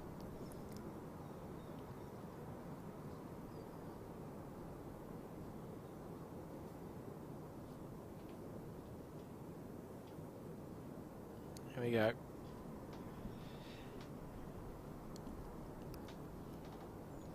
It'll look different down there. Yeah, it's a very narrow target. It's a hard to draw. It's hard to play. A little reaching weight too. It'll be tempting to keep her weight, but just take the line in, I think.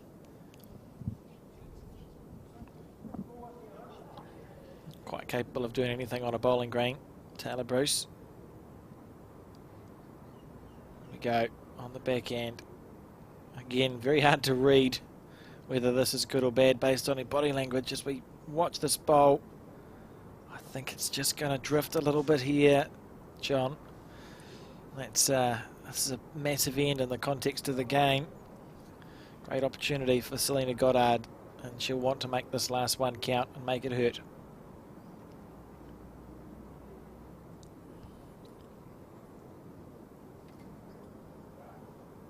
Psychologically, she really does need to make it 4, doesn't she? She's got plenty of room.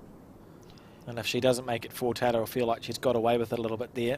Yeah, and she can be a bit over, she can be a bit short and still a bit wide and still make it 4. Yeah, so I just want to pay a little bit of focus on your bonus bowl. And just don't drag the jack back to...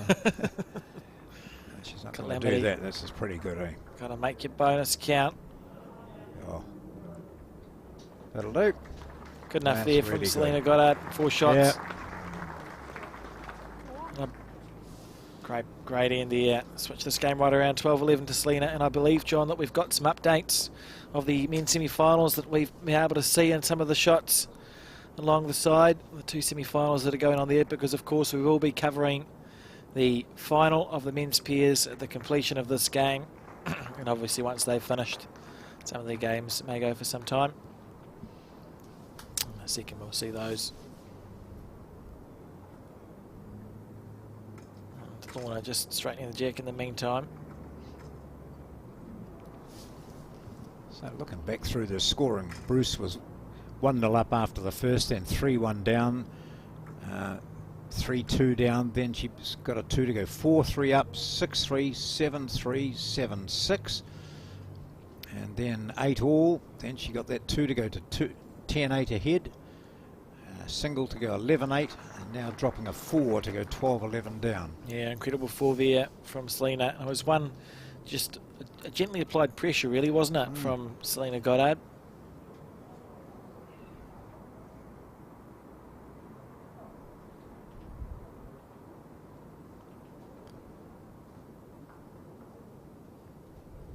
So what's this one here from Tayla Bruce? Great start here from these 2 players again. Yeah. Tayla bouncing back nicely from that end. It was probably the looser end for her.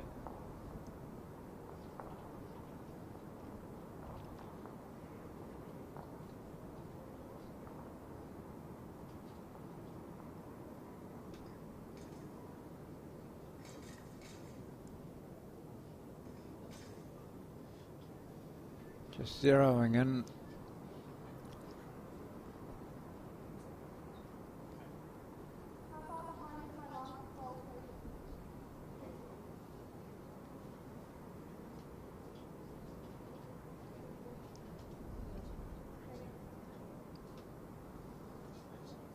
Been quite a lot of communication between the players and the... No, it's a whole bowl, jack, in front of the jack. Jack low. Lots of communication. Yes, yeah.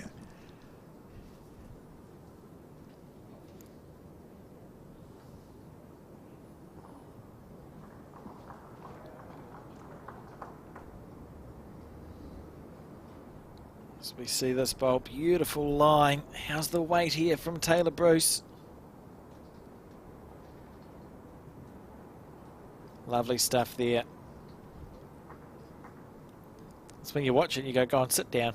Yeah, exactly. So the questions are all very intriguing, aren't they? Wanting to know exactly where Selina Goddard's bowl was in relation to the jack. So, you know, if they're slightly short of the jack, then you change your mind about a shot you might play because for fear of promoting it maybe, or because you want to be able to use that bowl. If it's over the jack, even by a bowl, it means you can safely play in there without fear of turning it, and all those sorts of things which you can't determine from the mat, can you? Absolutely. I always find it endlessly amusing when a player will ask the marker what to do. I do it sometimes. Oh, what shot should I play? Yeah. Never fails to. It makes me chuckle, and that's all that matters. Yeah, and also marking, and you really want to, put your finger up and say you've got the shot, or you're that far short, or whatever it might be, or play this hand. Tell me what to do. I don't know what to do. You mark like a skip. That'll be good fun. It'll add another dimension to the game, I reckon. Yeah. See Tayla Bruce here switching to the backhand, so she's one down, looking to rest the bowl, and then come onto the jack. She's very close here, John. Inside half, onto the jack now. Yep. Beautiful shot. Wow. Suddenly 3. Magnificent stuff there. That's absolutely brilliant. Particularly after the psychology of dropping a 4 on the last end. Yeah. And Taylor's responded by going bang, bang, bang. Great stuff. Look at this replay. Yeah. So she was weighted, and she would have just smacked in and been too heavy if she hadn't have collected that bowl. Yeah. And that was when she asked the question previously, what's the position of that bowl? It's slightly short of the jack, or a bowl short, so she knew that it was in that position where she could use it. Exactly what she played for. Yeah. Brilliant stuff. So we see Selina Goddard now 3 down after picking up a 4 with weight. Bit narrow, is she? Oh, we're going to see another 4, John. This is dramatic stuff happening here at the Bowls New Zealand Summerset Open National Pairs Final. Pairs Final, that's happening next. Women's Singles Final. Yeah. Sorry, I'm just getting a bit excitable with all these points being scored. But what a change in psychologically too. Selina had been trailing for much of the game, gets a 4, and a really good 4. There was no doubt about it. She deserved a 4. She got it. She goes, puts the mat down, sends the jack up, feeling good.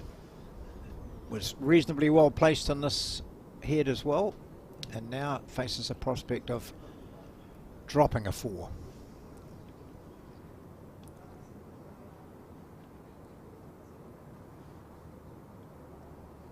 Great stuff. Lots of room. Here we go, and she curls it nicely, tracks right down. And 4 there, back to Tayla Bruce. Whoa. And what we've seen, 8 points scored on 2 ends here in this final. 15-12 now to Tayla, and I believe, John, that we've got some updates on the men's pair semi-finals that are going on along the traps, as if I can catch my breath and read them out, such as the excitement here at Orewa. Or Bowls Orewa. 15-12. Let's check out the men's semi-final scores. Finbar McGuigan and Robbie Bird on 4 points. Ray Martin and Will Bennett on 8. So they're making a bit of a comeback there. Well, of course, remembering in pairs, it's 12 bowls in total played, so these games will take longer. I suspect they'll outlast the women's singles final. And the other semi-final between Gary Lawson and Lance Pascoe. 11-3 to Lance Pascoe and Jamie Hill on the 8th end. Lance and Jamie finding success last time it was played in Auckland, I feel. Interesting Yeah. semis there, John. They will be going to the final of the pairs at the completion of this game. As we see the score here, 15-12 to Selina. So we're nearing the last third of the singles final. Yes, on two ends we've gone from 11-8, where the winning line seemed a long way off, to 15-12. Staggering, isn't it, really? Yeah, where the winning could be in two ends. The way these players have been playing. But so 2 4s in this game, and only 2 3s. All the rest have been singles and 2s, which is pretty much how you'd expect it to go with the class of these players.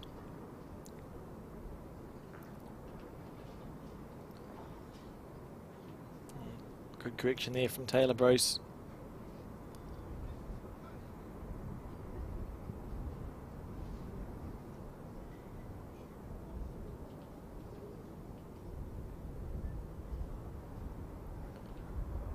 Selina on the back end.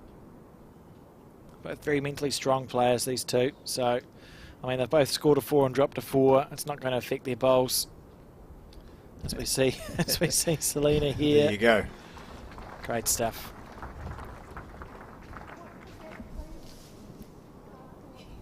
Sorry?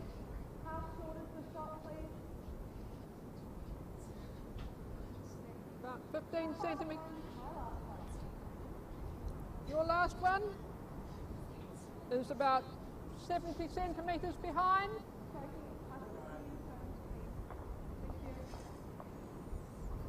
Don't think much of using the metric system for bowls, John. No. Doesn't feel right. Particularly within a certain age group. I wasn't going to say it. I mean, most people of a certain age would be saying you're about 14 inches. I can't visualise centimetres. No, I find it. I mean, I always think at least I know 15 centimetres is 6 inches, so you can go up multiple. You can go from there. Yeah, but even then I've got to think, well, what does 6 inches, foot look like, and all this. Yeah. The system. So much better to hold your hands up high and just say it's that far. That far. Yeah. It's easier. Yep. Often hear people use like a bowling mat as a term of reference Yeah. as well. Your Yeah. mat or too short. Yeah. Then I have to get. I'll look at. How big's I'll the often mat? turn around and look at the 2 metre mark, and view back to the bank and say, so that's 2 metres. Okay, so you're good bowl there from Selina, not quite getting 2, and then work out. So that's 2 metres. What 2 metres looks like. So yeah, you're about a metre short. Yeah, go from there. And then you just hope that the person who's asked the question knows what a metre looks like. There's lots of things that can go wrong there, Yeah. John. So what's happening here? Tayla, 1 down on the head. Yep. Not great position. She's 15-12 up on the scoreboard. Got the back 2 bowls, Hmm. but I don't know whether it's that sort of shot she's thinking of. Yeah, she's had a good look at the head. I think she could get a bit unlucky. The way Selina's bowl sitting onto Taylor's, it could cannon Taylor's bowl out very easily. Which you wouldn't want if you're a Tayla. She can't see it, obviously, from there. She's just trying to check which white bowl it's behind. So we have a look at that again, just to see where. So she's playing that forehand, so there is a chance for her to just shunt the jack back, but More on the draw. yeah. Yeah, that's fair enough too. I think it's just, it all sits Oh, look at not this. as well as Look it at could this. for weight. What a terrific line, wasn't it, eh? Great effort there. Yeah. Now, there's a chance here for Selina with perfect weight. Selina's holding 1 to the one at 12 o'clock. Her bowl at 1 o'clock is 3rd shot. The bowl touching that is 2nd shot. Yep. If you play on your forehand Yep. onto Selina's own bowl that sits at 1 with 3 feet of weight. Yep. Taylor's bowl will run away pretty fast. You'll sit there with 3. Yep. Your other option is just to draw for 2. Yep. I don't know what she's going to play for, John. But No, that's, but you'll find out in that's the options. yep. In 20 seconds. 20 seconds. Yeah. Here we go. Selina on the forehand side, opting just for the, looks like a draw line to me, for 2 points. Beautiful track here from Selina Goddard. She's close, John. Oh, she deserved 2 out of that. That's a bit disappointing for Selina. Great bowl, but I think only worth the 1. I think so. That black one might be, she might have just moved the jack too far. Oh, let's have a look. Right, what are you going to tell us, Lorna? 1. Oh. 1 there to Selina. And let's see where she throws the jack. We've got the mat a metre up from the 2. See, I said metres there. Yeah. That's weird. It's probably because it's called a 2 metre mark, isn't it? It's called a 2 metre mark, exactly right. And a half length jack, you would say.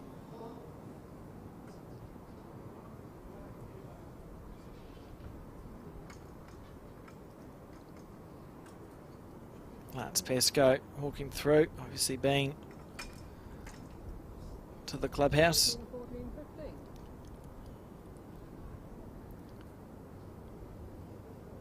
How's this here from Selina Goddard? That's pretty good.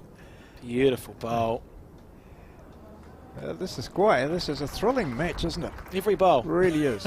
Every bowl is pretty much what it's meant to be doing. I think Ange Boyd just walking past. Gentleman leaning with a beard up the background. It's Wyn Gray, who used to be New Zealand Herald rugby writer. Yeah. Yeah, he and his wife Erin entertained me last night for dinner. It was very pleasant. He plays out of Takapuna. He and Bevan Smith, a former national athlete, 400 metre I think specialist, who went to Commonwealth Games. They played in the Piers, won their first couple of games and didn't qualify, but they were pretty chuffed with what they achieved. Yeah, Bevan Smith was a very competent indoor and outdoor bowler, John. Yeah. He lost a National Fours final in indoor. Come across him a couple of times. I lost a couple of singles games to Bevan. Yep. Wow, look at this. Good Hey, shot. we're developing again. And it's sat down. Now, are we going to see aggression early? It's your second bowl, but she's been so accurate with that run shot. The traffic is...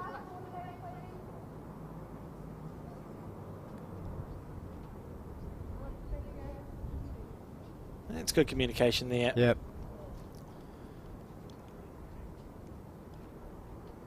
Oh, not going to see a run shot, John. Well, I thought she might here, because that's... It will have but been... she's played... Oh, no, this is no weight on this, is there? But... that. I think she's about to draw the shot, John. Yeah. Look at this. Hey, round it, jack, and move the jack. Good. How good is that? That is a stunner. Tell me she celebrated that bowl. Oh. Oh. At the other end, she would not have been able to see the jack. I've got nothing. I've got no words. Just incredibly good bowl there. I got nothing. Most bowlers would have seen a target and gone, well, I can't draw within the 6 to 8 inches away. I may as well spend a couple of bowls having a go. But Tayla Bruce just drew the jack, trailed it around the corner. It's turned this head completely on its head. This might be a mile away either. Selina sitting the shot. Close here. Not quite. Needs to sit something. Oh, a little bit unlucky.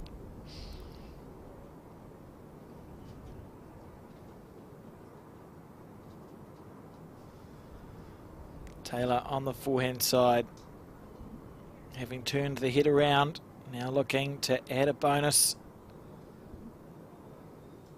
This is close again here from Tayla Bruce if she's got the weight right. Unbelievable bowls here. Oh. A minute ago she was 2 down. Now she's trailed the jack back and put a bowl on the other hand 2 or 3 inches away, or 3 inches away from the jack. Selina's got no back bowls. This is great stuff here from Tayla Bruce. And she recognises that depending on what happens now, she's got a chance for 4, another 4. I think we'll see aggression from Selina. Yeah, she can smack into her own, I think. But she plays. They both play those beautiful, just slightly metre weighted shots, Yeah, don't you they? get Where perfect result. just drawing to a mark outside somewhere and over and carting it through. This is big in the context of the game, though. Selina Yeah. trailing 15-13. Two down on the head. Would like to score here.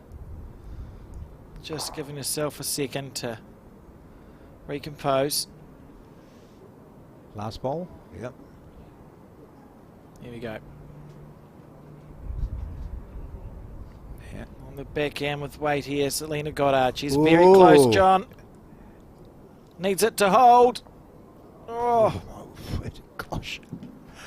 Okay. wasn't to be. And Tayla, as you said with a chance for 4 here.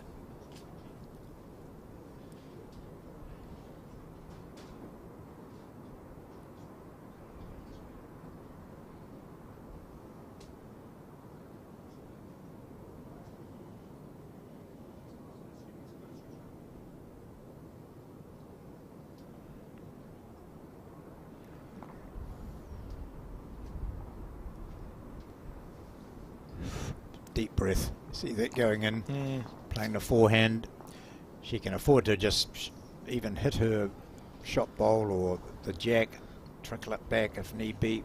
Wherever it goes, it's going to be good numbers for her. Here we go, big ball here. Nice line too. Nice line again. Is she up? No, she's not. Slightly short there. Just a clap. She knew. See, most people would be happy to have got a 2 out of this head. Yeah. But Tayla Bruce, not happy with that. Movement of the jack would have been 4 for her. Ends up with 2. 2 points closer.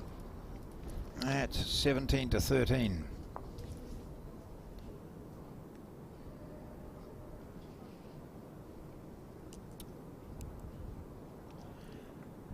So Lorna Donald is our marker today. She's been kept pretty busy answering questions. It's good the players themselves are happy to do the measuring. Removes one. Yeah. One of the potential tasks of the marker. And 17-13 check-out range now for Tayla Bruce. It's been a close game.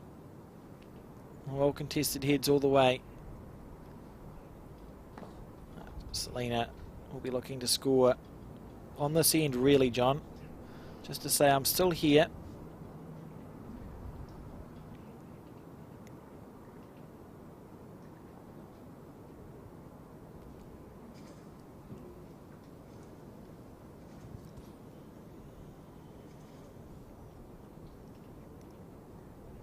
On the backhand.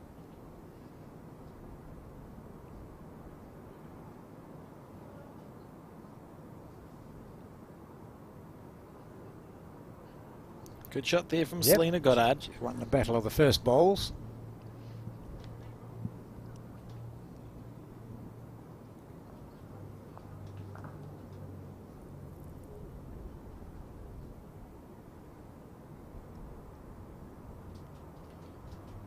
Just needed to take a little bit of weight off. Her green was perfect last time, and she does take a little bit of weight off, so she's slowly inching towards the jack from behind. Good shot. And of course, if we look back on the history a little bit, John, if Tayla, and she's edging close to that 21, if Tayla does get to 21, she'll be one of 4 people in the history of this event to have won the singles back-to-back. Elsie Wilkie, Millie Khan, Mari Watson, and maybe Tayla Bruce, if she can get 4 more points.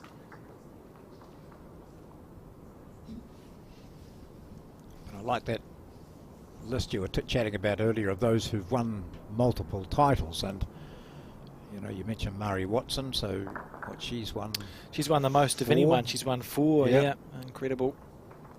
And we also talked about 2 of the greats of a bygone era, Siswin Stanley and Elsie Wilkie. They both won 3 along with Millie Khan. And then more recently, Joe Edwards with twice a winner of the singles event. Barbara Kunisic, probably back, I'd say, 60s and 70s for Barbara. I just can't. I remember seeing her play.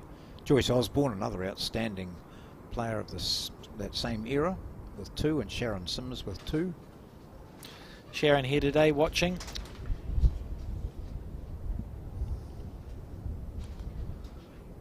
I think our shed just about blew away then, John, but that's okay. So. Yeah, yeah. I think I need to panic. This has been pretty well built.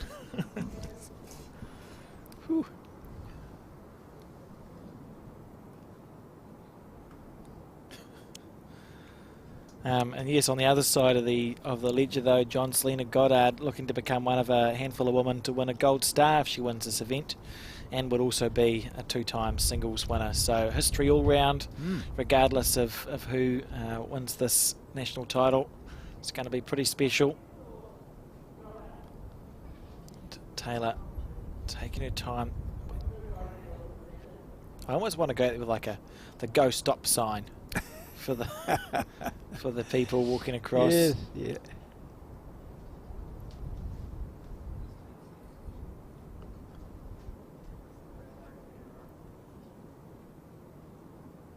This for the shot.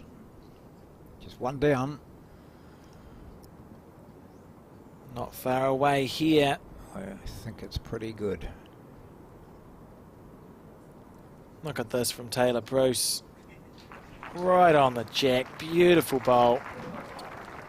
I think it speaks to just how good both Tayla and Selina are, that there have been distractions during this game, and they both set themselves off the mat, centre themselves, play the bowl, and more often than not have played a really good bowl. Yes.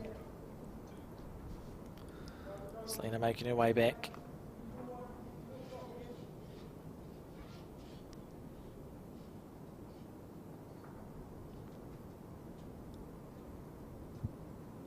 So backhand looking to dislodge that shot. Will it still give her 1 or 2? She has to just take that out. What she got second shot, I would say that one to the side. We saw a little handshake, and I think she's wide here. Yeah. Never looked like it was turning back in. Don't panic, John, it's okay. I think it's going to be 1 there to Tayla Bruce. And I believe that we have some more updates from the men's pairs semi-finals going on the screen as well. To come shortly. We'll have a look at those in the not too distant future. Well, there were some changes there, weren't there, when we saw them previously? Fight backs. Some games seemed to be in control by one pair or other. So big games, big matchups. Oh, good. Let's As see. we take a look. 10-6 now to Ray Martin and Will Bennett over Finbar McGuigan and Robbie Bird on the 10th end of 18. So they just passed the halfway mark, 18 ends in the pairs. The other semi-final between Lawson and Grantham and Pascoe and Hill tightening right up there, John. 9 points to 12. Pascoe and Hill leading that on the 10th end. And we'll be seeing the final of the winners from those 2 semi-finals a bit later on today, as Tayla Bruce sends down her first. She's leading by 18 to 13, 3 away from victory. Selina Goddard will be determined to make this a tough fight for her New Zealand teammate and really competitive rival.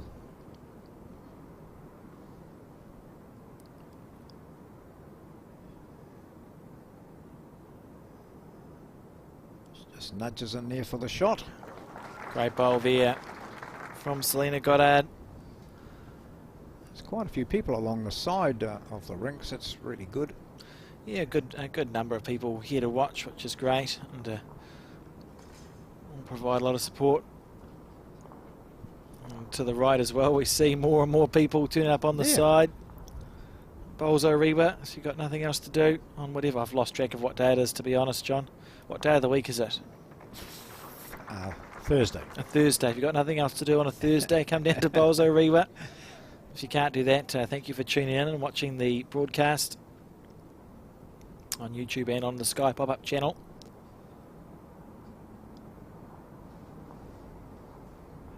Selina, a measure, says the marker.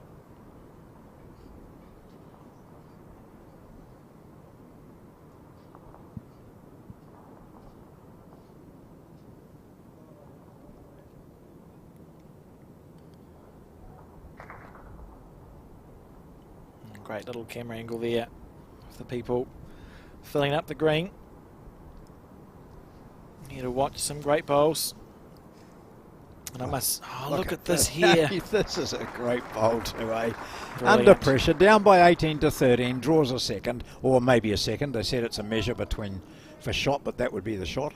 In the previous game we spoke about tenacity and how tenacious Behind Lynda. the jack. Immediately behind the jack. So it's okay. We spoke about how tenacious Lynda Bennett was.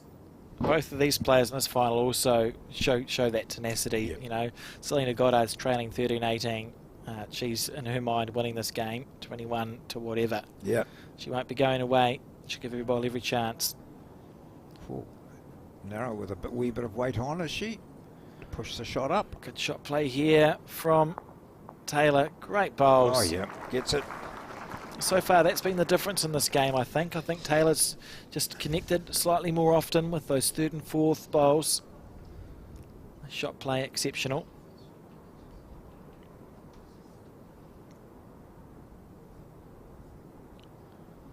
Similar shot coming out from her. Looking to turn over the shot bowl or even cut the jack back. It doesn't matter. What's a line like? Going to go wide. And this has been the difference here, John. I mean, Selina missed that by no more than a foot. Yeah. But she did miss it, didn't she? And Tayla just hasn't seemed to. The great thing about that bowl of Selina is she played it with perfect weight, so it stayed up on the rink, stayed alive, and it means that if she connects with her next one, she gets a better result. So perfect weight there from Selina Goddard, but just that little bit wide. And Tayla Bruce now will potentially even just play a cover bowl on her backhand pass to sort of try and split it up. I'm not sure if you add another bowl to the head, do you make the target too big there? Yeah, and also she can't get you would say she can't get a 3 out of this, can she? Which would take her out. So she could still, you know, come through slightly narrow and get in. There's a hole there, isn't there, between the right hand Selina got a bowl and the other. She can draw draw a for feather off there maybe, or something, if she's not quite on target. But certainly draw for 2, and then you just have to cross your fingers that Selina doesn't trail the jack back and for a 3. But the pressure would go on then, and that's what she's opted to do. She's opted to put pressure on Selina here instead of playing a cover bowl. What you're essentially saying is go on then, play your shot. There you go. Hit the other second shot. Good bowl there. Yeah, good bowl. Really good bowl. I think we have to see movement here from Selina Goddard on either hand. She's got a bowl right at the back, which was perfectly weighted with her third one. And the back bowl of hers that we can see there could also come into play. So, you know. Yeah, I think we have to see, we'll see weight played. Yep. She'll be looking to ensure that she gets a connection. She could even play it on her backhand if she wanted to, John. It's just about getting jack movement, so whichever side she's more comfortable on. Well, she played the forehand last time, didn't she? And she was just slightly wide. Yeah, so maybe make a correction off that. Play it again, yeah. Here we go. Selina Goddard trailing 18-13 in the singles final.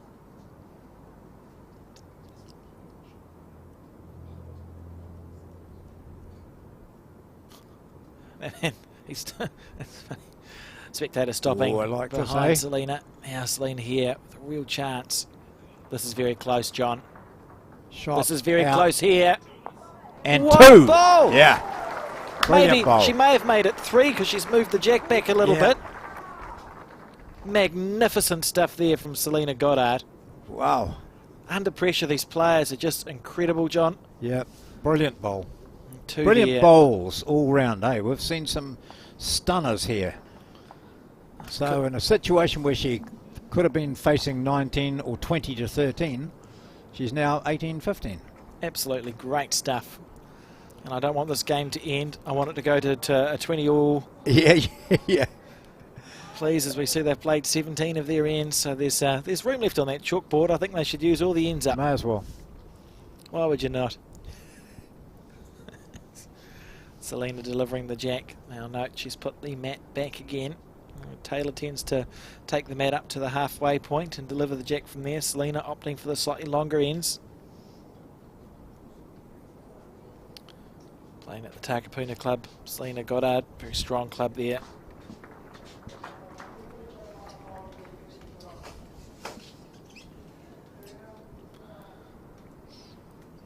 Delivering the bolt.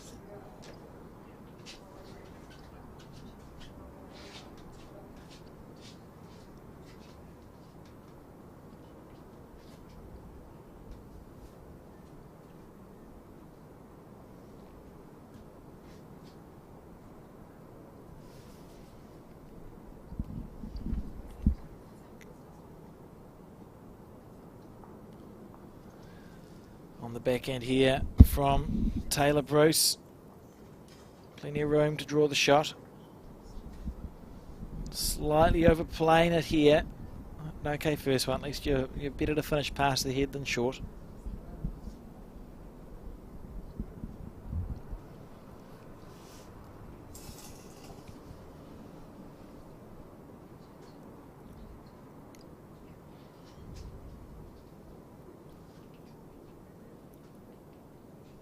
Both favouring that side of the green as the match wore on. Yeah, it's happened more in this game than it Yeah. did in the previous. The previous game we broadcast, players were chopping and changing a little, whereas Selina and Tayla seem to have gone the side away from the clubhouse. It's the nicer hand to play.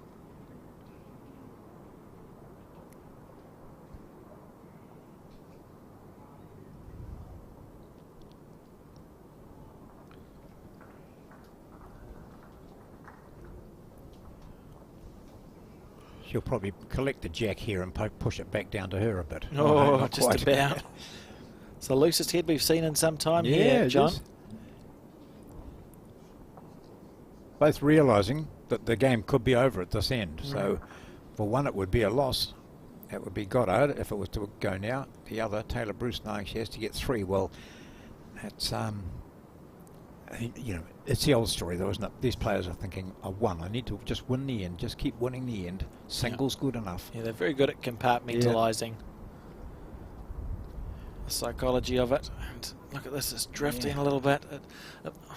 I was going to say, I didn't know better. I'd say it's being pushed by the wind, and it could be. It could be. It looked like it just snaked a little bit on its track there.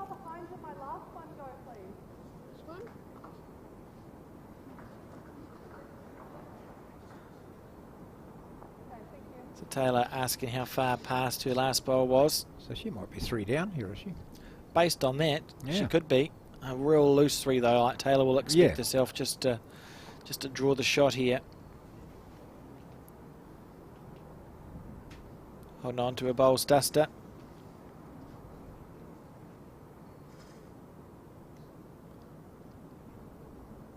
Oh, she could be. It's hard to tell with this camera angle. Yep. Shouldn't matter in a second. No.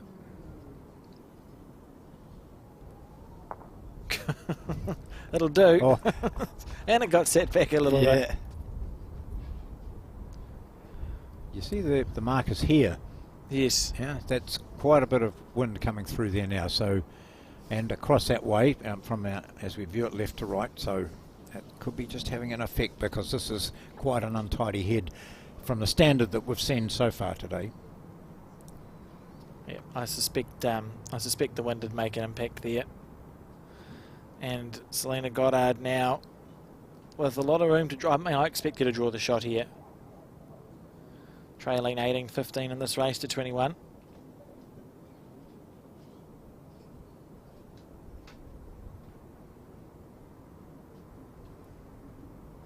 This has to be a really good bowl. If she fails to find a target, there's going to be an opportunity for Bruce to take this game out. Absolutely. And the way she's playing, Tayla Bruce taking advantage of those situations, nothing's beyond her. So here we come. This is a tighter looking green from Goddard. Better effort here from Selina. Yeah, very good. Look at this.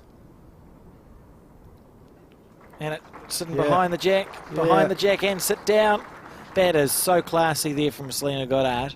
The situation would be so easy to miss there, or to leave yourself vulnerable to being plucked out. And the way Taylor's measuring, she may still look at trying to chip Selina's bowl out for a couple. Yeah. You know that Selina's, it looks like Tayla's got second on the right and third on the, or second on the left and third on the right. You could try and chip the white ball out. If you get the jack, it's a kill. Yep. So you either get 2 or a kill or drop a 1. Those are reasonable little percentages. Yeah, at the risk of maybe only going down 1, the risk might be worth it here. Yeah, we'll see how she's so feeling. Forehand you'd play? I think forehand, because you can see more of the bowl on the forehand, just to chip it off. And if you get the jack, it should kill. She's been very accurate today, so she'll think about it. We'll see how she winds up. Otherwise, she'll just try and draw. I think maybe just the draw delivery here from Tayla Bruce. They're more heart-wrenching when these ones are successful, John, because you've got more time to watch them. More time to watch them come in. As we see Tayla taking a lovely line. Now, how's it finishing? That's fine. It's a reasonable effort. That was a great line too, wasn't it? Eh? So one to Goddard. So 16 to her. 18. Incredible stuff here at Bowls Orewa. I suppose for both players, in the back of your mind, there must be the memory that both of them have dropped a 4 this game. You know, you would think that, wouldn't you? You'd think, well, I'm not that safe because I know I've dropped a 4 already. It could be to Tayla or Selina, and if Selina can score 1 or 2 more points, they're both within check-out range, and we might see a big score to finish this game off. Longer jack this time put down by Goddard. She trails by 2 in the race to 21.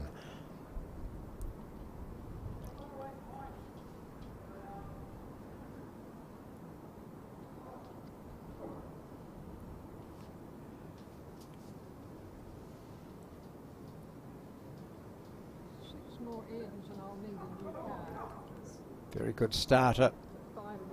Yeah, lovely stuff.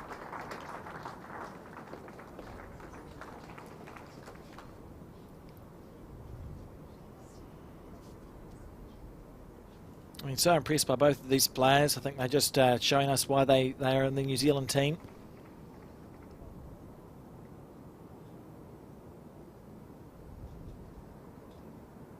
See Tayla on the forehand side. So her bowls seem to take a wider arc, don't they? They do. I don't know what bowls they're playing with. I haven't. Tayla plays with Tayla somethings. Yeah. Oh, that's right. Yeah. Yeah. That well-known brand, yeah. and I think Selina Henside XG's last time I checked.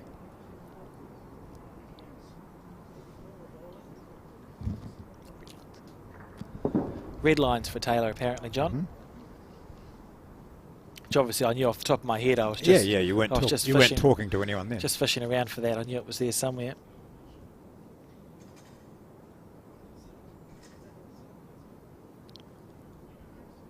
Selina on the forehand. She's got 1 close. She'll desperately want this one to be right next to it.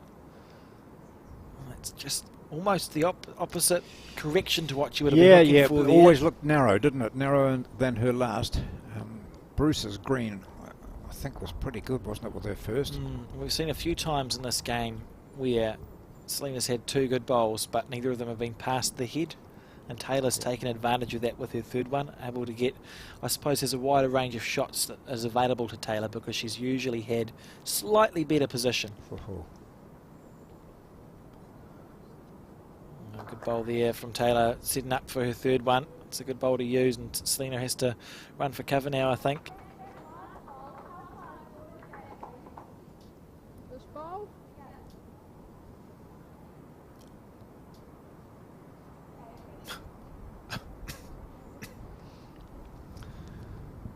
Okay. So forcing her to change hands. Yep, and I think Selina will be looking to draw past the head to where the jack may be going as it sits. So on the backhand here from Selina Goddard. So we see 2 very talented bowlers, both New Zealand singles champions, fight out for this year's title. And Selina very close here. Needs to get just a little bit past. That's perfect. That's a good shot there from Selina Goddard.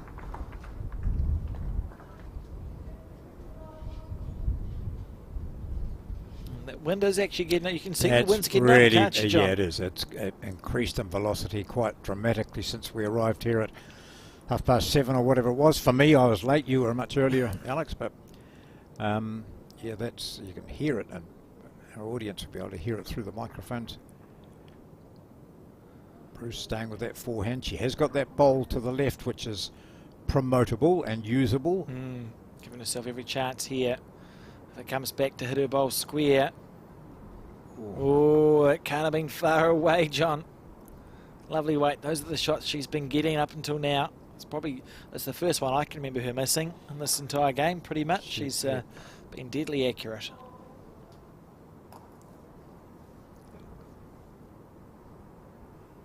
And still looking good for Tayla Bruce this head, to be honest. She's got second and third. Goddard, well, I suppose all Goddard can really do now is just draw another one on the same hand as she did. She, you know, there's that right-hand bowl of Bruce's that to use. If she's slightly wide, she can use that nicely, and that makes it harder then for Bruce to dislodge the shot to go for 3. Yeah, she'll want second shot here. A bit, oh no, she's all right with that. Here we go. Yeah. Now watch this one. It's not far away, John. She's got that gap. Now it's down to the weight that Selina's used here. Little feather. Oh, well, there you go. So set for 2. Yeah, she's holding 2, and they're on opposite sides of the head. So that's, as far as Selina's concerned, that's brilliant, because it means there's no way that Tayla can remove both white bowls, he says. I'm pretty sure. I'd be confident. Yeah. Unless she's narrow onto the shortest white bowl. That's what I was just thinking. The shortest bowl ricochets onto the one to the right, which carts across to the... I actually think you could just about get a 4. Yeah. Hit the shortest white bowl, all 3 white bowls disappear, sit there for 4 to win. Yep. But that won't happen. So Selina sitting with a good 2 there, and that's a good view from that end. That's what the players see. 36.5 metres away. We'll see what decision Tayla makes here. Leading this final, 18-16 as it sits, 18 all. Both players a lot on the line.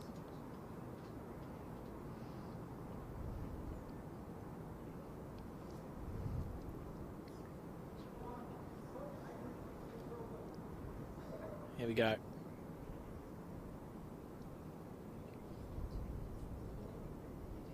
We're seeing weight, John. Weight coming, yeah.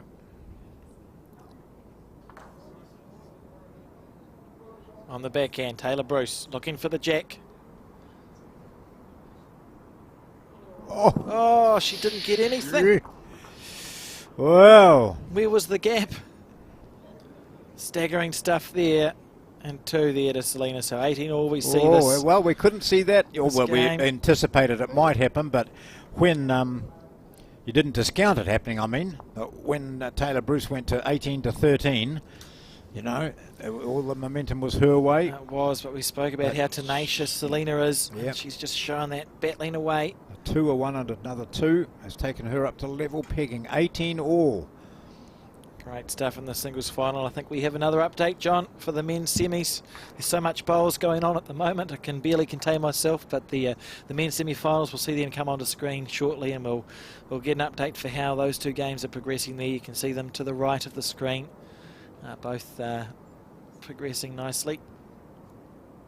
As the jack is thrown to the full length, 2 metre. Let's check out these scores here. 12-11 and that semi-final, John, between Finbar, Robbie, Ray and Will on the 14th end. So that's a comeback, isn't it? McGuigan wasn't in front before, was he? No, they weren't in front. No. So it's a big comeback happening there in the other semi-final. Oh, 13-12 to Lawson and Grantham over Pascoe and Hill. So they've trailed throughout, Lawson. And we just saw the jack go in the ditch there. If you're looking to your right, jack in the ditch, and I think that was a bowl by Finbar McGuigan in that game. So 2 very, very close semi-finals happening there. The winners of those will play off in the pairs final at the completion of this game, and exciting times ahead.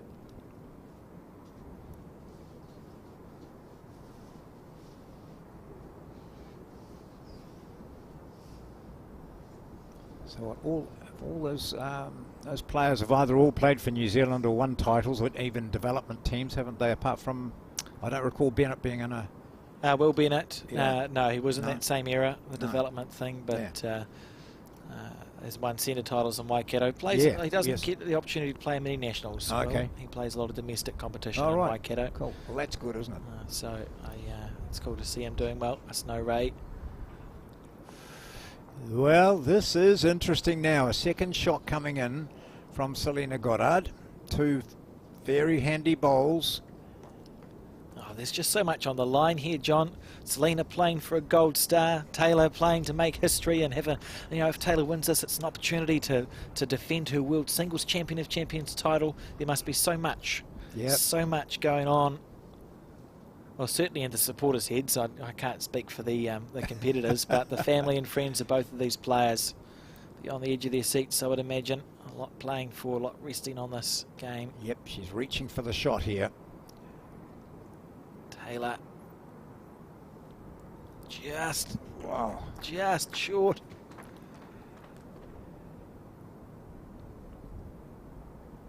Brilliant stuff.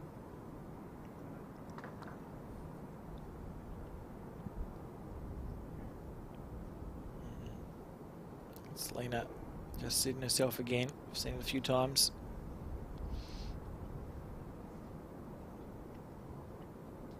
Lovely delivery from both of these players. Yeah, I love the way the hand finishes up in front of their face, and Nice and square follow through. Well coached.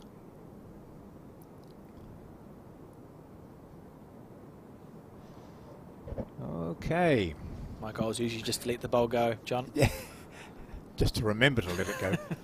I've seen someone forget to let the bowl go. I won't mention names. It was at Nationals, and the bowl lobbed. It was like watching a petanque shot. Oh yes. It was quite funny. Tayla on the back end, looking with a reaching line here. So she's looking to Same move line the as jack she back or replace the last bowl. time. She's going to be wide this time. Down it Oh comes. no! Oh, goodness me! Oh, Tried. it's intriguing. So she played that way because she was looking to replace the bowl or move the jack back, and she was maybe one jack's width wide. Great effort. A little smile. Yeah, that's right. It's about the first lot we've seen the most from emotion either we've of them. seen. They don't let much go. Crazy in their, stuff. facial expressions. And Selina probably just stay on her back end, I think, John, and add a second.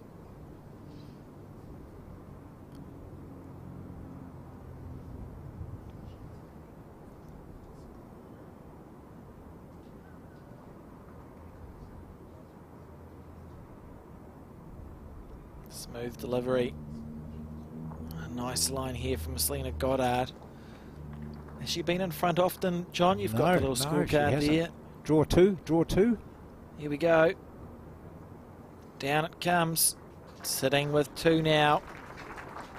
This is brilliant stuff here from Selina. Putting the pressure on. She was up 3-1 after two, and that's the only time she's been in front. So she's in danger of being in front for the second time in this game on the 20-something end. Yeah. Unbelievably good game of bowls this has been so far, and hopefully a lot of life left in it yet. Maybe we could change it to first to 31, John. Yeah. A bit more bowls. What does Tayla do here, do you think? Oh, I know. Just look how precarious that It's one black too bowl of dangerous hers to is be. too, you know. So she almost played the perfect shot with her last, didn't she? So I suppose it's similar she plan. plays forehand again and just tries to. She's capable of drawing this or sitting on that shot. Oh, absolutely. She's quite capable of doing that.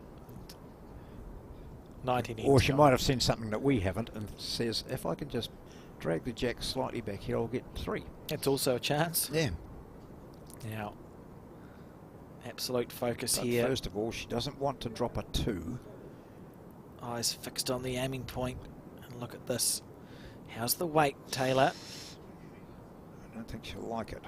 Overplayed it there. She was perhaps looking to rest through the second shot. Yeah. that we see Selina take the lead for the first time in a long time. 20 points to 18 now, and you could cut the tension. Yep. The crowd absorbed, the dog asleep. Zara is not at all interested. The 3-year-old Alsatian. Well, will this be the last end? Or it could be for either of these players winning, so Goddard needs a single, Bruce needs a 3. Or will it go on for another 4 ends or more? I want another 1, 2, 3. It can only be 3 ends, can't it? Unless there's lots of killing happening. Yep. So we'll say 5 ends, because I think 2 kills will be exciting. Yep. And 3 singles. Right. And I'll be happy. That's great. But what a great game of bowls it's been, John. This single semi-final lived up to its billing. Just 2 of the classiest acts in New Zealand bowls at the moment. And great friends as well.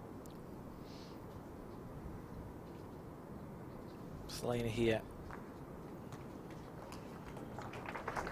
Good shot, good first bowl.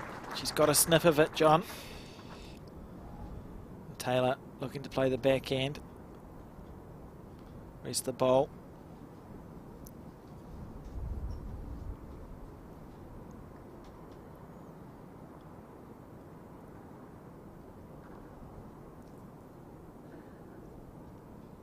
Looks on this tight side. Should just be willing it to hold up, and now once it gets there, you will it to keep running to become a back bowl.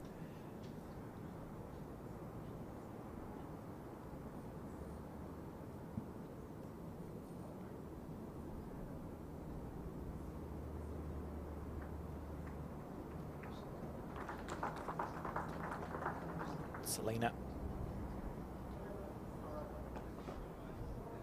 She's certainly got a line, hasn't she? She's in the zone. She only needs 1, so now she can play a bit more tactically. That's the thing, you get 1 and then you want to keep the target narrow and put bowls where the jack might end up going. So a good bowl there from Selina Goddard, and Tayla now looking to make that correction. As we see that wind come across from our right to the left.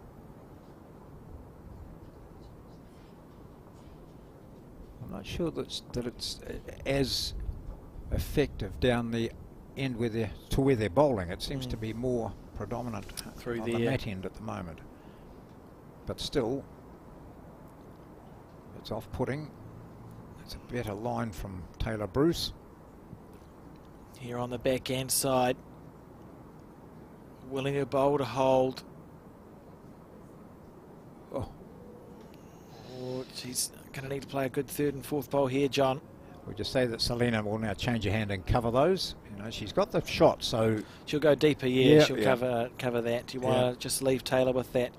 Say, dead draw it. You know, you've got a foot to put the bowl in. Oh no, she's just adding the pressure instead. That's fair enough, Selina. May even be switching Tayla's hand here if it swoops across. Isn't pressure a funny thing? Yeah. I'd like to know what was in her mind with that shot. Perhaps 2 things. Yeah.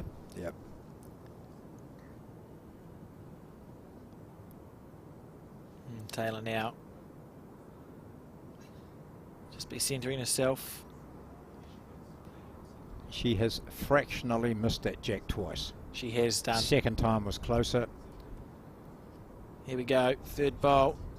She's playing for the bowl or the jack here. She's not far away, John. Looking for the jack square. Has she got it? Has she got it? What a bowl! What? Goodness me. And that's where Selina Goddard, you know, I thought that's where she would cover. She needed to be there. Unbelievably good stuff there from Tayla Bruce. Under pressure, game down. That's ice in the veins, isn't it, that? Superlatives escape me to correctly describe how good that was, John. I got nothing. As we watch it again. Wow. Okay, so It's just unbelievably good stuff. Now she's got a chance. You know, Yeah. Tayla was staring down the barrel of a 21-18 defeat there. Selina Goddard has now got to draw second shot at least. She does. Yep. She does. Yeah, well, get in there on that hand. Now, previously when she played down here, she swung across and ended up really narrowly when we just assumed that's where she was heading. How does she feel about it?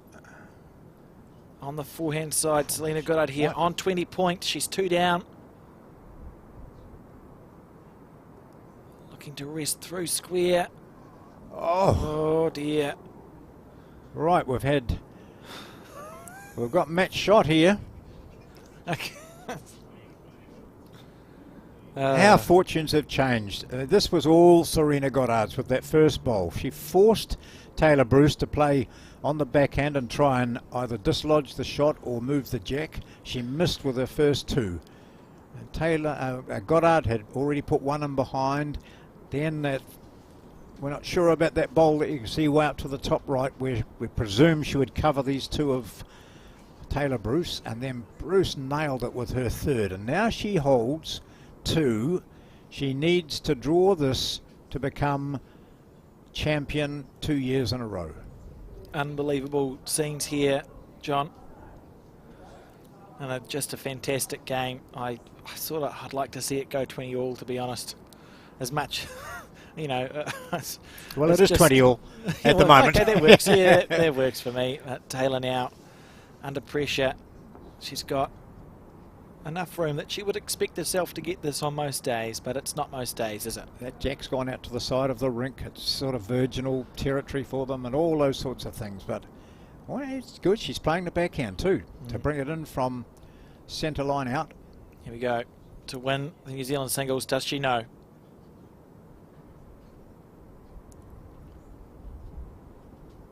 Down Just to the needed weight, to follow John. the same line as she took to run that jack, and she's done it. She has not done it. She has not quite done it. She has done it. Has she done it or has she not I think done she it? has. There'll be. Oh no, I don't think so. I think it might be another end to go yet, mate. Oh, wow! This game just keeps So giving. here you go. You've got your 20 all, I think. Keeps giving this game. And to Selina going to move those 2. We're going to need a measure for 3rd shot. What's happened here? Oh, there's a bowl. Oh.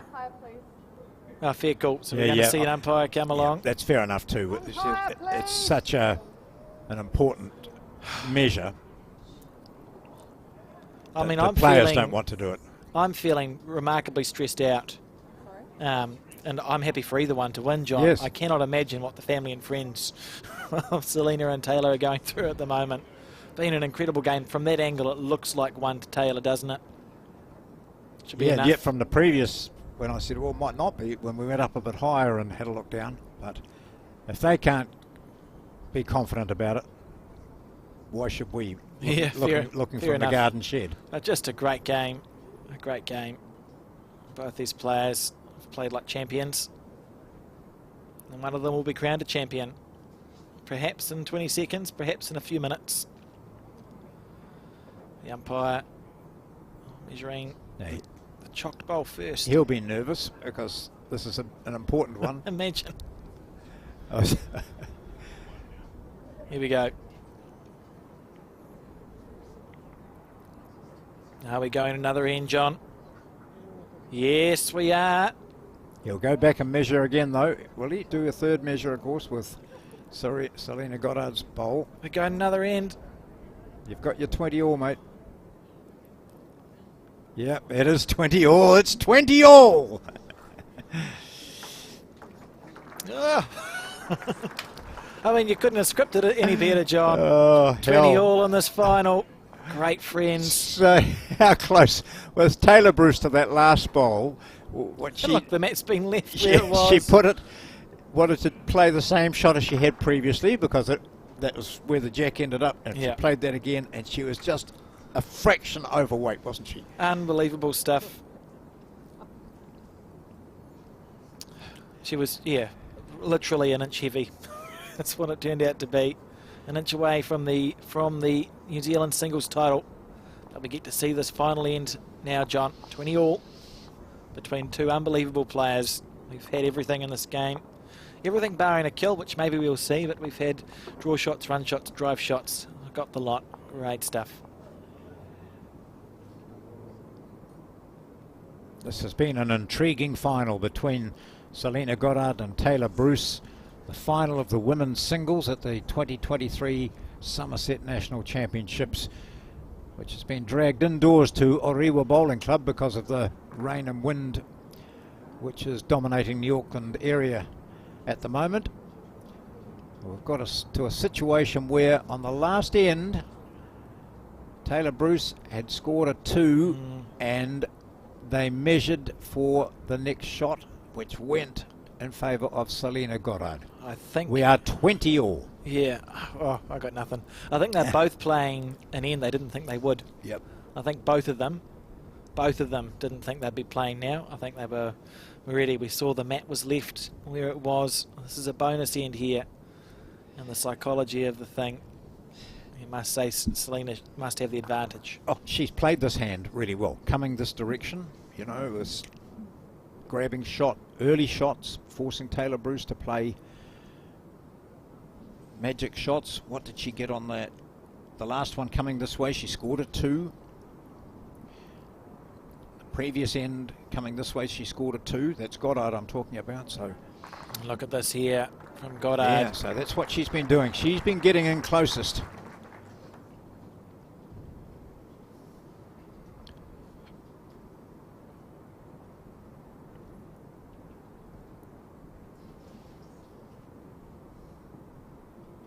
Nope. Tell me there aren't people walking past. Why are there? Gonna need a. They're all bowlers. Yeah, I'm going to get a Bowls New Zealand stop go sign, John. Well, I think might need a couple of people from the club or something just to put an arm up and say, hang on, wait until they finish bowling. Yeah, it's a bit disappointing to be honest. Yeah, especially in a vital last end. We're on the 20 all, John. We should just have a little bit of respect. Tayla and Selina haven't let it affect them at any point in this game, and again we see look at this from Tayla Bruce. She had to get back off the mat, John. Yeah. Reset herself after people were walking past, and she just gone and drawn a front nut. Great stuff there. The body language for both of them is impeccable.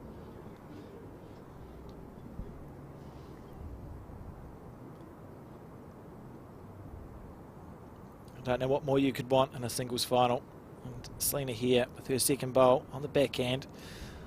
Not far away.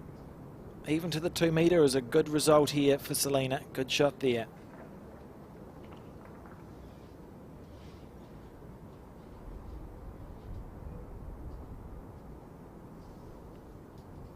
You could hear a pin drop. Oh. This is where you're saying, I've got the game at the moment. I've got shots. So, how do I protect? Do I draw another, or just beat that last bowl of Selina's? You want to keep the target narrow. She's doing it. She's just going to beat that, is she? Yeah, narrow target there from Tayla. That's great stuff from Tayla that's Bruce. Very good. Brilliant. Selina with 2 or 3 inches of room.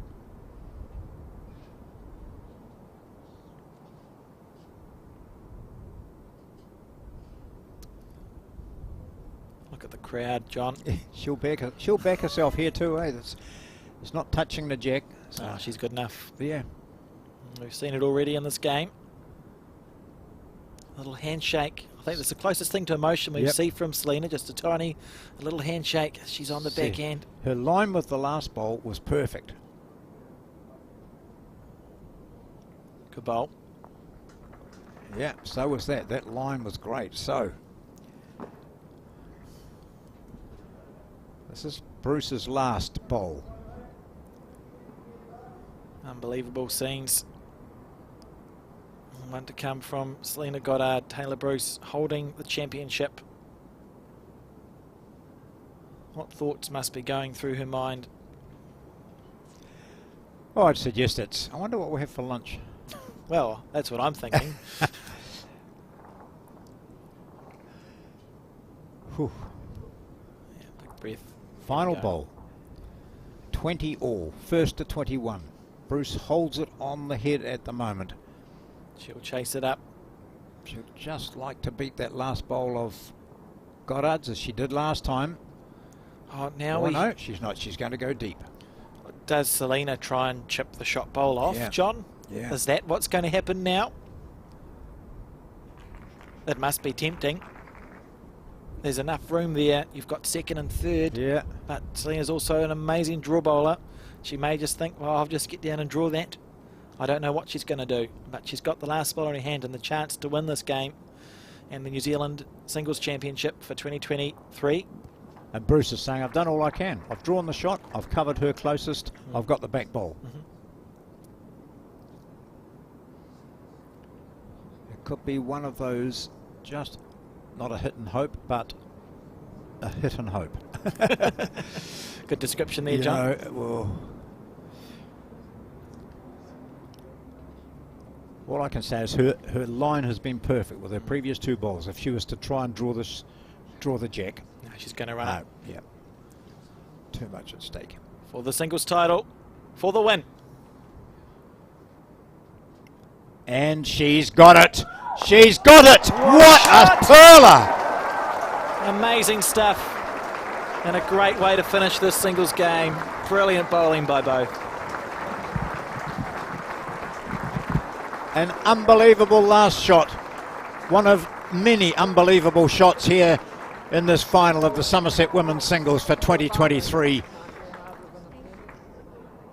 And we'll watch that a few times, I think, when we come to highlights and replays, because that was something else. She picked it off perfectly, got enough of the side of the bowl to make sure it didn't move the jack. It left the jack stationary. She had two bowls around it. She only needed one. And it's Selina Goddard, who in a game of many, many highlights has come out with a wonderful highlight to finish.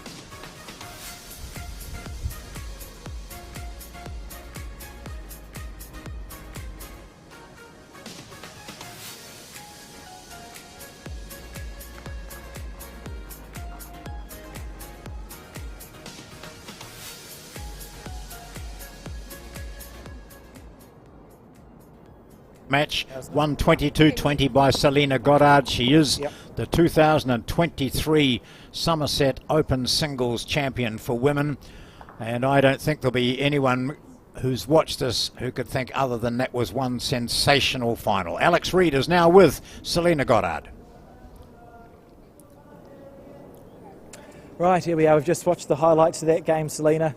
I'm still a little bit stressed out, so I can't imagine how you're feeling. Can you just talk to me about how you're feeling? You've just won the New Zealand singles. I mean, yeah, not processed it yet. To be honest, always happy to get to a final, so that's probably where my mind is at the moment, and I'm sure in the next hour it'll sink in, but yeah, I'm absolutely thrilled. Can you talk us through, so we had the penultimate end where Tayla was just out from drawing the winning shot, so you got that extra end going. You had last bowl. What was going through your mind? Honestly, I thought she drew it. Like, that's the only reason why I didn't bring the mat with me, because Tayla is such a strong draw bowler, as we've seen all game. But yeah, when it was just out, I was like, okay, another chance, which is awesome. And yeah, kind of having that last bowl in these types of games is a big advantage in that sense. But you've got to play the bowl to pull it off as well. So yeah, she definitely made me work really hard for it. When you let your last one go, did you think it was close? Yeah, I did. I mean, I hadn't really been hitting all game, so I was like, I kind of had to adjust my speed on the carpet, and I wasn't quite, able to do my full pace. So I was like, I'll just let one a little bit quicker. Surely, bowls gods, please be with me on this one. Yeah, and I thought it was close when it came out, but there was danger if I got a bit of the jack, so I just wanted the bowl, which would give, the result that it did. Cool, and lastly, you've now with that won 5 New Zealand titles, which means you get a gold star, enjoying a very illustrious and small list of people. How does that feel? I mean, I owe it all to my teammates, really. There's a lot of ladies that have helped me get there. Like, my first national title was 2014, and yeah, I was hooked ever since that. I keep coming back every single year because it's such a thrill to be playing against the highest, best bowlers, women bowlers in New Zealand. So I'm really ecstatic to be joining that, that really honourable list of Gold Star players. Awesome. Well, congratulations. I'll let you go off and celebrate with your family and friends and enjoy the celebrations for you and the peers. Thank you. Cheers. Back to you, John. Thank you, Alex, and congratulations, Selina, and also to Tayla Bruce in presenting us with a magnificent final here today. And interesting to hear Selina say she thought she'd lost it but Tayla Bruce hadn't quite managed to get it, and she said, I thought, I've got another chance, and she took that another chance, and with that superb final bowl has won the title, her 5th national title. She has a gold star, and she is deservedly the Summerset 2023 National Women's Singles title holder. Our next bowls today from the Orewa Bowls Club is the men's pairs finals. We'll join you then.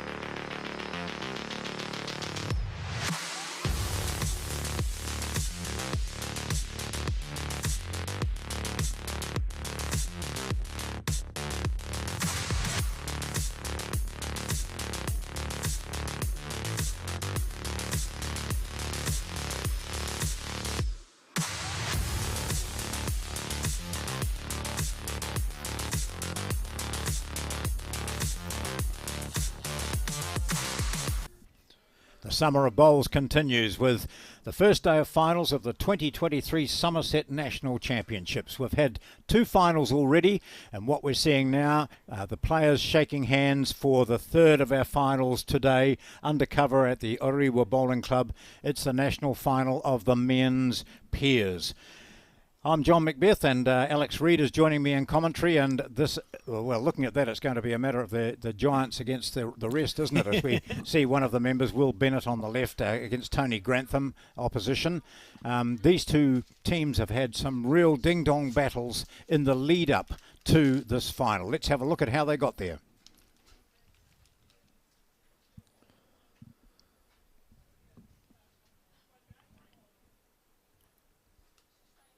As we just watch Will deliver the jack while we wait for the bracket, but I mean, I haven't recovered, to be honest, John, from the singles final we just watched as we go to the bracket there. So Ray Martin and Will Bennett on one side of the draw, Gary Lawson and Tony Grantham on the other.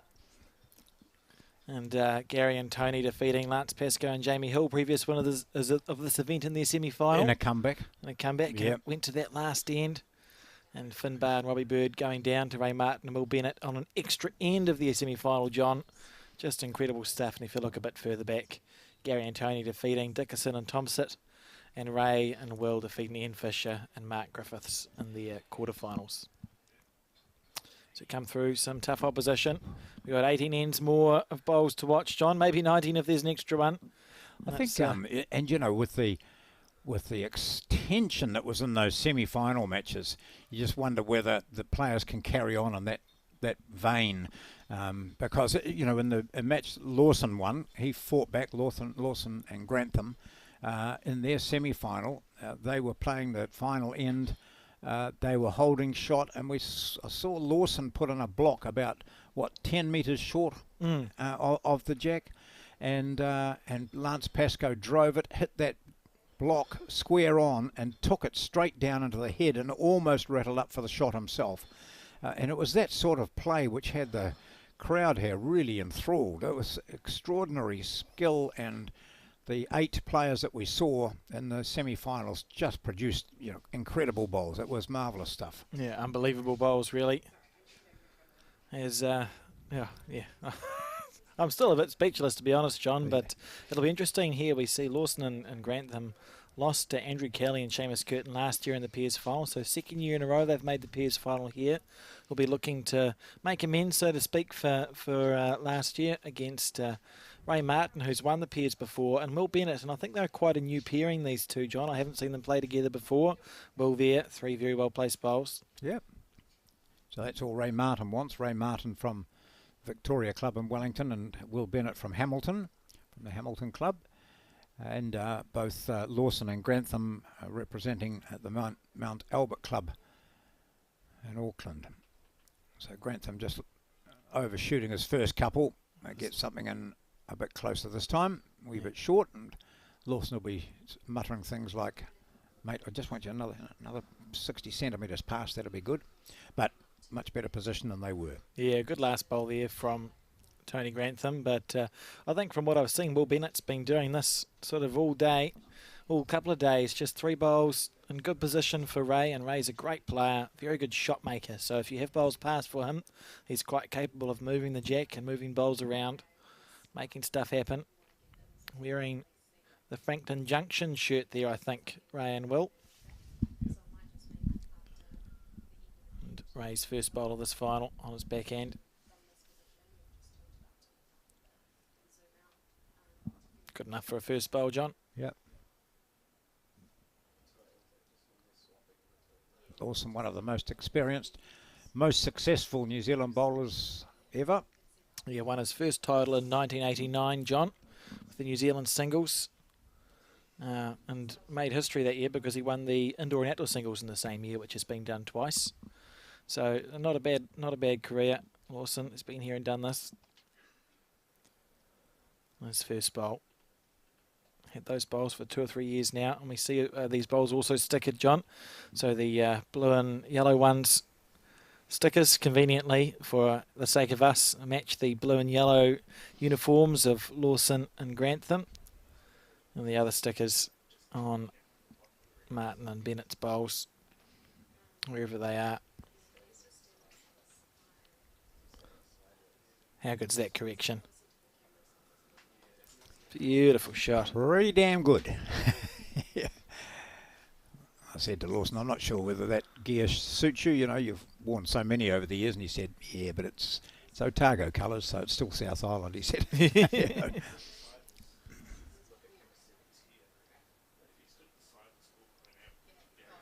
Lawson just asking someone to move.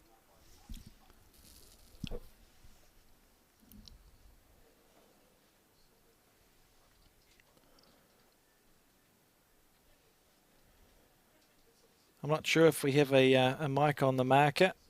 I think our lollipop person's going to be Darron Wolland, who won the disabled open singles or the disability open singles earlier on today. And Lawson just up underneath the track there. Yeah, still got a couple at least, mate. You just drink down there. If you're speeding that one, count. No danger for touching my ball on the door. Nah, no danger, mate.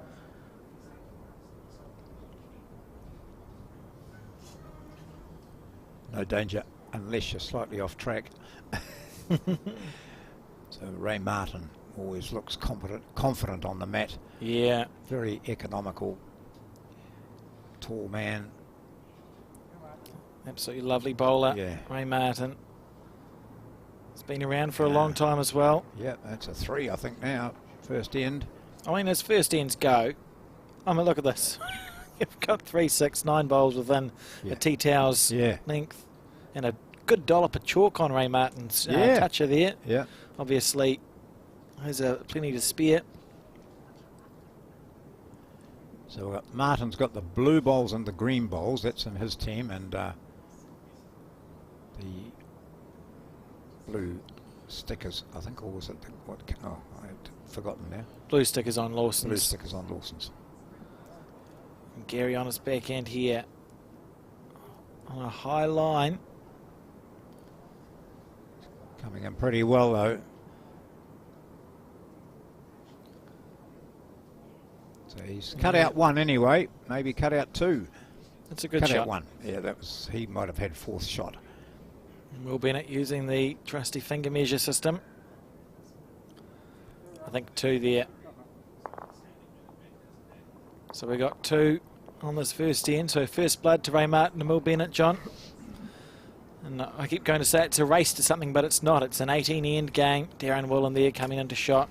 The winner. He's focused on his job as a lollipop man. Winner of the Open Disability Singles. I've done the lollipopper's job before, John. It was quite good. I got to watch the... I was lollipopping for the fours final between Mike Kernahan and Gary Lawson at Mount Maunganui. Yeah, yeah. Just stood there and watched all the bowls. Yep. Occasionally remembered to put Occasionally the remembering to up, do your job. Every now and then. And then I dropped the trophy on the green. And that's another story. Will Bennett on his forehand side. Already picking that hand. Johnny played his backhand going in the first direction. So picking that side of the rink. And that's a great first bowl there from Will Bennett. How good is that? Well, Ray Martin will spray that with glee. Tony Grantham, experienced, previous titles winner over the years. He's just faded away for a wee while off the scene, came back with a vengeance and he decided to give it another crack. Yeah, oh look at that there. 2 good, very good Leeds bowls.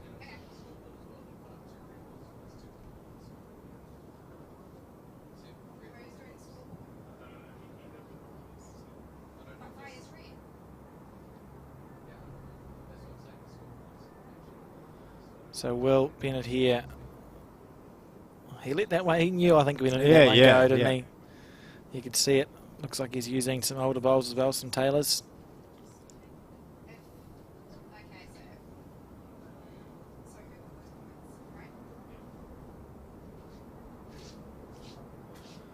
Tony Grantham on the forehand again. Let's follow the leader, John. Oh, he's gone a bit better. I thought he was going to get caught up Yeah, on so Will's did I. short Thought bowl. it was going to be exactly the same bowl. So both of these leads have got excellent first bowls, which is just slightly short of the jack, and each of them is then bowled shorter when they knew that they needed to be slightly longer.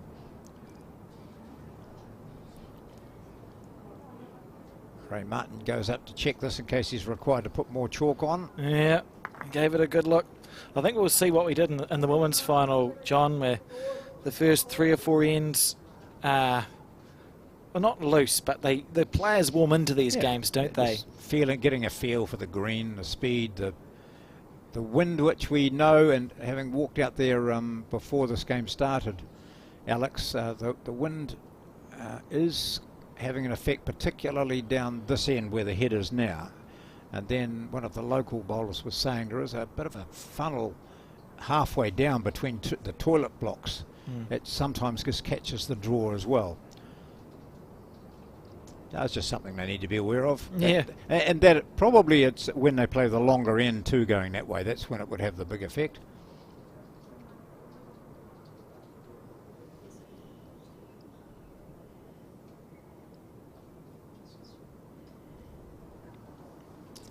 So Gary Lawson has the orange bowls. Ray Martin has the blue, their opponents. Yes. At the other end, it's Ray Martin's lead. Will Bennett has the green bowls.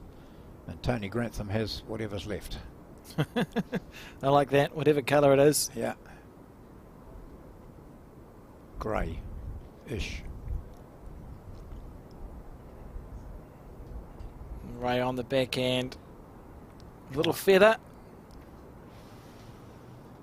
Probably just needed a metre more, didn't he? But Yeah. It's a great effort. Lawson just sizing the head up. He's holding one to Tony's bowl at 12 o'clock. There's no real room for him to draw a bonus. So Lawson indicating on the forehand, looking to play a bowl past the head, probably 3 or 4 feet up from the 2 metre mark that you see at 6.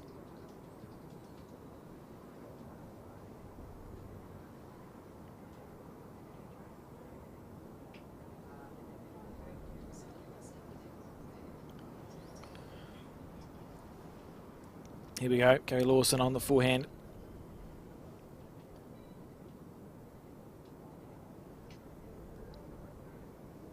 Smooth.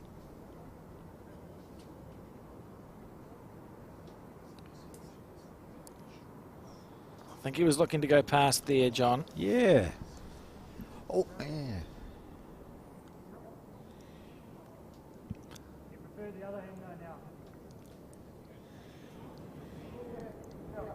He does. Lawson has the shot, obviously, through Grantham's first bowl, and he's now got the two bowls that are over the jack. Will asking Ray to play the forehand side, so Will's got a bowl there at 10 o'clock to the jack to get promoted into the head. What you don't want to do is get the outside edge of Gary Lawson's bowl. And that was dicing with danger there from Ray Martin.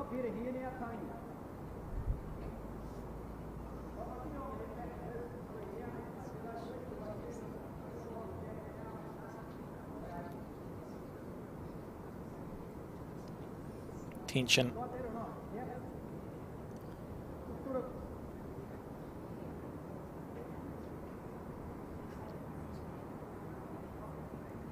Gary Lawson on the back end.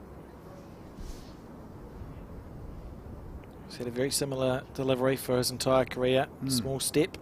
Yep. Staring straight down in front of him, or, a metre out or so, isn't Yeah. it? Not really. And thumb more in the middle of the bowl than most. Yeah, yes.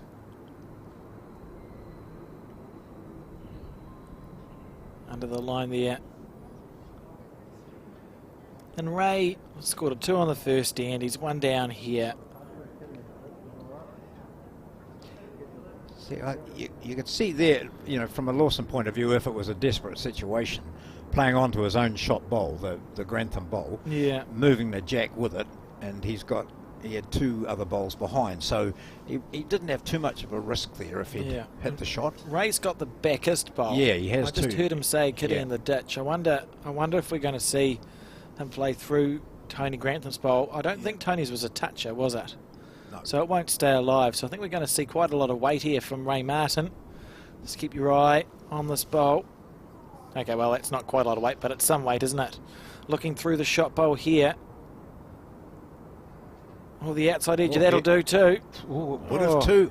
Outside edge would have moved the shot bowl out, wouldn't it? That was right in the area. That was a good percentage bowl there from Ray Martin. I like that call. Ultimately didn't achieve anything, but it was a well-played bowl right in the area.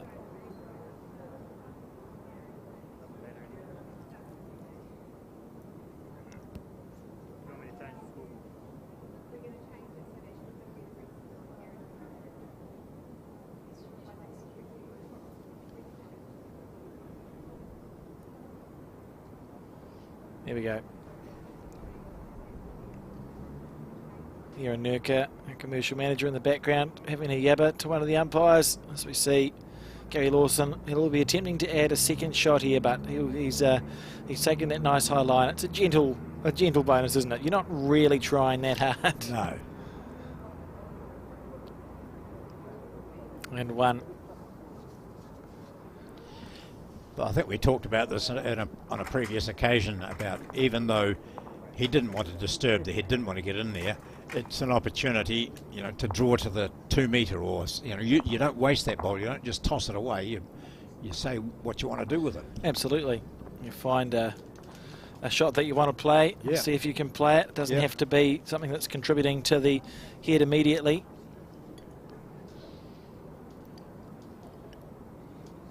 So I've had 2 ends played now, and that was a single to Gary Lawson and Tony Grantham. It's 2-1 to Ray Martin and Will Bennett.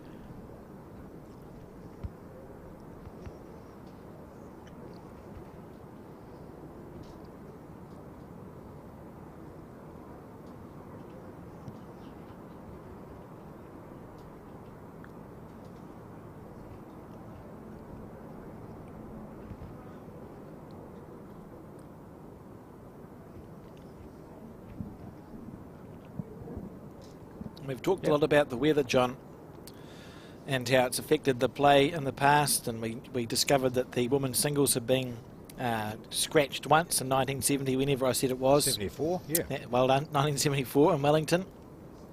So I did some research in the men's pairs. It's never been abandoned due to the weather. It was abandoned in 1942 and 1943 due to the war. And then one other time in 1896, which is how far you can trace this event back you find it right. 1896 it wasn't played, but I don't know why it wasn't played. And given that it started in 1894, maybe they just didn't. Maybe they just thought we won't run something this year.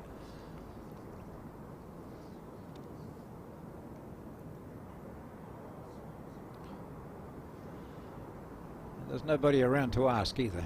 No, there isn't.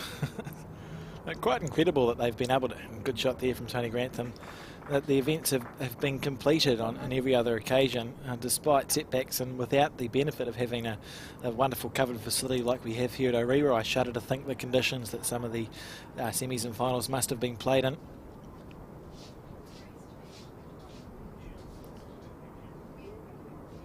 See Will Bennett on the backhand. Going to be a good battle from the leads here, I think, John. I think it might be the key. As you said, both of them have played really well, and the Lawson and Grantham were quite a way behind. Remember, we saw a score of about 8-1 or something. They were behind Pascoe and Hill. Hill, and then it sort of got up to level pegging, and they went right down to the wire. It was level going into the final end, and as you said, the other match was a tiebreaker, wasn't it? Extra end. It was. I think certainly Lawson and Grantham showing their experience in that game. And unless it's mathematically impossible, there's always a way to win. And 2 very tenacious characters, which I mean we've spoken about a lot again today. But that's why they're in these positions. Yeah. It's rare that you win a national title having easy games all the way. You've got to show a bit of grit and a bit of fight as Will Bennett here on the backhand adds another shot. It's a good bowl there from Will, playing well. Good leading from both, really. Probably, if you were to rate it, Tony Grantham has given Gary maybe slightly more to play to than what Will has given to Ray. Past the jack, yeah. That is, it gives them potential to move the jack and score from that position, whereas not so easy to score from those ones at the front. Tony and Margaret Eames have been sat there in that position for the entire day, John, watching the bowls. Stalwarts. Gary here.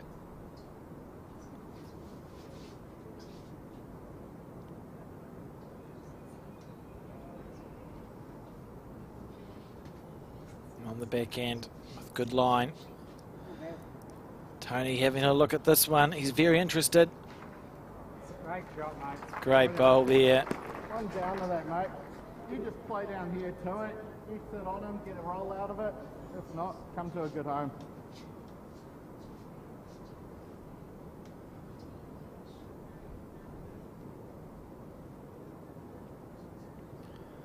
Ray Martin on the forehand. How's the weight here from Ray Martin? It's on the right line. Oh, He's just drawn the shot, John. what a That is great shot. unbelievably good. There's nothing. That gap there, you know. Oh well, most of us wouldn't have even got there. Look, I would have No, been you and I short. would. We would have drawn it, Yeah, John. yeah. That's terrific balls. And look at him just standing there, looking at something else and thinking about his next shot. It is fascinating. Gary let that one go pretty good on his backhand side. So he doesn't have to change anything from his previous. Here we go, looking for the little trail. He's close here, Gary Lawson. He's got it. He's got the jack. What a bowl. That's good stuff there. And if this is any indication of the game to come, John, Oh yeah. buckle in.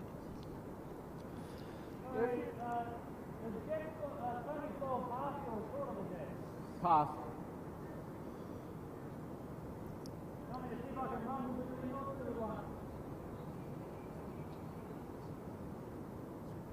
Give it a crack, even if you open it up, you can see what happens after that. Ray having a nibble. He's got two bowls. I think so. He's got one of those his leads shorter bowls right in the road, but hitting that square might do some damage. Here we go. Ray's not going to be short here. On the forehand side, backhand side, sorry. Very close, mate. Has he got it clean? Has he got it Yeah. clean? Oh, The jack's and back up the rink. he That's gets for 2 out of three. it. 3 What is going on, John? plus a toucher in the ditch. I mean, that was a great bowl. You could see very little of the jack there. It's a great shot. A result that he wouldn't have called the result, but connected. Yeah. Replay here. Let's watch it. Clean. Bang. Back up the rink it goes. Unbelievable stuff.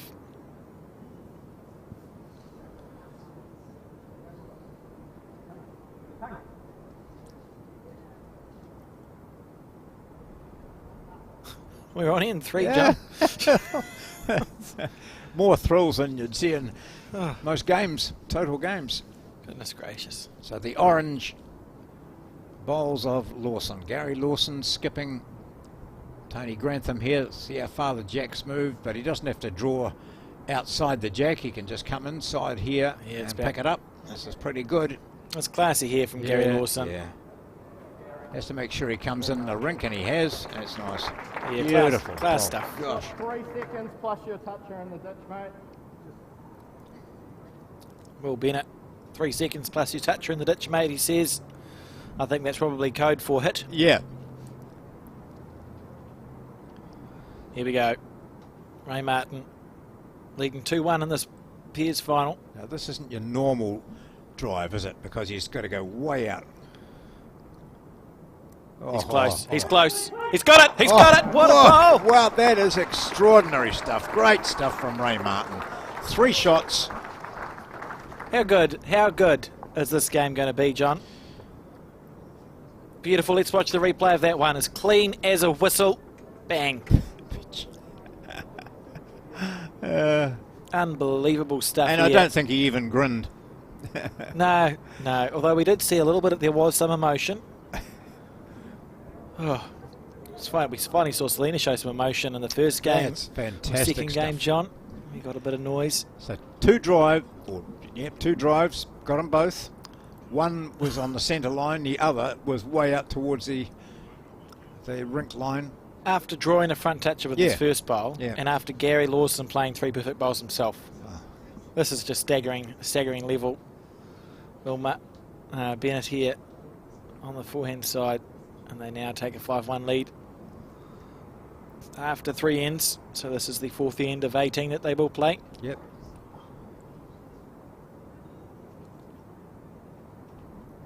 And Tony Grantham on the forehand side himself. Good shot. Before we get too deep into the game as well, John, it occurred to me today, so Bowls North Harbour is one of the centres that's helping us quite a lot with running this national event, and one of their former managers of the centre, Shane Gibson, who's a well-known bowler, sadly passed away a couple of days ago, so I'd just like to acknowledge his contribution to the game, and condolences to friends and family. I believe he was a member at Birkenhead where Tony is as well, and sad to see that news come through a couple of days ago.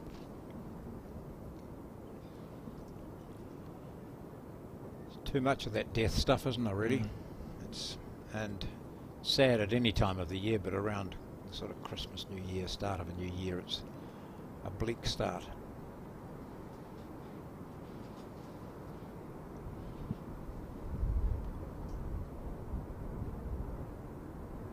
Will Bennett just seems to be so steady, John. Already we've seen this early stage why this combination has been there, because he's putting them there, so he's got one that wouldn't have been happy with the first one, second one very good, third one over the head. He's seen what his boss is doing, and that is driving, so he's got something there in case he has to do it again. Grantham's probably got second and third shot, looking to drag it now. Here we go, Tony.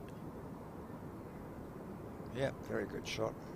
Great bowl there from Tony. A great story, Tony Grantham as well. As you said, you alluded to, he's sort of been on the scene for, I don't know, the last 2 decades. Has played for New Zealand, but a sort of a gap in between his Blackjacks representation. Sort of faded a little bit, had issues with his health, and well and truly back to his fine form at the moment, John.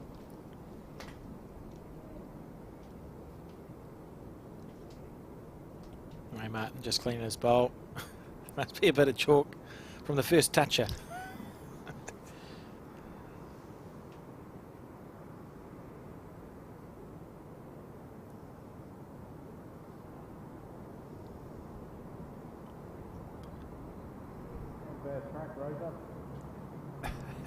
Razor. That's not bad at all, is it? He picked it halfway down and said, "That'll do, mate." Great stuff there. Ray Martin. Tops back, yep. Playing so well. What a great touch, isn't he? That's very good. Sharing a laugh there.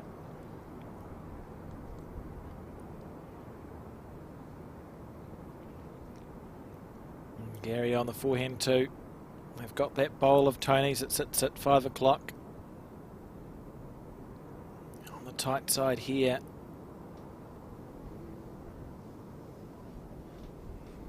Beautiful weight. Look at that weight, John. Even though he knew he was short and narrow, he stayed and watched it all the way till it stopped. No turning his back on it or anything. It's all more information for the brain. Is it the brain Rupert, if you read Peter Ballas's book, isn't it? Yeah, something like that. That's right. Peter Bowles. It's actually a great book if you ever find it in a second-hand shop, or I'm not sure if it's still in print, but if you see, I can't remember, Peter Bowles or Peter Bowling with Peter Ballas and Mark DeLacy. Good book on the psychology of lawn bowls and all sport, actually. There's another book about winning tennis or losing tennis or something that's quite good to read as well, but I've forgotten the name. So we see Gary try to make a correction, but just a little bit wide there. Interesting head. Yeah, not sure. I'll be interested to see what shot Martin plays here. He's holding shot.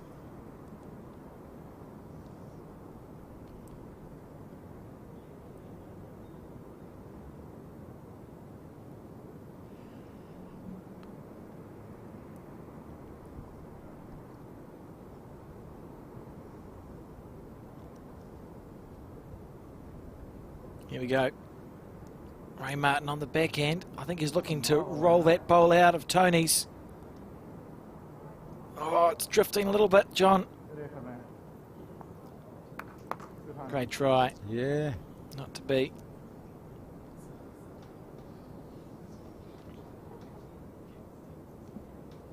So Lawson now at 5-1 down on the board.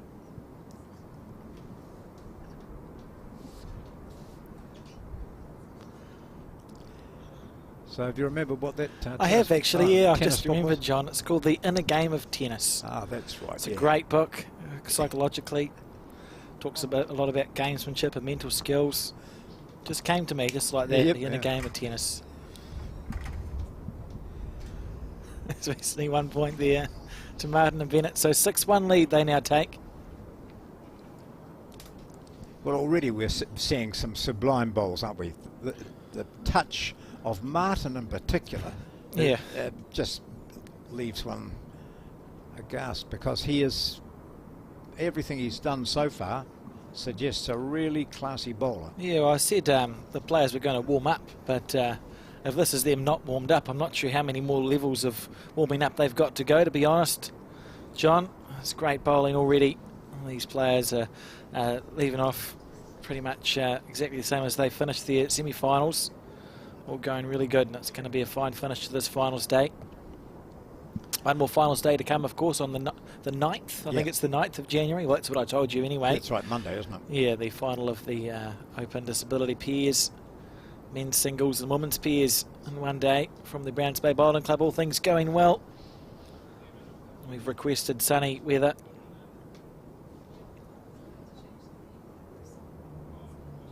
Oh, just holding against the bias a little bit there, Tony Grantham. Happy enough.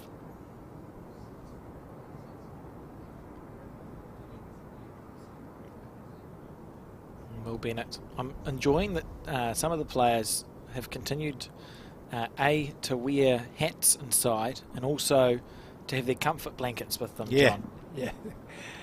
Enough of that, mate. You sit down here. Lawson's called it on that backhand side. He said that's enough of that. You're playing on this hand. And that's good. That's experienced shot selection for his lead there, because often the leads will go up and down on one side of the rink. And Lawson's given Tony Grantham 4 ends of it. And I thought that's it. We'll switch to this side now. And the leads, no matter how experienced they are, and look, you know, what a good call. Great call. Sometimes they're just reluctant to change. I've only Yeah, got well- 3 bowls. I've put 2 down there. If I change one, yeah. But And it's to get it from the skip and just say, no, come this hand, mate. You're right. Yeah, good stuff from Lawson. It's drummed into us to find a side and stick to it Yeah. as well. And it can be easy to persist longer than perhaps you should. Yeah. And there's a bravery, I think, in switching away after 2 or 3 ends. So good call there. And well rewarded too, as we saw Tony Grantham draw a good shot. Yeah, look at that. Just a little bit drifty. Maybe the term. Reluctant to turn, perhaps. Looks like it, doesn't it? And then possibly if he took a slightly narrower line, he'd end up through the centre line. Just don't know. So we'll see what he does next time coming down this way. I think is this bowl tight, or is it going to hold up? Tight and shy, is it? I'll have a look in a second. Just willing it on. I don't think it's going to quite make it.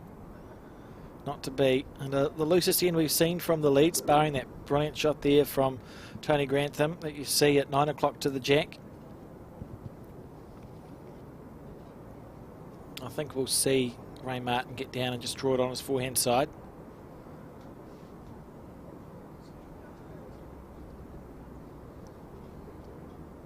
If he plays his backhand, it'll be interesting to see how he ends up. You know, and Lawson, I'd say, be playing his forehand, because he has indicated that the other hand's a bit awkward.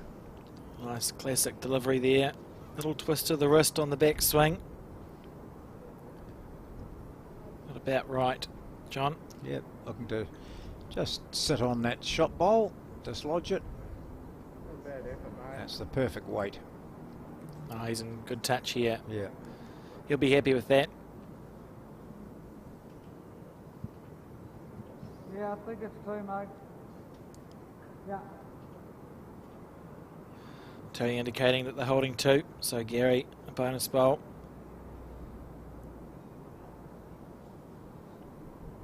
See how he handles this hand, which he got his lead to move away from. So he's seen it from this end, which is handy because he'd be trying to work out his green if he was going to play this hand, which he's done. Oh, look at this. Good shot. My bad, recollection is the bias on it's got quite a heavy bias bowl. Yeah. So it should fight through any straighteners. Maybe Tony's bowl doesn't swing quite as much.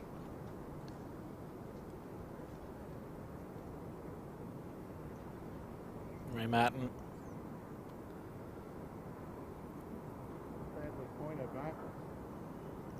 He's not far away here, John. When's it going to turn? And now when's it going to stop? Cut at least one out anyway.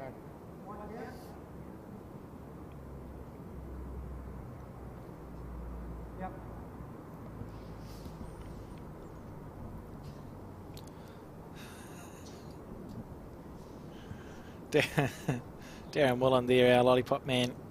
Very fast on the lollipops he is. Here we go. Now just watch this bowl as it gets to the end of his arc. Let's see if it drifts out at all. No. That's a good shot there from Gary Lawson. Yeah, that'd be 3, wouldn't it? Just Ray will play a very similar bowl.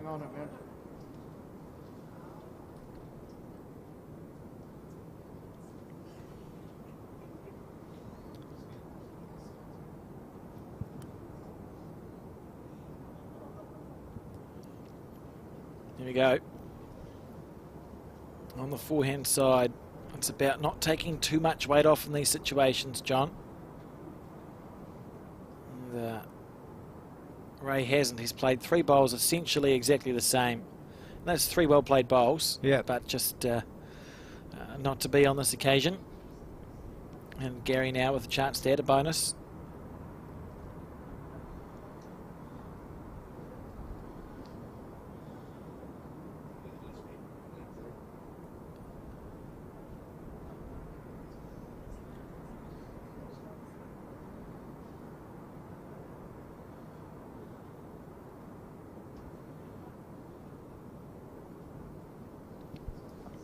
Go, taking his time. Looking to make it 4 and tighten this game right up again at this early stage. Jogging after this bowl is Gary Lawson. Is he going to clear the front? He's not going to clear the front. That's a wasted bowl there. He'll be disappointed with that. Yeah, because his first 2 were, really ideal. Got in there in the count. How many does Will take out? 2, probably 3, I'd think. It's real frustrating when that happens, John, because he just had there was no right of reply from Ray. He had 3 or 4 feet to draw another shot, and 3 there. We see Darron Wolland, our lollipop man. 3 to Lawson and Grantham in this final. 4-6.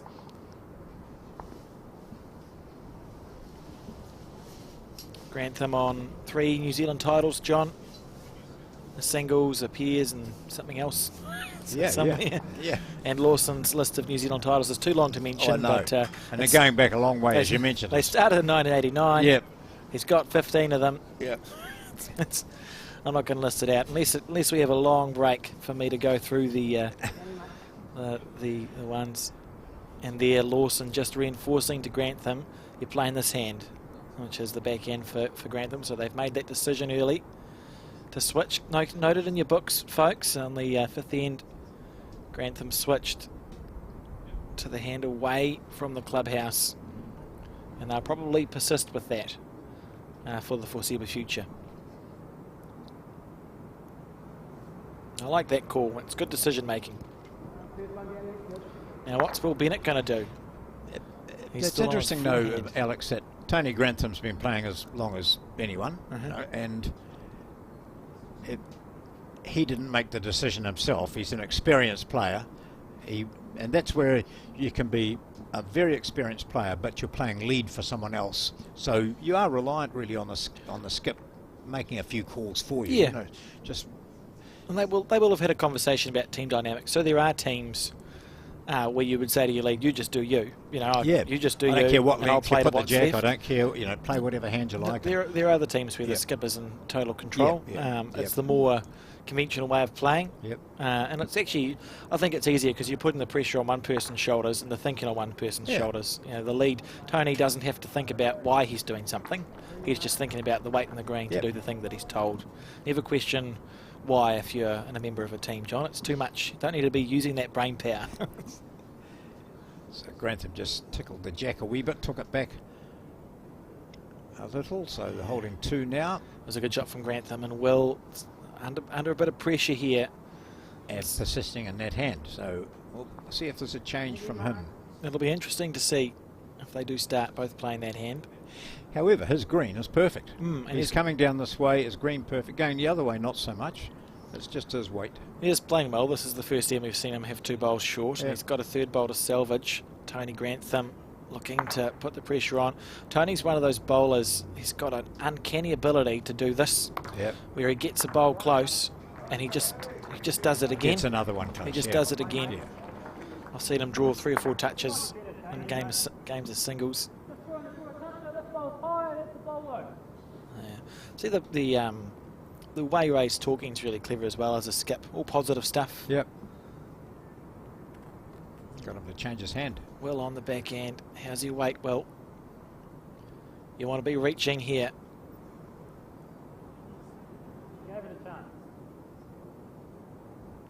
How's your weight, Will?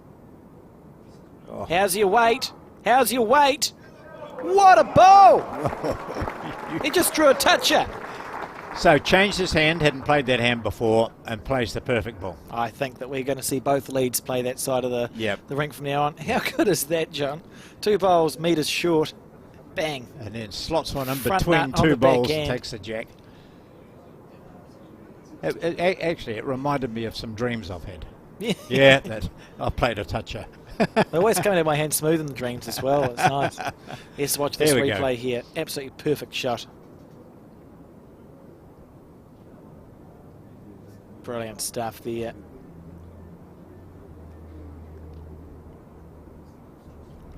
Isn't bowls a great game, John? Well, it might be slow. People moan about it and criticise it for being a slow game, and it goes on forever. But it's riveting, you know, when you understand what's going on, and the fact that it's not just about, well, it is just about getting your ball closer to the white, to the jack, but it's the way in which you get it there, the various methods required, and the skill and the shot selection and all those sorts of things. Make it a, you know, you understand why people like Mark Noble are quite good, you know, that chess-like brain, you know, working out angles. Snooker people love it too, you know, working out the angles that if they're going to hit a bowl, what they need to do. Lawson going for the plant. He's tied out of his hand. He was looking for that front bowl, so he played that weight to swoop around, because Will's actually essentially put 2 blocks in with his first 2. So Lawson was looking to swoop around, play the plant, put the jack in the ditch. But yes, John, it's just it is a fascinating sport, and when it's played as well as we've seen it played today, I don't know how you could watch it and think that it's boring, to be honest. So this is the final of the Summerset men's pairs for 2023. We've had the women's singles. I hope you were able to catch that. It was a extraordinary game, which got to 20 all and a best of 21 before the winner was decided. And prior to that, we had the disability singles final. Ray Martin, be careful. There would have been a moment of panic there, I think, John. But just great stuff. And of course, this being broadcast on Sky, but also the Bowls New Zealand YouTube channel. So replay value there. Yep. I would encourage anyone to go back, just watch the entire day's worth of bowls. So there's not a bad game on it. And if you don't, just watch the last 2 ends of the women's final. You know, That'll do. If you've got your shorter time. And Gary letting that one go with a bit of a bump. I think he be unhappy with that on his forehand side.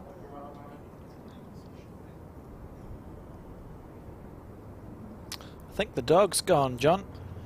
I think so. Zara, the 3-year-old Alsatian. She did well. Here we go. Ray Martin on the forehand. Don't want to make a bigger target. and he hasn't. So they're looking for the plant because the jack's popping back. I get that on Jack. His question is, if he hits the front bowl that sits at 6 o'clock to the jack, The only way you got it there, mate. does the jack go back into the ditch where we have Tony's bowl at the back? And it should do, and the toucher shouldn't follow. It'll get locked in somewhere. I think we'll see that bowl played again. Pop the jack back.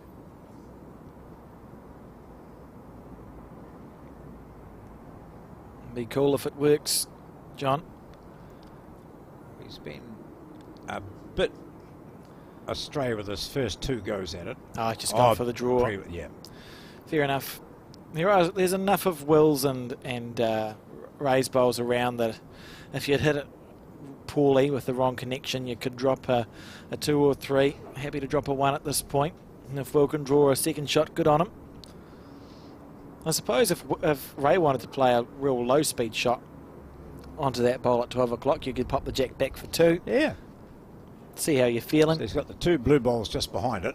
Yeah, and I think that's what he's looking at. He's just looking at playing the backhand down here.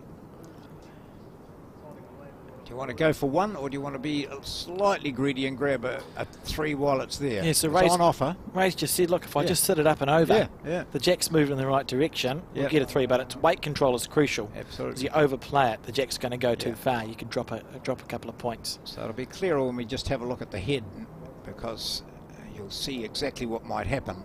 So just playing it onto his own, that green bowl, if he can just play onto that and it moves the jack back slightly. Yep. Coming on his backhand. Yep. Or if he's on his forehand, he might be looking to sit the black bowl, looking to sit the black one onto the green. Exactly. Does the same thing, just the other way around. So he's playing that forehand. So looking to sit that furthest black bowl away. And it just needs to be draw weight, doesn't it? Oh, yeah. Look at this. He's not a mile away, is he? He just needs to sit it down. Oh, gosh. So you can see what would happen. Black onto green, squirts the jack back a few centimetres. And suddenly you've got 3. But he settles for the single. And a hard-fought single that was too. 7-4.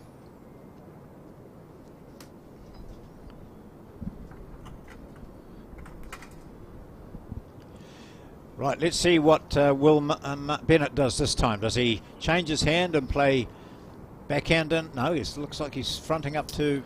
He's got to change. Yep, made the big decision an too. end later, but fair enough. And early enough in the game, I think, that it's a good call. Instead of persisting, as we see Will on the forehand.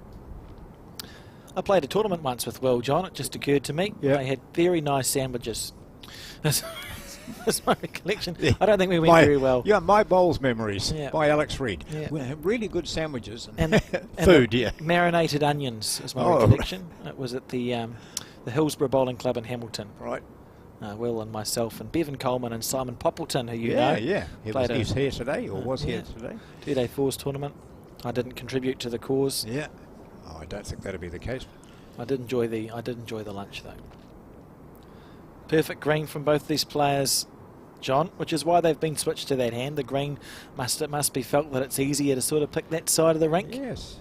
We haven't seen it in the first 2 games, to be fair, but the conditions are changing a little, and the carpet, despite what you may think, does change over the day with the temperature and humidity and such.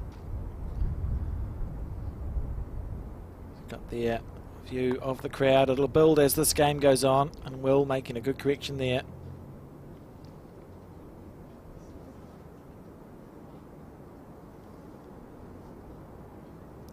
So they've pretty much got their green coming this way, haven't they? The line, they're picking the right line. It's all about their weight now. They've got that battle or the concern about, being wide or the bowl hanging out and that sort of thing. That's sorted. They've just now got to concentrate on length.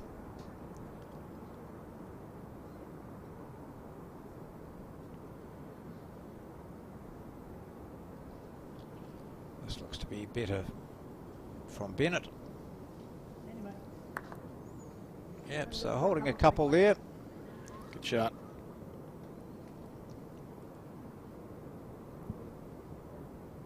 Tony Grantham with his last on the 7th end. Gary interested in this one. So watch this bowl. These guys just pick it right from the start, don't they? As soon as it leaves your hand, you get he's up there pointing at the spot. He says, yep, that'll do. It's not quite the shot. Good enough from Tony. He'll want to start playing heads where he's got bowls as close as they are, but with those two short bowls being passed instead. That's the only difference that needs to happen here. Just have bowls 2 or 3 feet, 4 feet past the jack and work your way back instead of short and working your way to. You can see also if you look at their at Gary and Tony's hats, they've got 125 on them, John. So the Mount Albert Bowling Club celebrated its 125th anniversary not that long ago. I think they're one of the older clubs in Auckland, and I'm pretty sure they started as someone's backyard green. The Garlicks, is that I think that's a family. Yep, They started in the green of their backyard and moved to where they are now. I'm probably wrong. So we see Ray Martin here, an open hand. Is he going to get down enough? It's not bad though, is it? Well, it's a positive bowl, isn't it? So that if the jack does move, you're in a position of strength. Lawson just looking to draw this dead on the forehand. So Lawson has to play a dead draw because he's got no bowls to move the jack to. Yeah. Whereas Ray could afford to play with a bit more confidence because he did have the bowls. Changed a little bit now. Just beating the orange one for a second. That's all he's required to do. Ray Martin.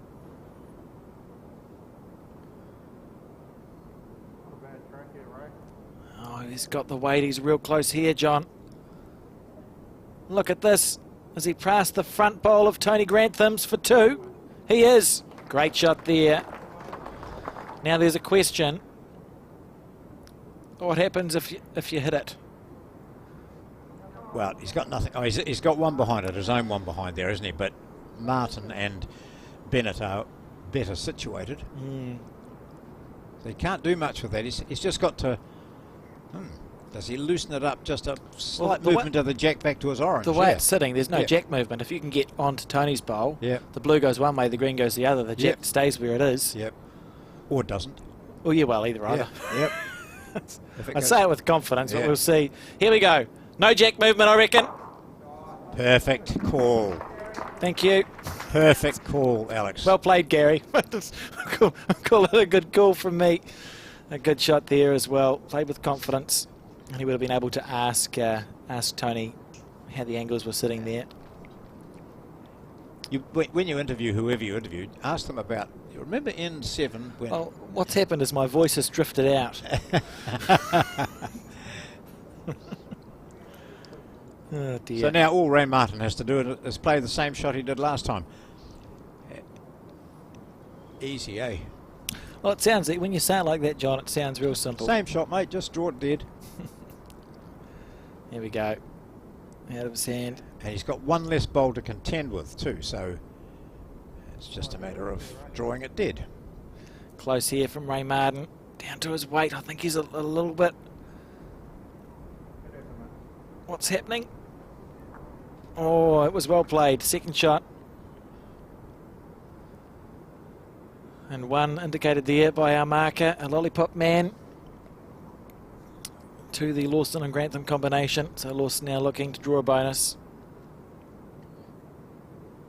That's good sportsmanship there, Ray, just rolling the bowl up. Yeah.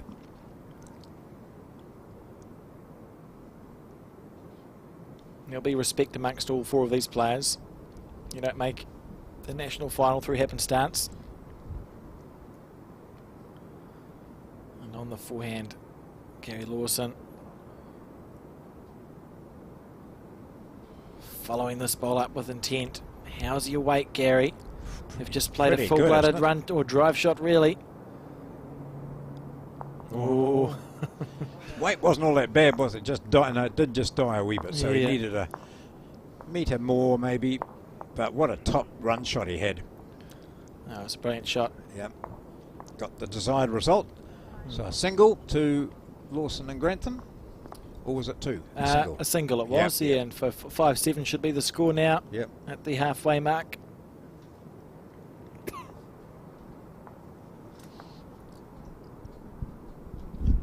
So watch a replay of that bowl. They both go clean as a whistle. It's set to go. Bang, bang.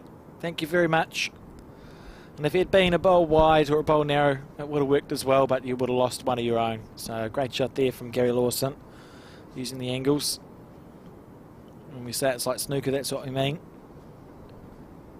Oh, must have been a misdelivered jack. I was briefly confused there. Well, delivering the jack, so Tony obviously throwing it into the ditch. I don't think it would have gone out of bounds. The Mount Albert Bowling Club also plays a little bit at Birkenhead. We've been wonderful hosts, one of the host clubs for the Nationals as well, Birkenhead. And run a couple of good tournaments. Ship ably steered by Terry Moverley there. A good shot from Tony Grantham.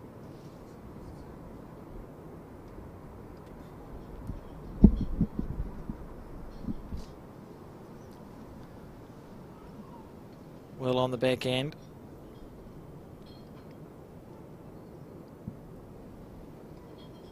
It's been a good decision by these teams to switch to that side, hasn't it, John? Well, they're certainly not struggling with the line so much, are they, as they were going down that other hand. As we see rain and wind in the background.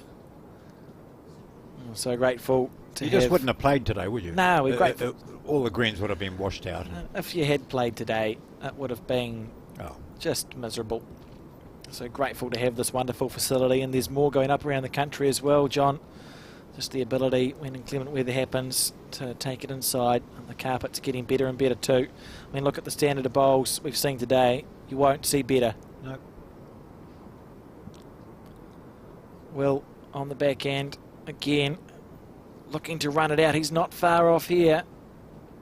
Just slightly across the centre line, but pretty good stuff. There's still a bit. Most bowlers still favour playing on live greens, but artificial greens are becoming more and more important, aren't they? More and more a part of the game, because they're absolutely necessary. And you know, as a club like I'm involved with, we've got 2 artificials, so we play all year round. If it rains, you know, you're playing within 10 minutes or quarter of an hour. So there's all those sorts of advantages. We don't have to have a greenkeeper, you're not paying for not using chemicals, all that sort of stuff. So there are many positives. Yeah, but I think most people would say, yeah, but there's nothing like playing on a real green. You never beat it. You never beat playing on a nice green. But you cannot dismiss the importance of artificial greens in bowls these days. And indoor covered facilities, all those sorts of things. So people have got to just adapt. They've got to be capable of, you know, switching from one to the other. And you know, as I often think that going to nationals, you shouldn't naturally expect to be playing on a live green. If you've got an area that hasn't got quite enough live greens, then use artificials if they're in good standard. I think that's something that we're going to have to get our heads around as bowlers. Is it's going to be more about playing on the nicest greens. Yeah. And best conditions. That may mean that it's an artificial as opposed to a grass green, because would you rather play on a Matty Toto green that is damaged or doesn't have good coverage, or would you rather play on a nice carpet? So it'll be the 20 or 30 best greens. Yes. Lawson, just they're not struggling, but that hand certainly seems to be a little bit more challenging than it has been up till this point, John. People either wide or narrow on it. Hard to find that nice line. So, and that then takes the confidence out of your shot making, doesn't it? That's right. Whereas Martin is playing the consistent interior hand and able to get something reasonably close. It's he probably only 1 down, maybe 2. Yeah, he'll be happy with that. It's a good one to work from as well. Yeah. And it's developed the head nicely, but puts a bowl past the jack where it may end up going to. That 125 on the cap of Gary Lawson. So nothing's changed on the head. Oh yes, it has, because that last bowl of Martin came in, so it has forced Lawson to change hands, but I wonder whether he would have anyway. I suspect so. Will just telling Ray a couple of feet off and you'll be close to shot. Just make that little correction. Ray, the PS champion skip, from 2000 and whenever we had it in Christchurch the time before last, John? Yes. Yeah, well, whenever that 19 maybe, Yeah. 2019, 2020 on the pairs. So Taking watch a this couple bowl. of feet off. Oh, great line. That's frustrating as a player. He's had perfect green twice. Slightly overplayed it and slightly underplayed it.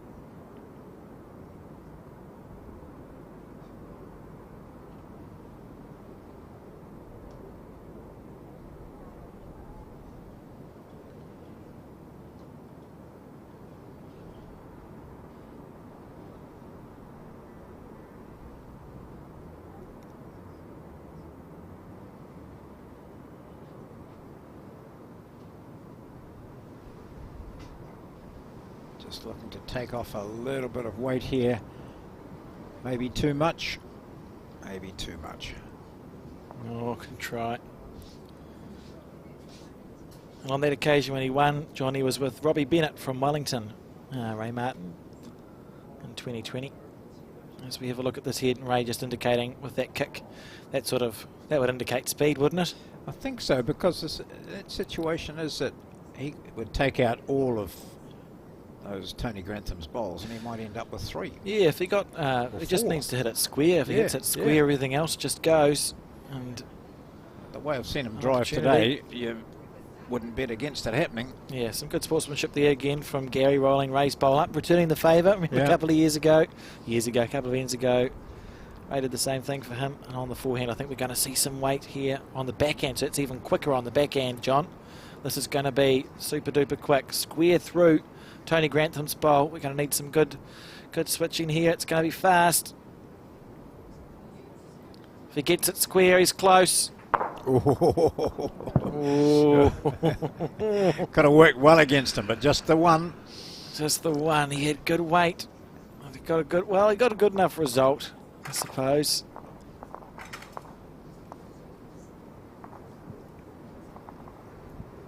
I've just realised that the bowls in that sign are built. It's a house. That's a house, John. That's what that head looks like.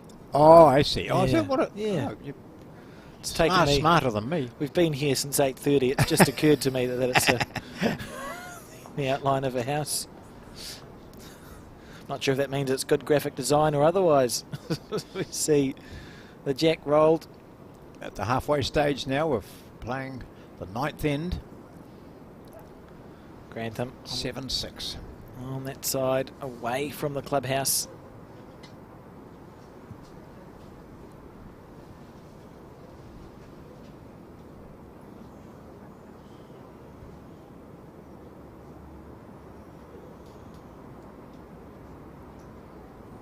Yep, good enough as a first bowl.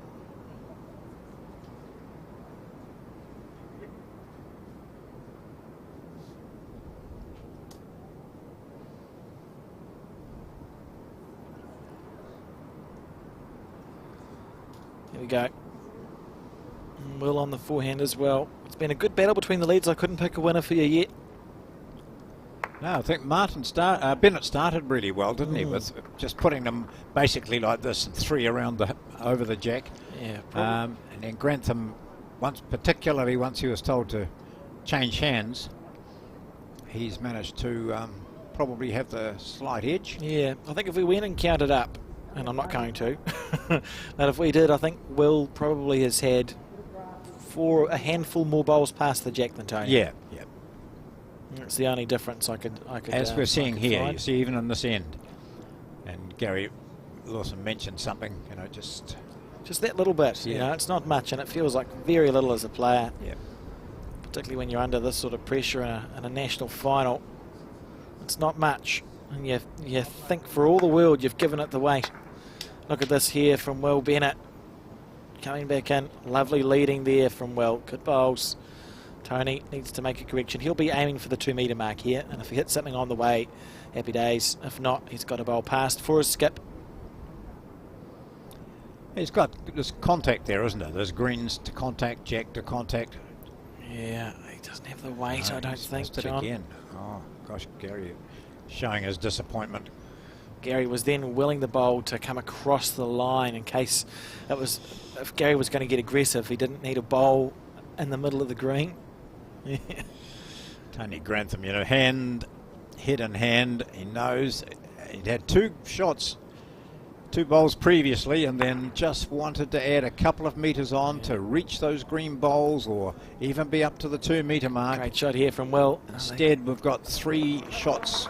Gary Lawson goes back now, and that sort of dreaded feeling of I'm 3 down, I've got to save, it's up to me now. Martin goes back saying, right, what can Lawson do here to upset this? He's about to see, I suspect.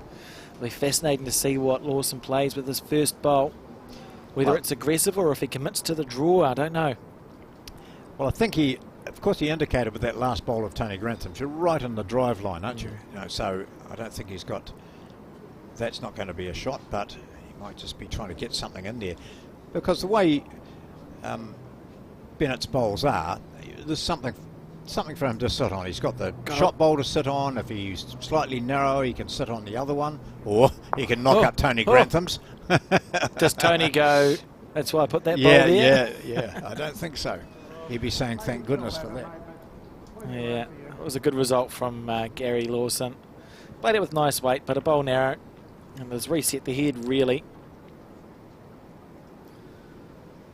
Last time Gary played his backhand to the jack out there, he drew just about a side toucher, and Ray Martin took it off. That's right. Here we go, Ray willing this bowl to come back. Oh, it's a long way out, isn't it? Out in unplayed territory and off the centre. Yeah. Probably going to be out, I think. Yeah, how good's Gary's memory? He'll be thinking, well, I was close last time I played down this way in this situation.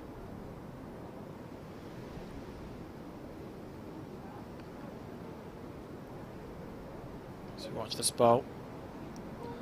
Not far away, John. I think he should be jogging after it for a reason. Good bowl.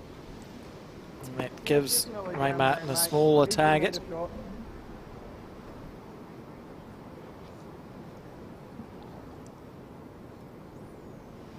On the backhand. Martin's weight was very good last time. He wasn't far out. Now he needs it to come back and bounce. Be willing it to turn back and bounce. Yeah, it's a good enough bowl. At least he's contributed to the head now. Yeah. Well, previously he was 3 down by the look of that shot. Oh no, that can't be right. 1.5. Yeah, 1.5. And Gary Lawson now to make a correction.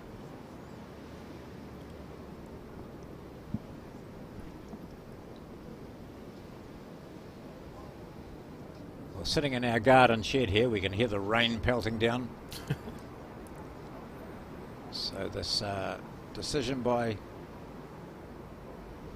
Chris Lynda and their crew from Bowls New Zealand to bring it indoors, and the fact that they got great cooperation from Orewa, that's the right one. Lawson now looking to make this 2. Here we go.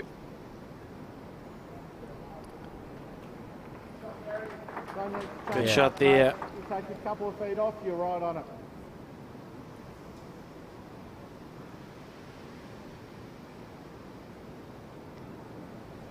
Last bowl of this end, the 9th.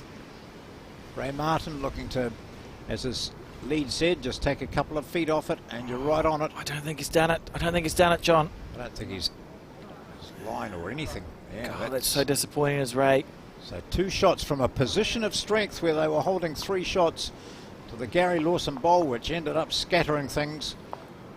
And but you've got to take your chances, don't you, John? When those opportunities down. arise. And we've gone for a long end here, I think. Tony Grantham putting the mat right on the 2 metre. Let's see where he's delivering the jack to. 7-6 to Martin and Bennett on this, the 9th end. And Alan Bright, our new lollipop man, replacing Darron Wolland. Now, let's look at the jack. How far is it going? Stopped in time. First time Lawson's been in front in the game. Played 9 ends. 2 metre to 2 metre, and that wind and rain really getting up now. So Lawson and Grantham have won 4 of the last 5 ends. They've scrambled their way out of difficult situations, haven't they? They have. I think they've just found a way, really. We haven't seen, we saw a really tight end on end 7 or 6, and they've been a little bit looser. I mean, the last, no, I'm just talking out of a hole in my head. They've been good heads, John. Some good stuff. That's disappointing there from Will Bennett.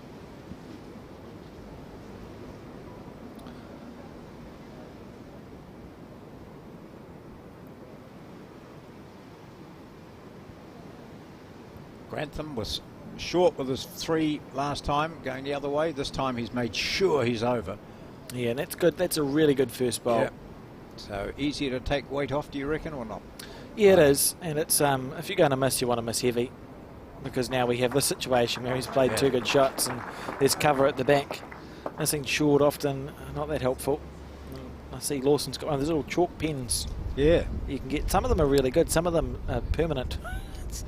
My mistake. And you don't find out until the first time you use them. Has he drawn a picture? I don't think we want to zoom in on that. I think he was doing a bit of a scribble. Yeah. Oh, now. Well, Martin might change his hand again. Fascinating here from Martin and Grantham.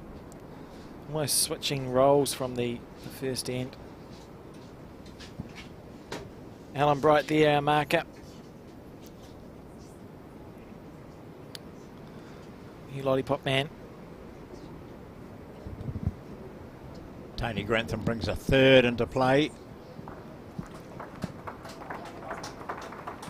Come on, answer from the top bowl. You can do it down there.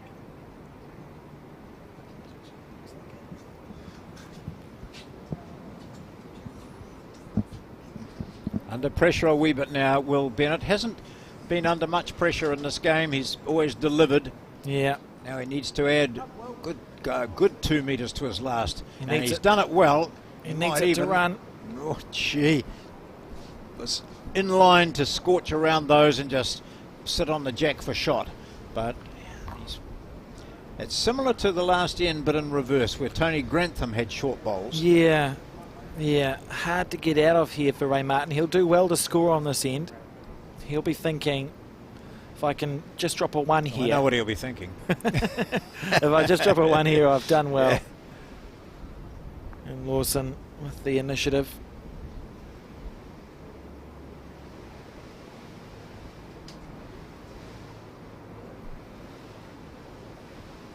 The red number belongs to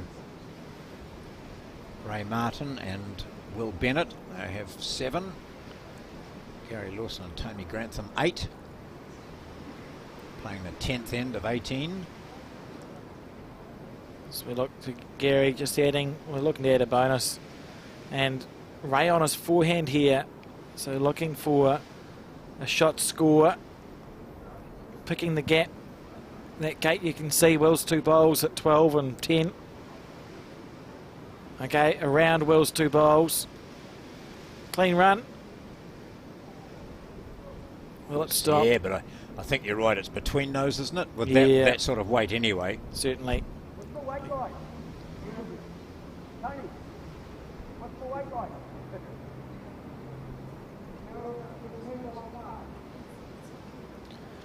Just checking as to what his weight was like for his last shot, which was just a little bit over, but not much. It's good stuff. Gary on the backhand. So his weight was about right, really. You don't want to change that weight. Jogging after this bowl. He thinks he's close, John. For a good reason. Oh. What? Here we go. Ray on the forehand again. I think will he follow this ball up? Yeah, let's see if he does go between those 2 greens. It's not far away. It's starting to break now. Still breaking. Now he wants it to run. Oh, that was the perfect track, wasn't it? Agonising stuff. He's got a bowl at the back. He'll almost look at playing the, you know, the 3-bowl plant to pop the jack into the ditch. I suppose a touch will follow it in though.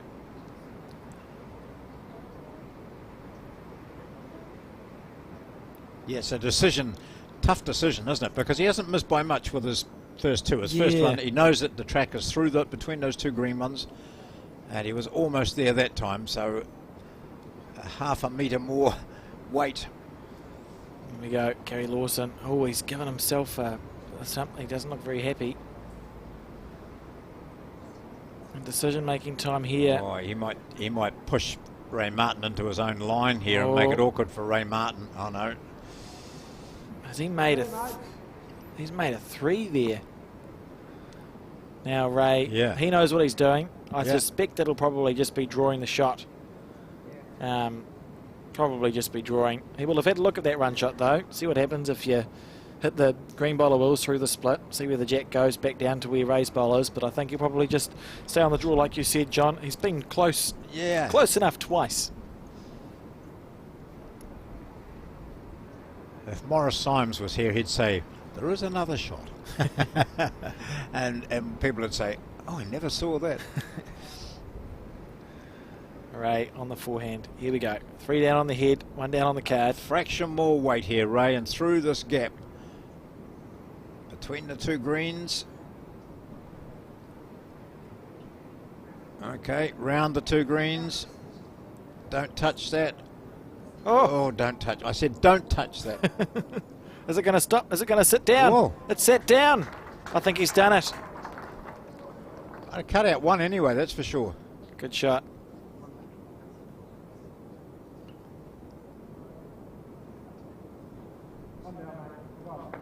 Yeah, very good. Gets applause from Will Bennett. His lead does Ray Martin, because I think they were looking at 3, but they save a couple, and so another point to Lawson and Grantham. Now leading by 9-7. They're playing the 11th end.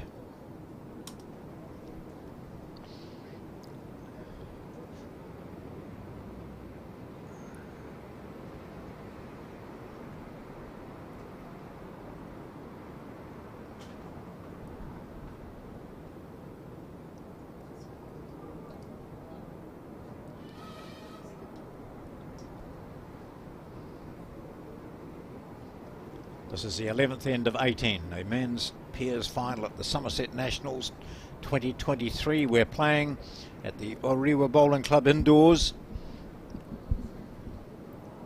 The disability singles final was won by Darron Wolland of Wakari in Dunedin, who beat Lynda Bennett of Te Awamutu in a fantastic final, and that was very, very impressive. And then we were treated to some sublime, absolutely world-class bowls between Selina Goddard and Tayla Bruce in the women's singles final, with Selina Goddard playing a remarkable last bowl. Unbelievably good. To win that. At 20 all it was. Go and watch it if you can. Yeah. Encourage. You'll see it on YouTube, or go to the Bowls New Zealand Facebook page and get the link, and then just have a look at some of it. It was great. Unbelievably good stuff. That's a good lead off here from Will Bennett. That's a good bounce back from the previous end. He'll be happy with that. And there'll be no harsher critic than himself. He knows that he was off song early. As you see a good look at some of the spectators here enjoying this.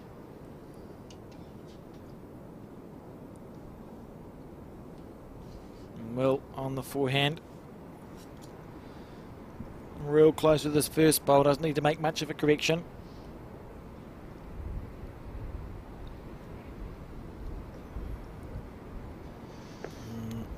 A little bit short. Coming off, get off there, get the jack.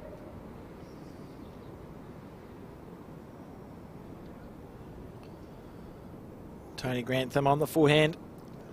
Martin just shaking his head a wee bit as if to say, I don't know what happened. I know I wanted to be over. I wanted to be just past that one, or I wanted to, sit my own shot and stay there. Close here from Tony Grantham. He's got it. Lovely bowl there, Tony Grantham. Try one here. It might not look nice from down there, but it's all good. Just a sneak around your own. Land on that. I like that from Ray Martin. Yeah. Might not look nice, but it's all good. So he's just focusing on getting his line right. All he'd done previously was just couldn't bring it in narrow enough. He was always too wide by about half a metre. Just couldn't quite land it. Now you'll play this and he'll say, You got the weight, Will. I should have got. He's on this close hand all the here. time. Oh, He got a little wick off his feather. own short one. But that's good spot. Beautiful effort there from Will Bennett. An eighth of a bowl narrow.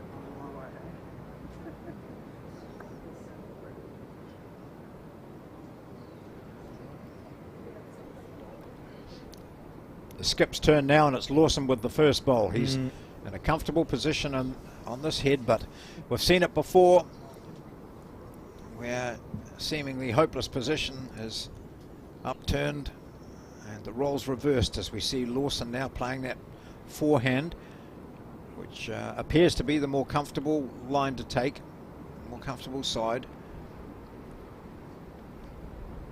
And Ray Martin staying down there so he can see what the damage is before he plays his bowl.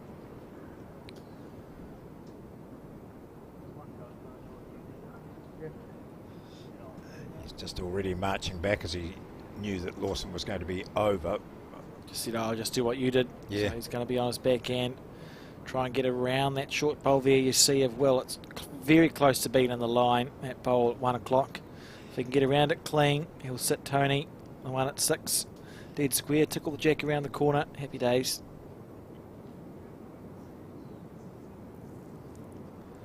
On the backhand from Ray Martin.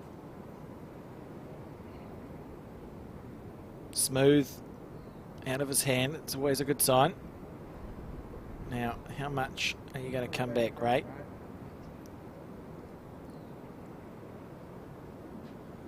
Not a bad track at all. Right into that. Great try. Great try there from Ray. You're 2 bowls past. What do you want?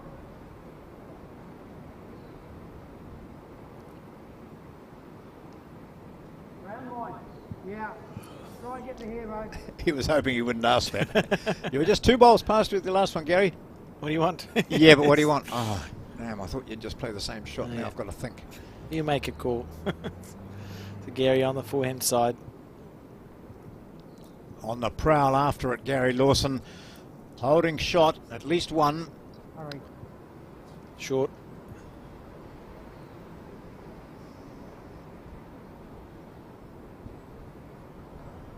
Now, is there a Martin has to play change? the same, I think, doesn't he? Sit and stay weight on Tony's bowl. If you get it onto the kitty,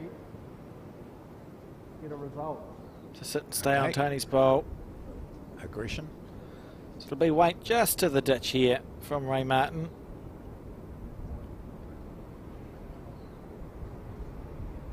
Ray'll follow this bowl up, so if he gets Tony's bowl at 12 o'clock, square or to our left, the jack is going in the right direction. He's close here, Ray Martin. He's close here, needs it to get down now onto Tony's bowl. Great effort, Oh, mate. gosh. How did he find the gap? That's staggering stuff there, John. He is right, as Will Martin said. Will Bennett said, if you just do that and nudge the jack, it'll come back to us. I've got 2 bowls there, 3 bowls there. That would have been a fantastic shot with a great result. Looks better now though, John, that bowl of Ray, because he played it with such good weight. Stayed on the paddock. He's just come to have a look.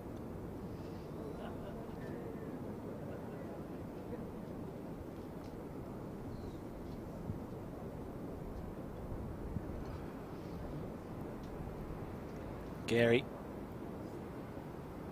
on the forehand side.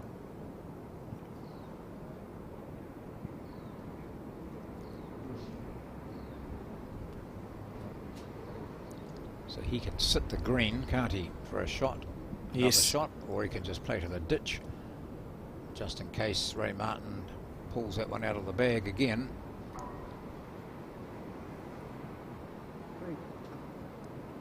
All right. Stayed on. I mean, what do you think, John? Right, well, that's what he's trying to do, isn't it? Is to maybe just get that edge of that black bowl, or hit it square. Would it still go back, wouldn't it? Yeah, if you got it square, the jack would go back to our slightly to our left for a couple. Yeah. He was so close with his last one. So therefore, that last bowl of Lawson's is an important bowl too. This looks like more of a wind up here, is it? No, same weight. Very similar bowl again on a tighter line. Right, let's watch the end of it. Just going to be narrow here. He had the weight right and he didn't want to miss wide and chip out Will's bowl. I think it's just going to be the one there.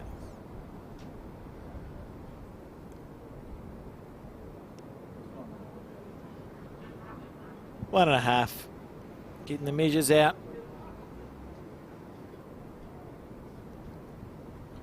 In a very tight game, as we see Ray exit. He's walking to the clubhouse, going for a wander. Two. I think it's two there. Just about the biggest gap. Flash Gordon there on the left. We had him on the stream a couple of days ago. John playing the pairs. Yep. I don't think he won that game from memory, but a great nickname, Flash Gordon. So two there to Lawson and Grantham. And that full length jack thrown again. Gary just giving that little clap, so it must be the game plan. And when Ray and Will score again, I think we'll see a different length thrown. For the difference now on this, the 12th end of 18.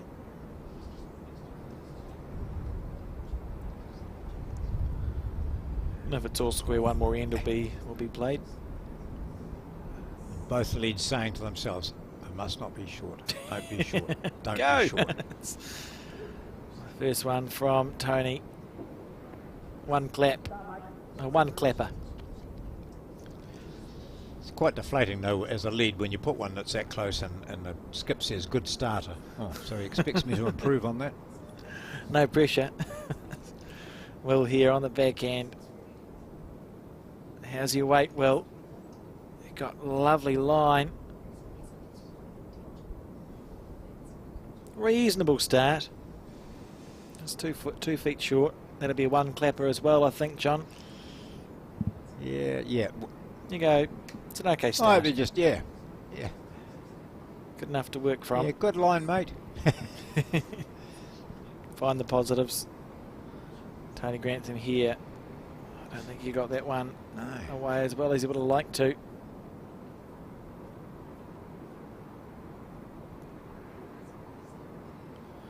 And now we see the opportunity for Will to make a correction. You're essentially, as a player, playing the same bowl. And you just think, just go a little bit, you barely make a correction there. Well, he doesn't want to be as short now, having been short and knowing he needs to make a correction. So he's picked up his weight. That's all right. Yeah, good weight.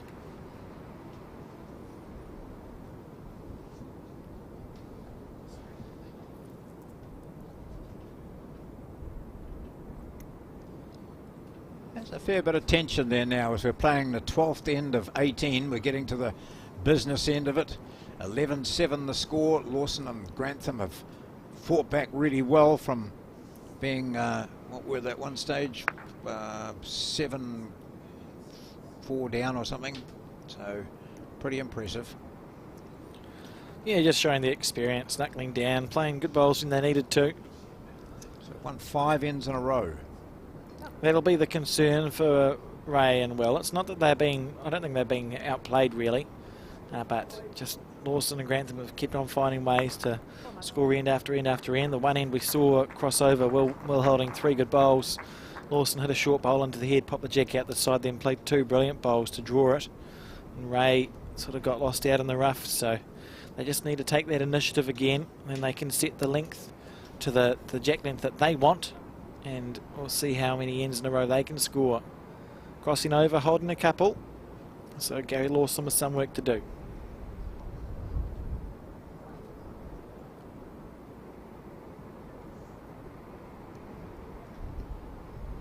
backhand.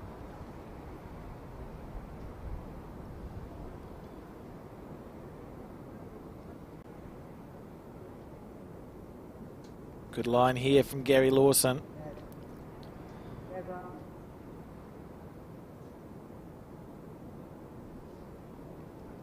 Oh. Oh, that was the shot for the entire until duration. it stopped. So the shot is that green one that he parked up next to.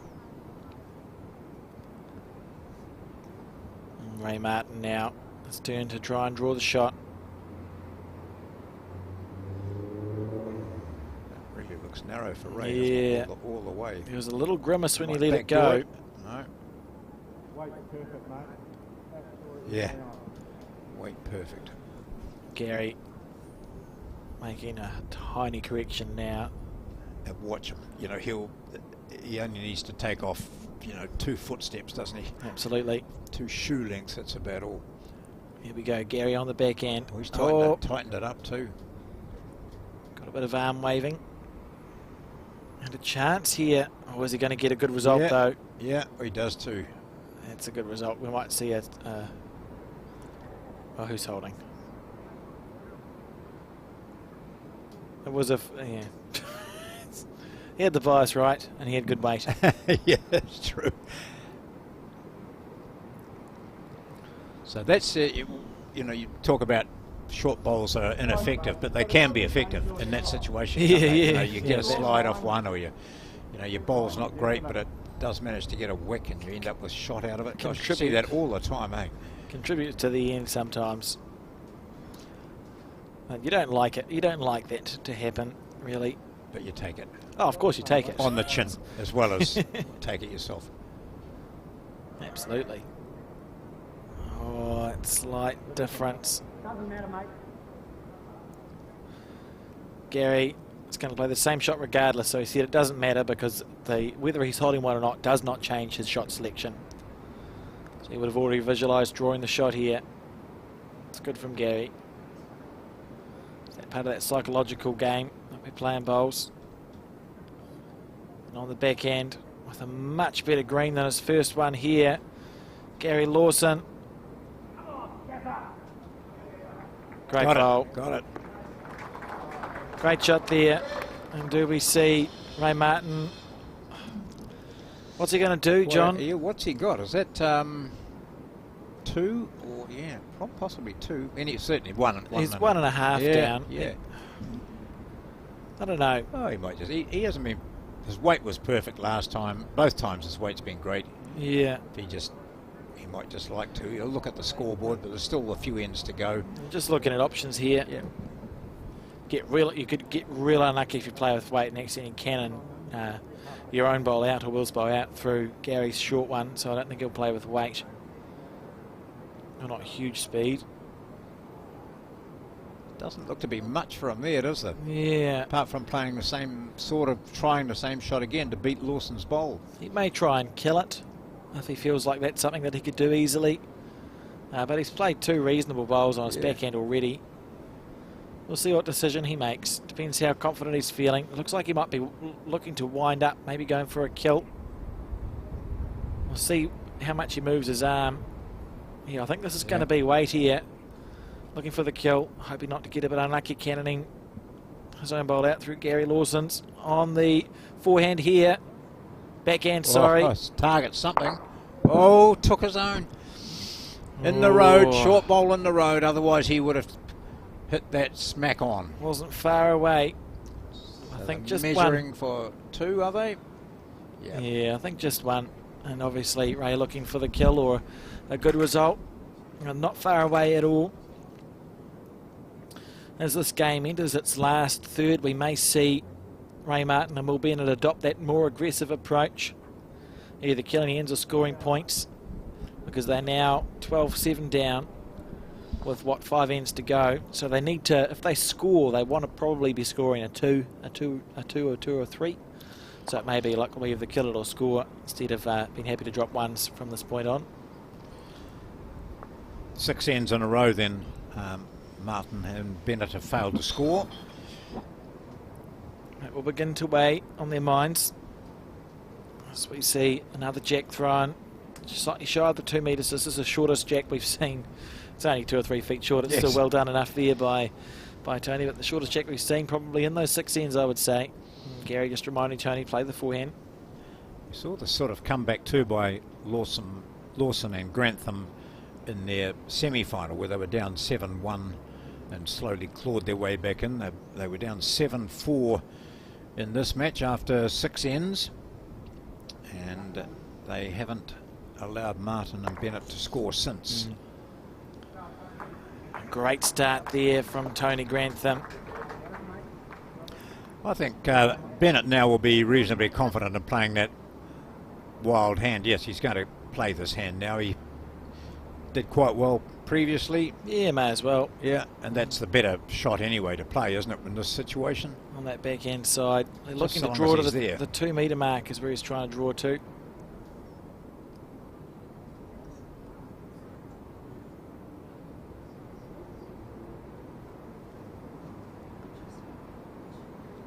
So he's got the line okay. I mean, nothing in his head now about that's too difficult to play. Yeah, well, he knows he's got the line right, so it's just that correction on the speed.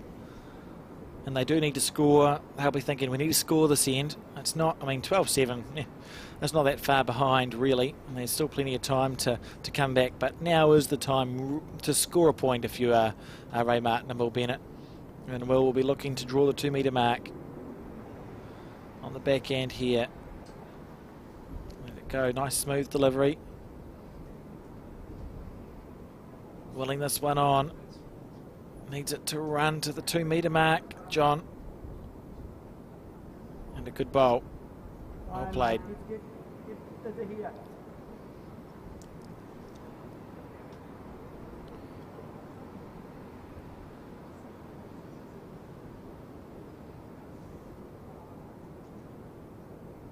Tony asked to put a ball past the head as well. Don't know if he has he? Oh yeah, he's put it right round there, right where he wanted it. Oh, hard luck. Well, it'll have to do, won't it? Yeah. 2 good bowls there from Tony Grantham. He's leading well. But that bowl now is if Bennett plays the same shot as last time, that'll stop his bowl, won't it? Yeah. It's a good place. That's in Bennett's mind. Yeah. Will here on the backhand. He's not far away, John.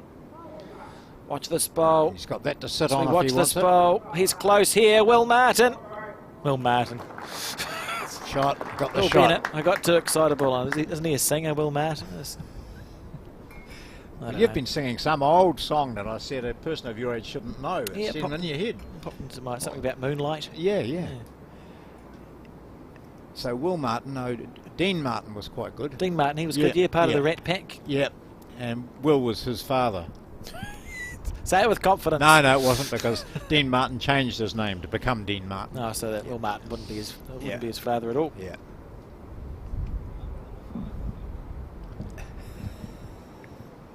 We can say whatever we like, can't we, really? With confidence. That was a great shot though by Will Bennett under huge pressure. You're short, you're a little bit past, you're 2 down, you're 5 down on the card, all these things going through your mind. Yeah.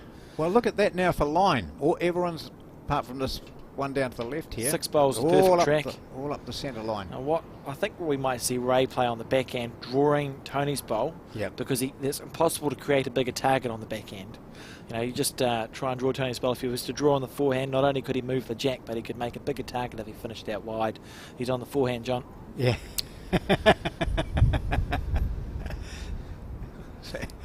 Looking to make a bigger target.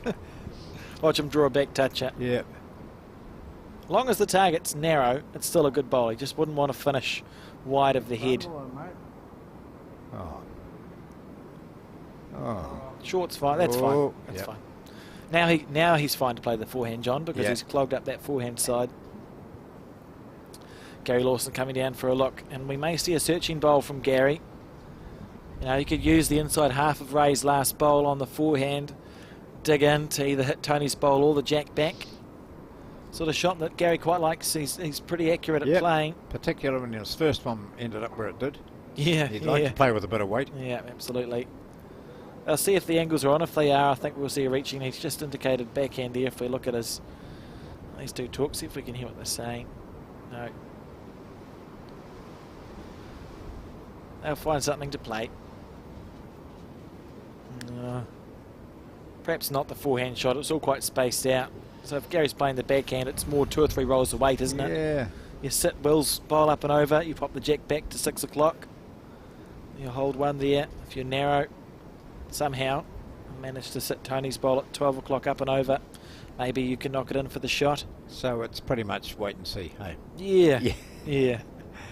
Something may happen. And he's in the area to see the thing that may happen, John. Yeah. Now, down to the weight now. He's cleared the front. Oh, he hasn't. No. Diving. I don't think that would have made it to the head. No. 1.5 foot on your last year in.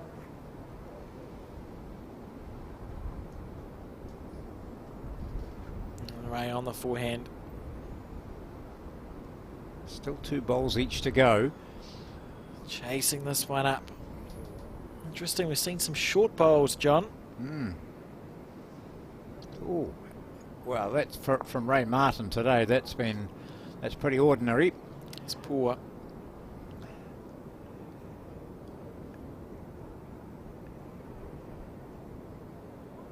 We'll see what Gary Lawson opts to play. They're a heavy bias bowl, so they will turn enough if he wanted to play the backhand side. And using his mat as well, so shuffling over to his left. And get the bowl to turn a bit later. On the backhand side, here we go. Let's see if Gary Lawson can magic this. If he clears the front, he's close, John. How's your weight, Gary? Oh, great effort there from Gary Lawson. Much better than the first 2 bowls. He'll be happy with that. And Will and Ray looking like they're going to score for the first time in 6 ends. Yeah. But with what shot will this come? He's got the shot already. It'd be great for him. It'd be great if he could add a second, wouldn't it, John? Yeah. It's 12-8's okay, but we've suddenly got 14 ends gone. Ray on the forehand.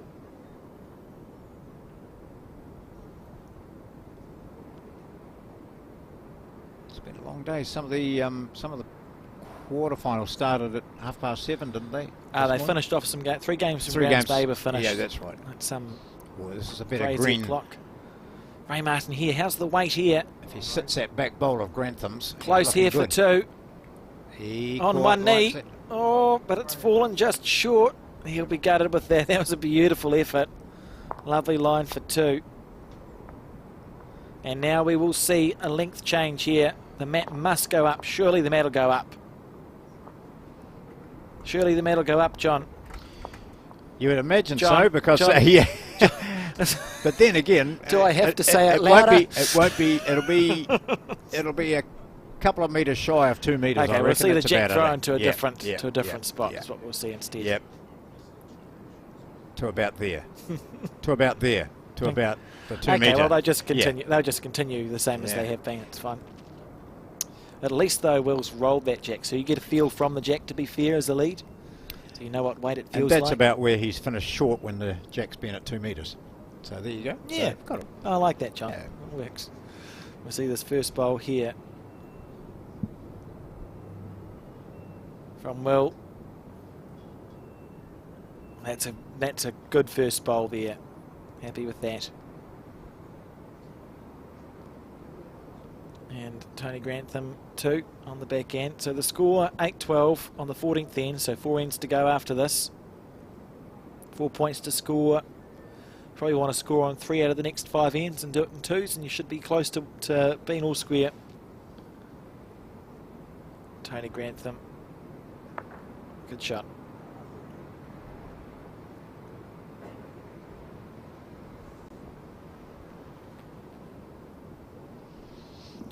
Will Martin from the Hamilton Club playing with Ray Martin. Will Bennett. Oh, gosh, that's my fault. I started it. Will Bennett from Hamilton. Ray Martin from Victoria. Playing with the green bowls and the blue bowls. Oh, gosh, he wanted to take a metre off, but he's taken 3. 205 entries. Other we've hand. gone a forehand. Interesting. 200? 205 entries in the men's pairs, John. Pretty good. These are the last two. Still going. Tony on the forehand side. He hasn't played this since end 2. End 2, yeah. And he's obviously been watching the bowls, because that's pretty good there from Tony Grantham. Yep. Now, Tony Bennett, there's another Rat Pack one. We Yeah, can get, that's right. Tony Bennett and Tin Martin. we can start Sammy getting, Davis Jr. We can start getting very confusing. And Will following him down on the forehand as well. John, how much is this bowl going to turn back into the head? Right, now you think, just keep going. Just keep going. And so's he. Will's gone out and over the side of the rink and out for a toilet break. Be happy enough with the bowl at the back. I wonder if we're going to see it. Oh, we'll just wait for this. It'll be a case just for going bowl or jack here from Ray. We've seen him be extremely accurate with the drive shot or the very fast runner. Will's got a bowl right at the lip of the ditch we saw. It'll be tempting just to have a go at it, particularly if the target is made a little bit bigger here, which is not going to be. Gary ensuring that. That's a good bowl from Tony. Knock that out. No. Still tempting. Yeah. Bowl or jack, you've got the backest bowl on the forehand. Your first one as well, so if you miss, you get two bowls to salvage. It's quite tempting to play an aggressive shot in pairs, the skip's first bowl.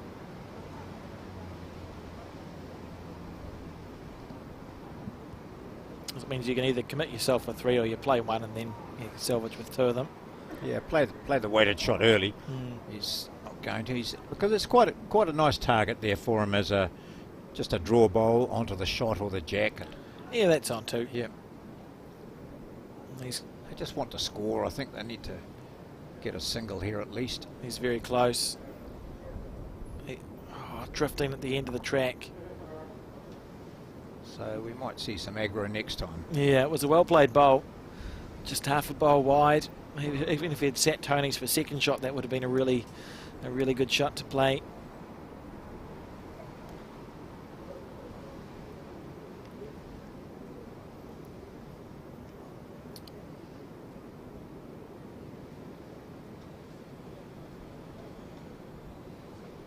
Gary on the forehand.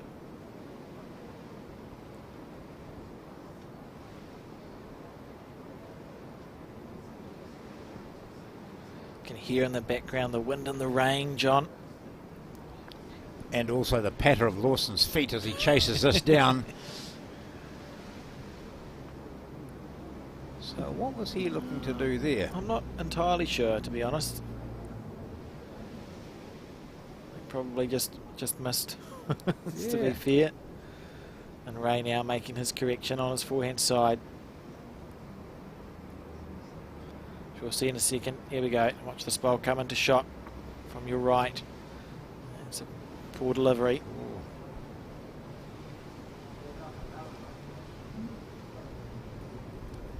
Wait, not bad, Rogan.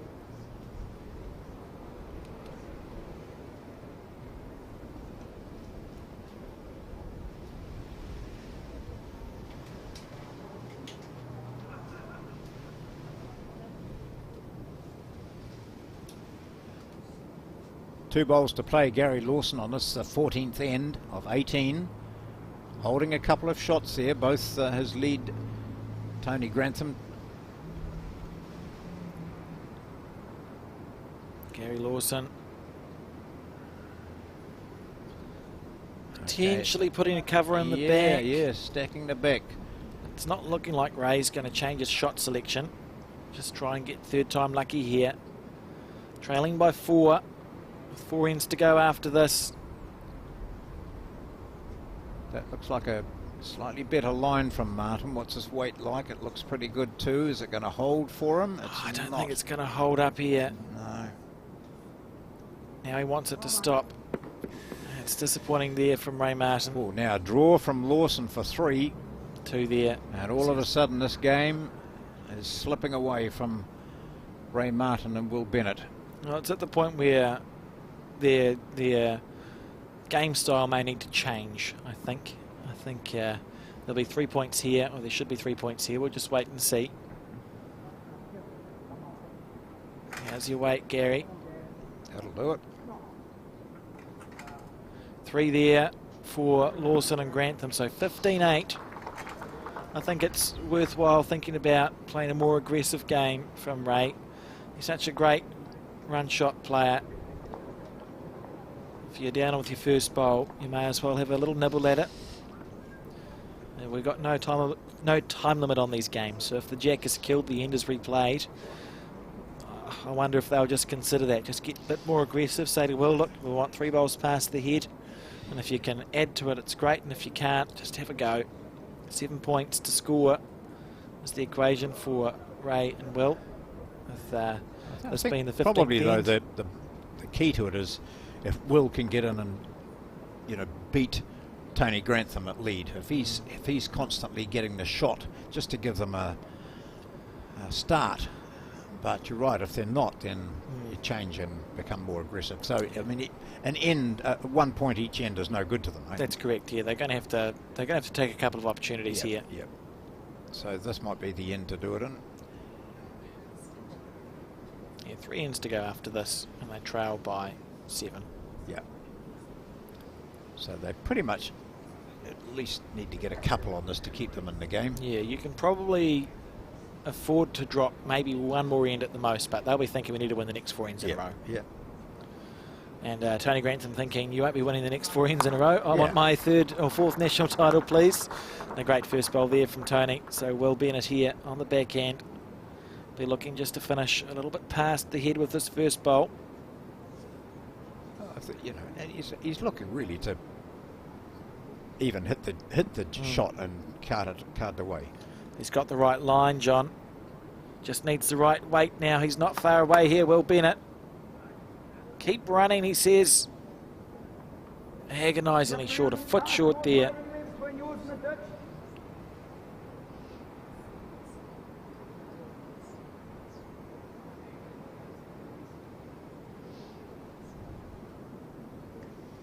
Tony Grantham on the forehand side.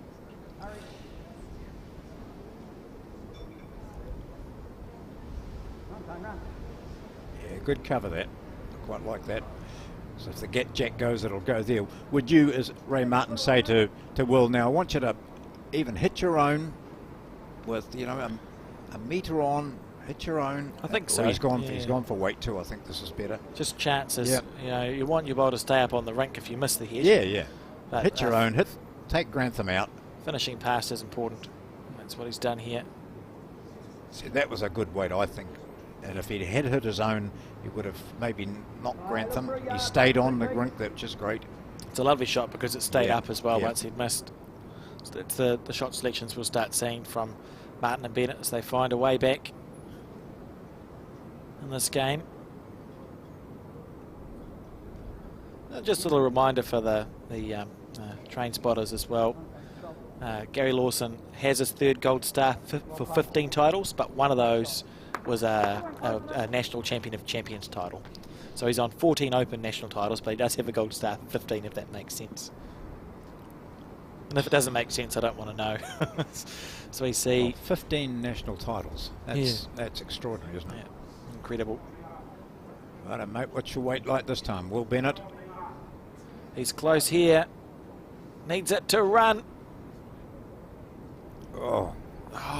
Now what's unfortunate about that is it means that if Ray wanted to play with weight on the backhand, there's not really a clean line through to the jack, just the way that bowl sat. Yeah. If it had stayed standing up, Yeah. he might have been able to cannon out Tony's bowl.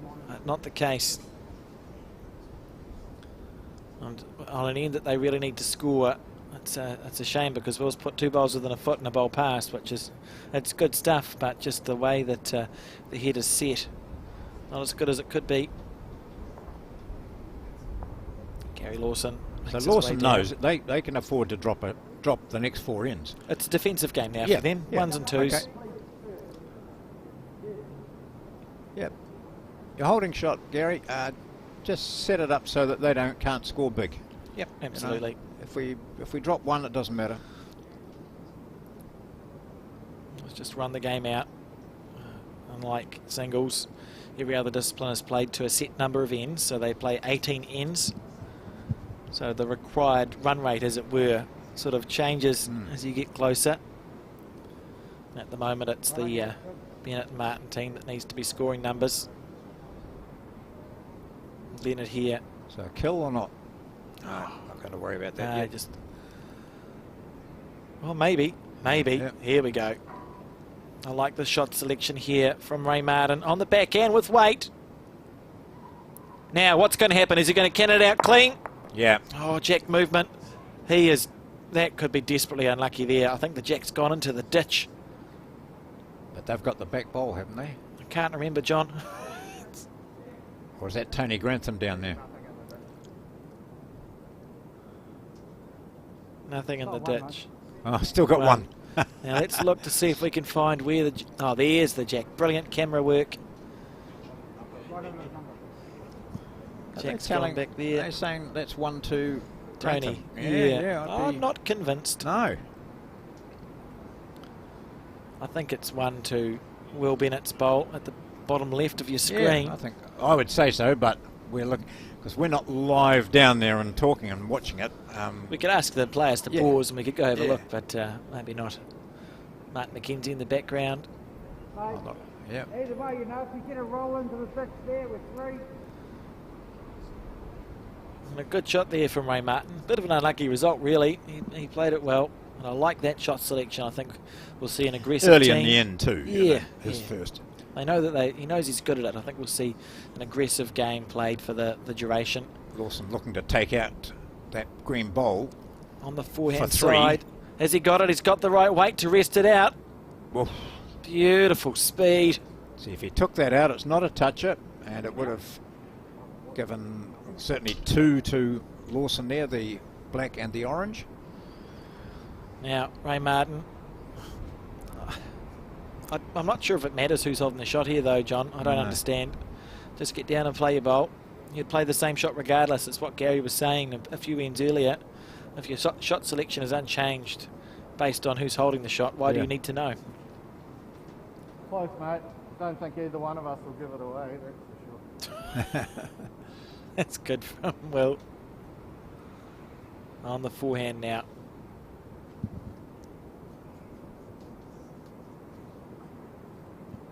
I think Gary Lawson watching that, you could see, this might be close. I think he's thinking to himself. On the forehand, Ray Martin. How's he weight, Ray? Oh, not going to make it. But maybe he's blocked up. He may have blocked the sit through. Don't think he intended that, but he might have done it. So Gary asking if he's got the shot. Yeah, favour up, mate. So if Gary said we've got one, and Tony said we favour one, and then it's 1 to the other team, what's the team conversation there? Yeah. I'll be fascinated to see. Almost don't want the head to be moved, just to find out who is holding the shot. I hope the umpire's ready down there. Gary on the backhand side. I'm not sure if he's got the weight here, John. Well, he thinks he's got the weight. No, saying sorry there. Rightio. So how short was Martin then? Well, they're on the 2 metre mark. Yeah. So we know the 2 metre mark is... I don't know how far the 2 metre mark is from the ditch. end. But however far that is, that's how short they are. Isn't it? It's interesting, isn't it? From where am I sitting? I'm thinking, oh, no, the green bowl's got it easily, but they're standing over it with their fingers measuring, so they know. Good camera angle there. You can just see Tony's bowl where it was sitting. Now we've got Ray Martin on the forehand side. Big bowl here in the context of the game. He's having a go at the. Here we go. To get those 2 shot bowls. Plucking them out. On the forehand. Is he clearing the front? He's cleared the front. Oh, he's taken his own, maybe. What's he done? Has he? No, he hasn't. Oh, my goodness gracious me. Because that was probably worth a couple of more shots if he'd taken those 2 out. Yeah, and I do like that shot selection. Yeah. And we're going to get a great bird's eye view here. Tony, with the string measure to his bowl first. Now to the green. Let's see what happens here, John. Oh. One down, mate. Gee. Happy about that. 1 to Lawson and Grantham, extending their lead 16 points to 8 now. 2 ends to go after this. 15 played. Well, that was a crucial end, really. It was. It was. But when you look at the scoring, Lawson and Grantham have just done enough all the time, haven't they? Only 1, 2, 3, 4, 5, 6, 9 of the last 9 ends have only dropped 1. So that's a winning performance, isn't it? Absolutely. Even though it's only been 1s, the occasional 2. So 1, 2, 3, 4, 5 singles, 2 2s, and then that 3 a couple of ends ago. So yeah, well contested heads. yeah. But they've certainly got the better of the Martin and Bennett combination. And now leading by 8 points. We didn't think that at the start, eh? But the way, particularly the way Will Bennett was starting and playing so well, and they went to that 6-1 lead after 4 ends, but that, you know, is always just the start.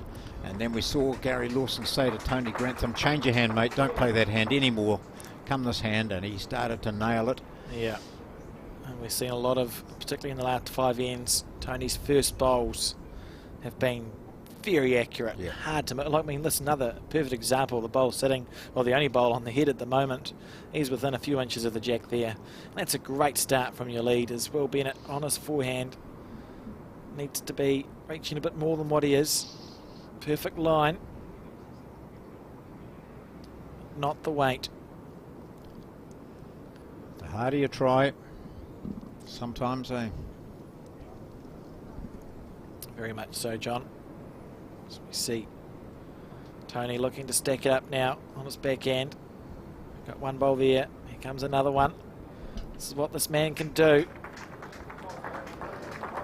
The best draw bowler, or one of the best draw bowlers in New Zealand, Tony Grantham, when he gets going. Can put 4 bowls on the point of a needle. Well, not literally, but in a metaphorical sense. Needs to be passed. Beautiful line here from Will Bennett. Look for another foot. Put away, mate. Good position. 2 feet. 3. Now the thing about the jack being on the 2 metre mark, which is good for Grantham and Lawson, is it's quite hard to kill. It's more likely to go into the ditch and stay alive.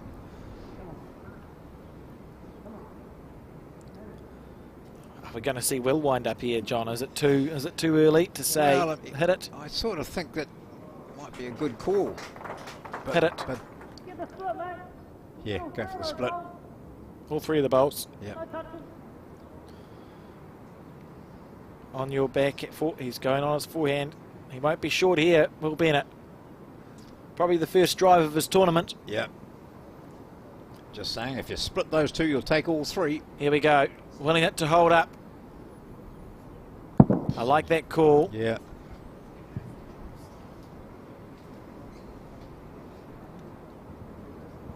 And I think that indicates the situation, really, for Ray and for Will. Now, the ditches on this artificial look like they're that AstroTurf thing. So if you can hit it hard enough, the jack might run one way or the other. So I think what Ray won't be is short. See if he can get a kill out of this end. I wonder if Lawson will play one of those blocks that he did in the last game against Pascoe, when he put one in about, it was 10 metres short, it seemed.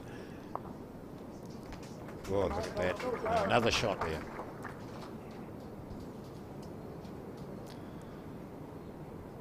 Here we go.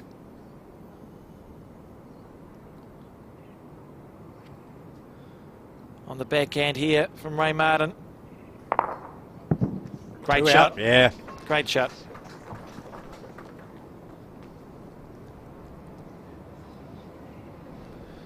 Got him rid of 3. Hit something square enough.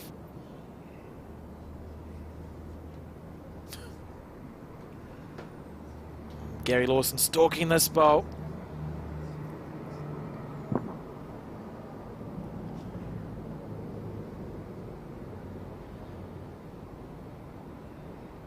You may as well go it clean again, John.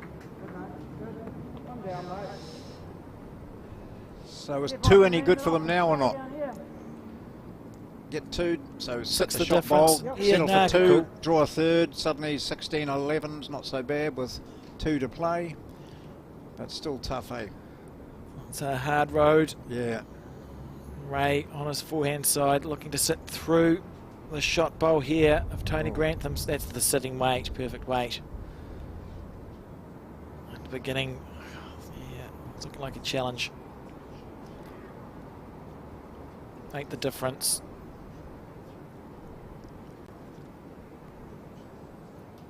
Needs to score though. Oh, they need to score a Yeah. or a kilt. So we'll Yeah. see what Lawson does. It's essentially to keep themselves alive in this match. They'll keep playing after this, of course, until it's mathematically impossible, because some funny things can happen in bowls. But realistically, this is the end that they need to score on. And if it was a 2, that'd be great, John. Lawson on the backhand side here. Oh, he's looking to sit Martin. Oh, great effort there. The danger here is if Ray chips his own bowl out, 3 down. Yeah. And that's the end of the game, isn't it? Yep. Here we go. Potentially the last bowl of this event. If it goes awry on the backhand. It's not gone awry, so we'll see another couple of ends played. Looking just to chip that bowl out. Whew. And 17-8 now is the score on the penultimate end. So 9 points the difference. So really a 5 on this end would be helpful, wouldn't it, John? Go 5 first, then 4 next. This has been that singles game of the women's was just so intriguing for different reasons, wasn't it? Because we never knew right till the end who was going to win that. This, however, has been one of those where, at the start, with Martin and Bennett scoring so well and looking 2 great drives from Ray Martin on the third, gave them a couple of shots, 3 shots, which took them to 5-1 up, and then it was 7-4. But from then on, they've only won. That was end 6. They've only won 1 end. So from 7 through to 16, it's been all Lawson and Grantham. It's been a war of attrition, really. They just have been chipping away. Lawson and Grantham showing their experience, playing some shot-making bowls when they need to. All the heads have been pretty well contested. Look at this, another first bowl by Tony Grantham. Yeah. Great stuff there.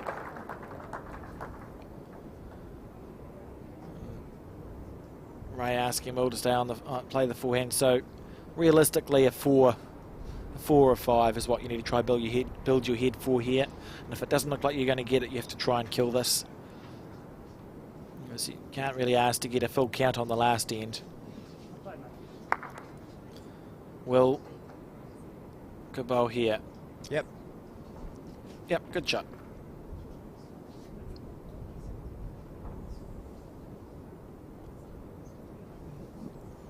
Tony Grantham on his forehand now.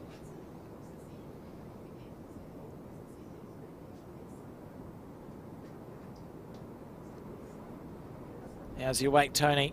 It's been a very good performance. He's just in the zone now, isn't he? Very good performance from Tony. Playing well. Righto. Will be asked to play a similar bowl. Yeah, move the jack Move back. the jack. And the weight that he'll play will be enough that if he misses the head, he's staying on the rink. Stay with a live chart. You're trying to build a 4 up, so 2 bowls past the head's fine. Then you trail the jack back to it. Needs it to run.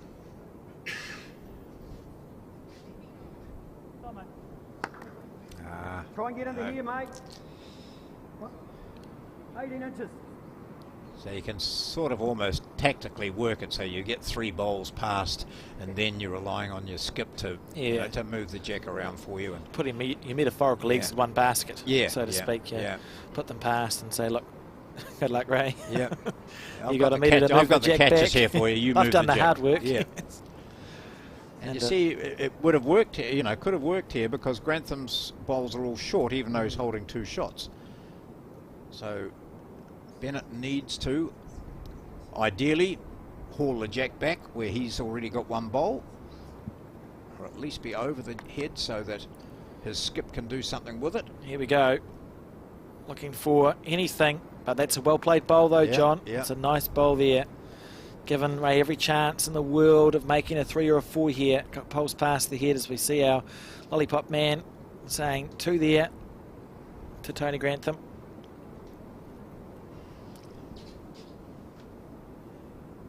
Penultimate end, 17-8. Martin and Bennett need to win this end with a score like 6.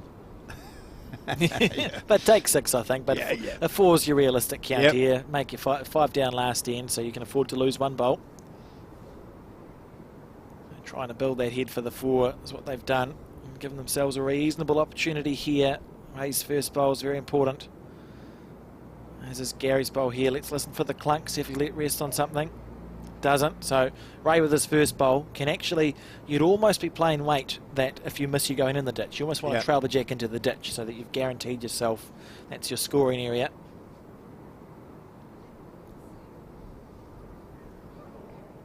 On the 4, he's turned away from this bowl on his forehand side. So now we go, he goes.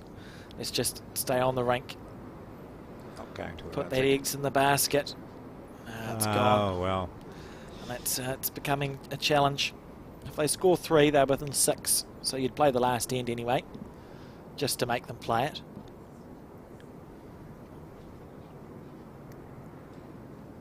I think there's been a couple of 7s scored on the final end of our 4s, national 4s, John. I'm not sure if there's been 6s scored on the final end of the pairs to win. Good bowl here. That's a good shot from Gary Lawson. Are we going for the kill now? I think wind up. Oh, no, fair call. Fair call, Bill. So he's trailing it back to the 2 bowls at the bottom right of your screen. Yeah. Need that 3 or 4 points.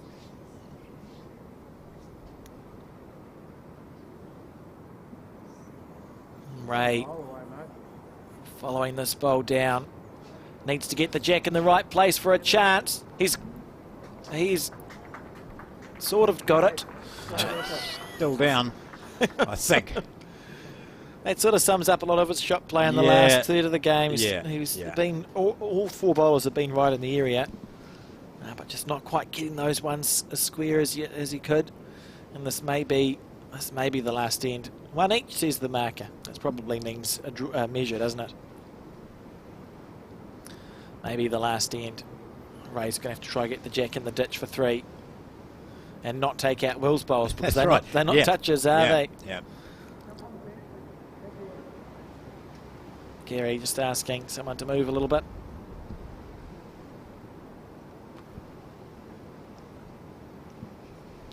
And on the back end, as the rain persists down, John.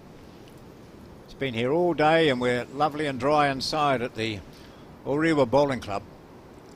Here's Lawson. Is this his last bowl of these championships?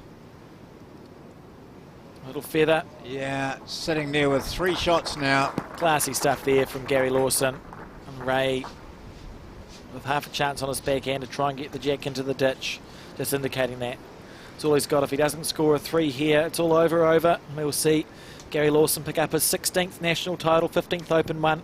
And Tony Grantham pick up his 4th national title. Very impressive resumes both. In a nice way. Well, and how do you feel? Ray has played some pretty good shots today, so particularly as you said early on. But now with a backhand. Here we go. Can he do it? Can he keep the game alive? Ray Martin on the backhand, looking to trail the jack. Narrow is he? He's narrow. He hasn't been able to do it. 2 shots there to Tony Grantham and Gary Lawson. And for Gary Lawson, it's 15 national championship titles. One of the greats of New Zealand bowls with an outstanding career which dates back to his first in 1989. It's Gary Lawson and the equally impressive Tony Grantham today, leading after a scratchy start. He led very, very well, and they only dropped one end of the last 9. Will Bennett and Ray Martin gave it their best here today. They are the runners-up. So Ray Martin and Will Bennett have gone down to Gary Lawson and Tony Grantham in the Summerset 2023 National Men's Peers Championships. Some outstanding shots. We'll have a look at some of those.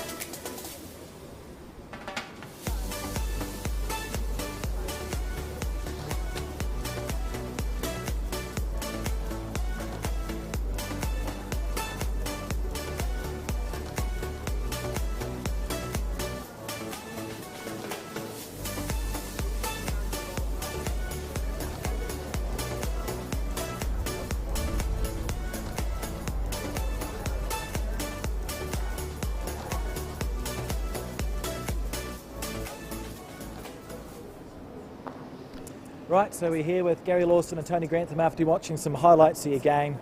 I know it's not a new feeling for either of you guys, but can you just talk us through what's going through your minds? Oh, just ecstatic. It's been a tough 4 days, and we've been in a lot of trouble, but we've just found a way to get across the line. And Tony was just sensational, especially the last half of that game. He just laid a beautiful platform and put them under a lot of pressure. So full credit to Tony then. Like they had us under the pump early, but we've been under a bit of pressure in a lot of games, and we just sort of played the last sort of half of the game really well. So it's been really pleasing. So no, awesome. Absolutely, and we saw, I think early on in that game, you switched your hand to this side. Was that something that just occurred to you during the game when you were watching how the bowlers came out the ring? Yeah, I just think they were getting a little bit affected by the wind coming under the shoulder, and Tony, I just thought the other guy's going pretty good on the other hand. I thought I'll just get Tony over there, and it turned out to be a bit of a master stroke in the end because he just played brilliant after that. Awesome.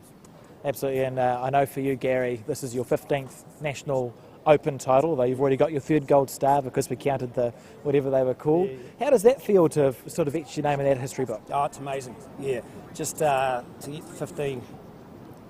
Dream. For sure. And Tony, this is number 4 for you. How's that feel? It feels good, just one more would be great. I've always wanted to get my gold star, so playing with this guy, it's a great feeling, and I think we've got every chance of doing it again. Right, and we know you guys have made 2 finals in the last 2 years, so I'm sure are we going to see you back next year as a peers combination? Oh yeah, it's good to get a bit of redemption for last year, so we'll have another crack. It'll be good, unless he sacks me. Brilliant. Oh well, congratulations, you guys. Go off and celebrate, and thank you very much. Congratulations again. Back to you, John. Thank you, Alex. And we've just seen Gary Lawson and Tony Grantham there. Gary Lawson with his 15th national title. That puts him as one of the greats of New Zealand bowls without doubt, and his form from way back in those late 80s right through to now on the green has been something extraordinary. So the singles and pairs have been wrapped up. The men's pairs, which we've just seen, the women's singles, which we saw a little bit earlier on, and the disability open singles. Those have all been played today here at the Orewa Bowling Club. Tomorrow the competition starts in the disability pairs and the men's singles and the women's pairs. The finals for those will be just as they are today, shown live for you on Sky Channel, and also of course throughout the tournament on the Bowls New Zealand YouTube And of course you can pick up the details of that on their Facebook page. They begin tomorrow, the finals being played on Monday of next week. I don't know if the weather's going to be any better, so you may well see us here again at the Orewa Bowling Club indoor facility. They're getting ready for the presentations, and we'll just watch that for you. They've actually had trouble out there keeping that Summerset banner up and standing. So a wee way to go on that. So we're just going to wrap it up now and just say what a pleasure it's been to be able to bring these games to you. 3 fantastic finals. The first 3 finals in the 2023 Summerset National Championships. We look forward to you watching more over the next 4 or 5 days.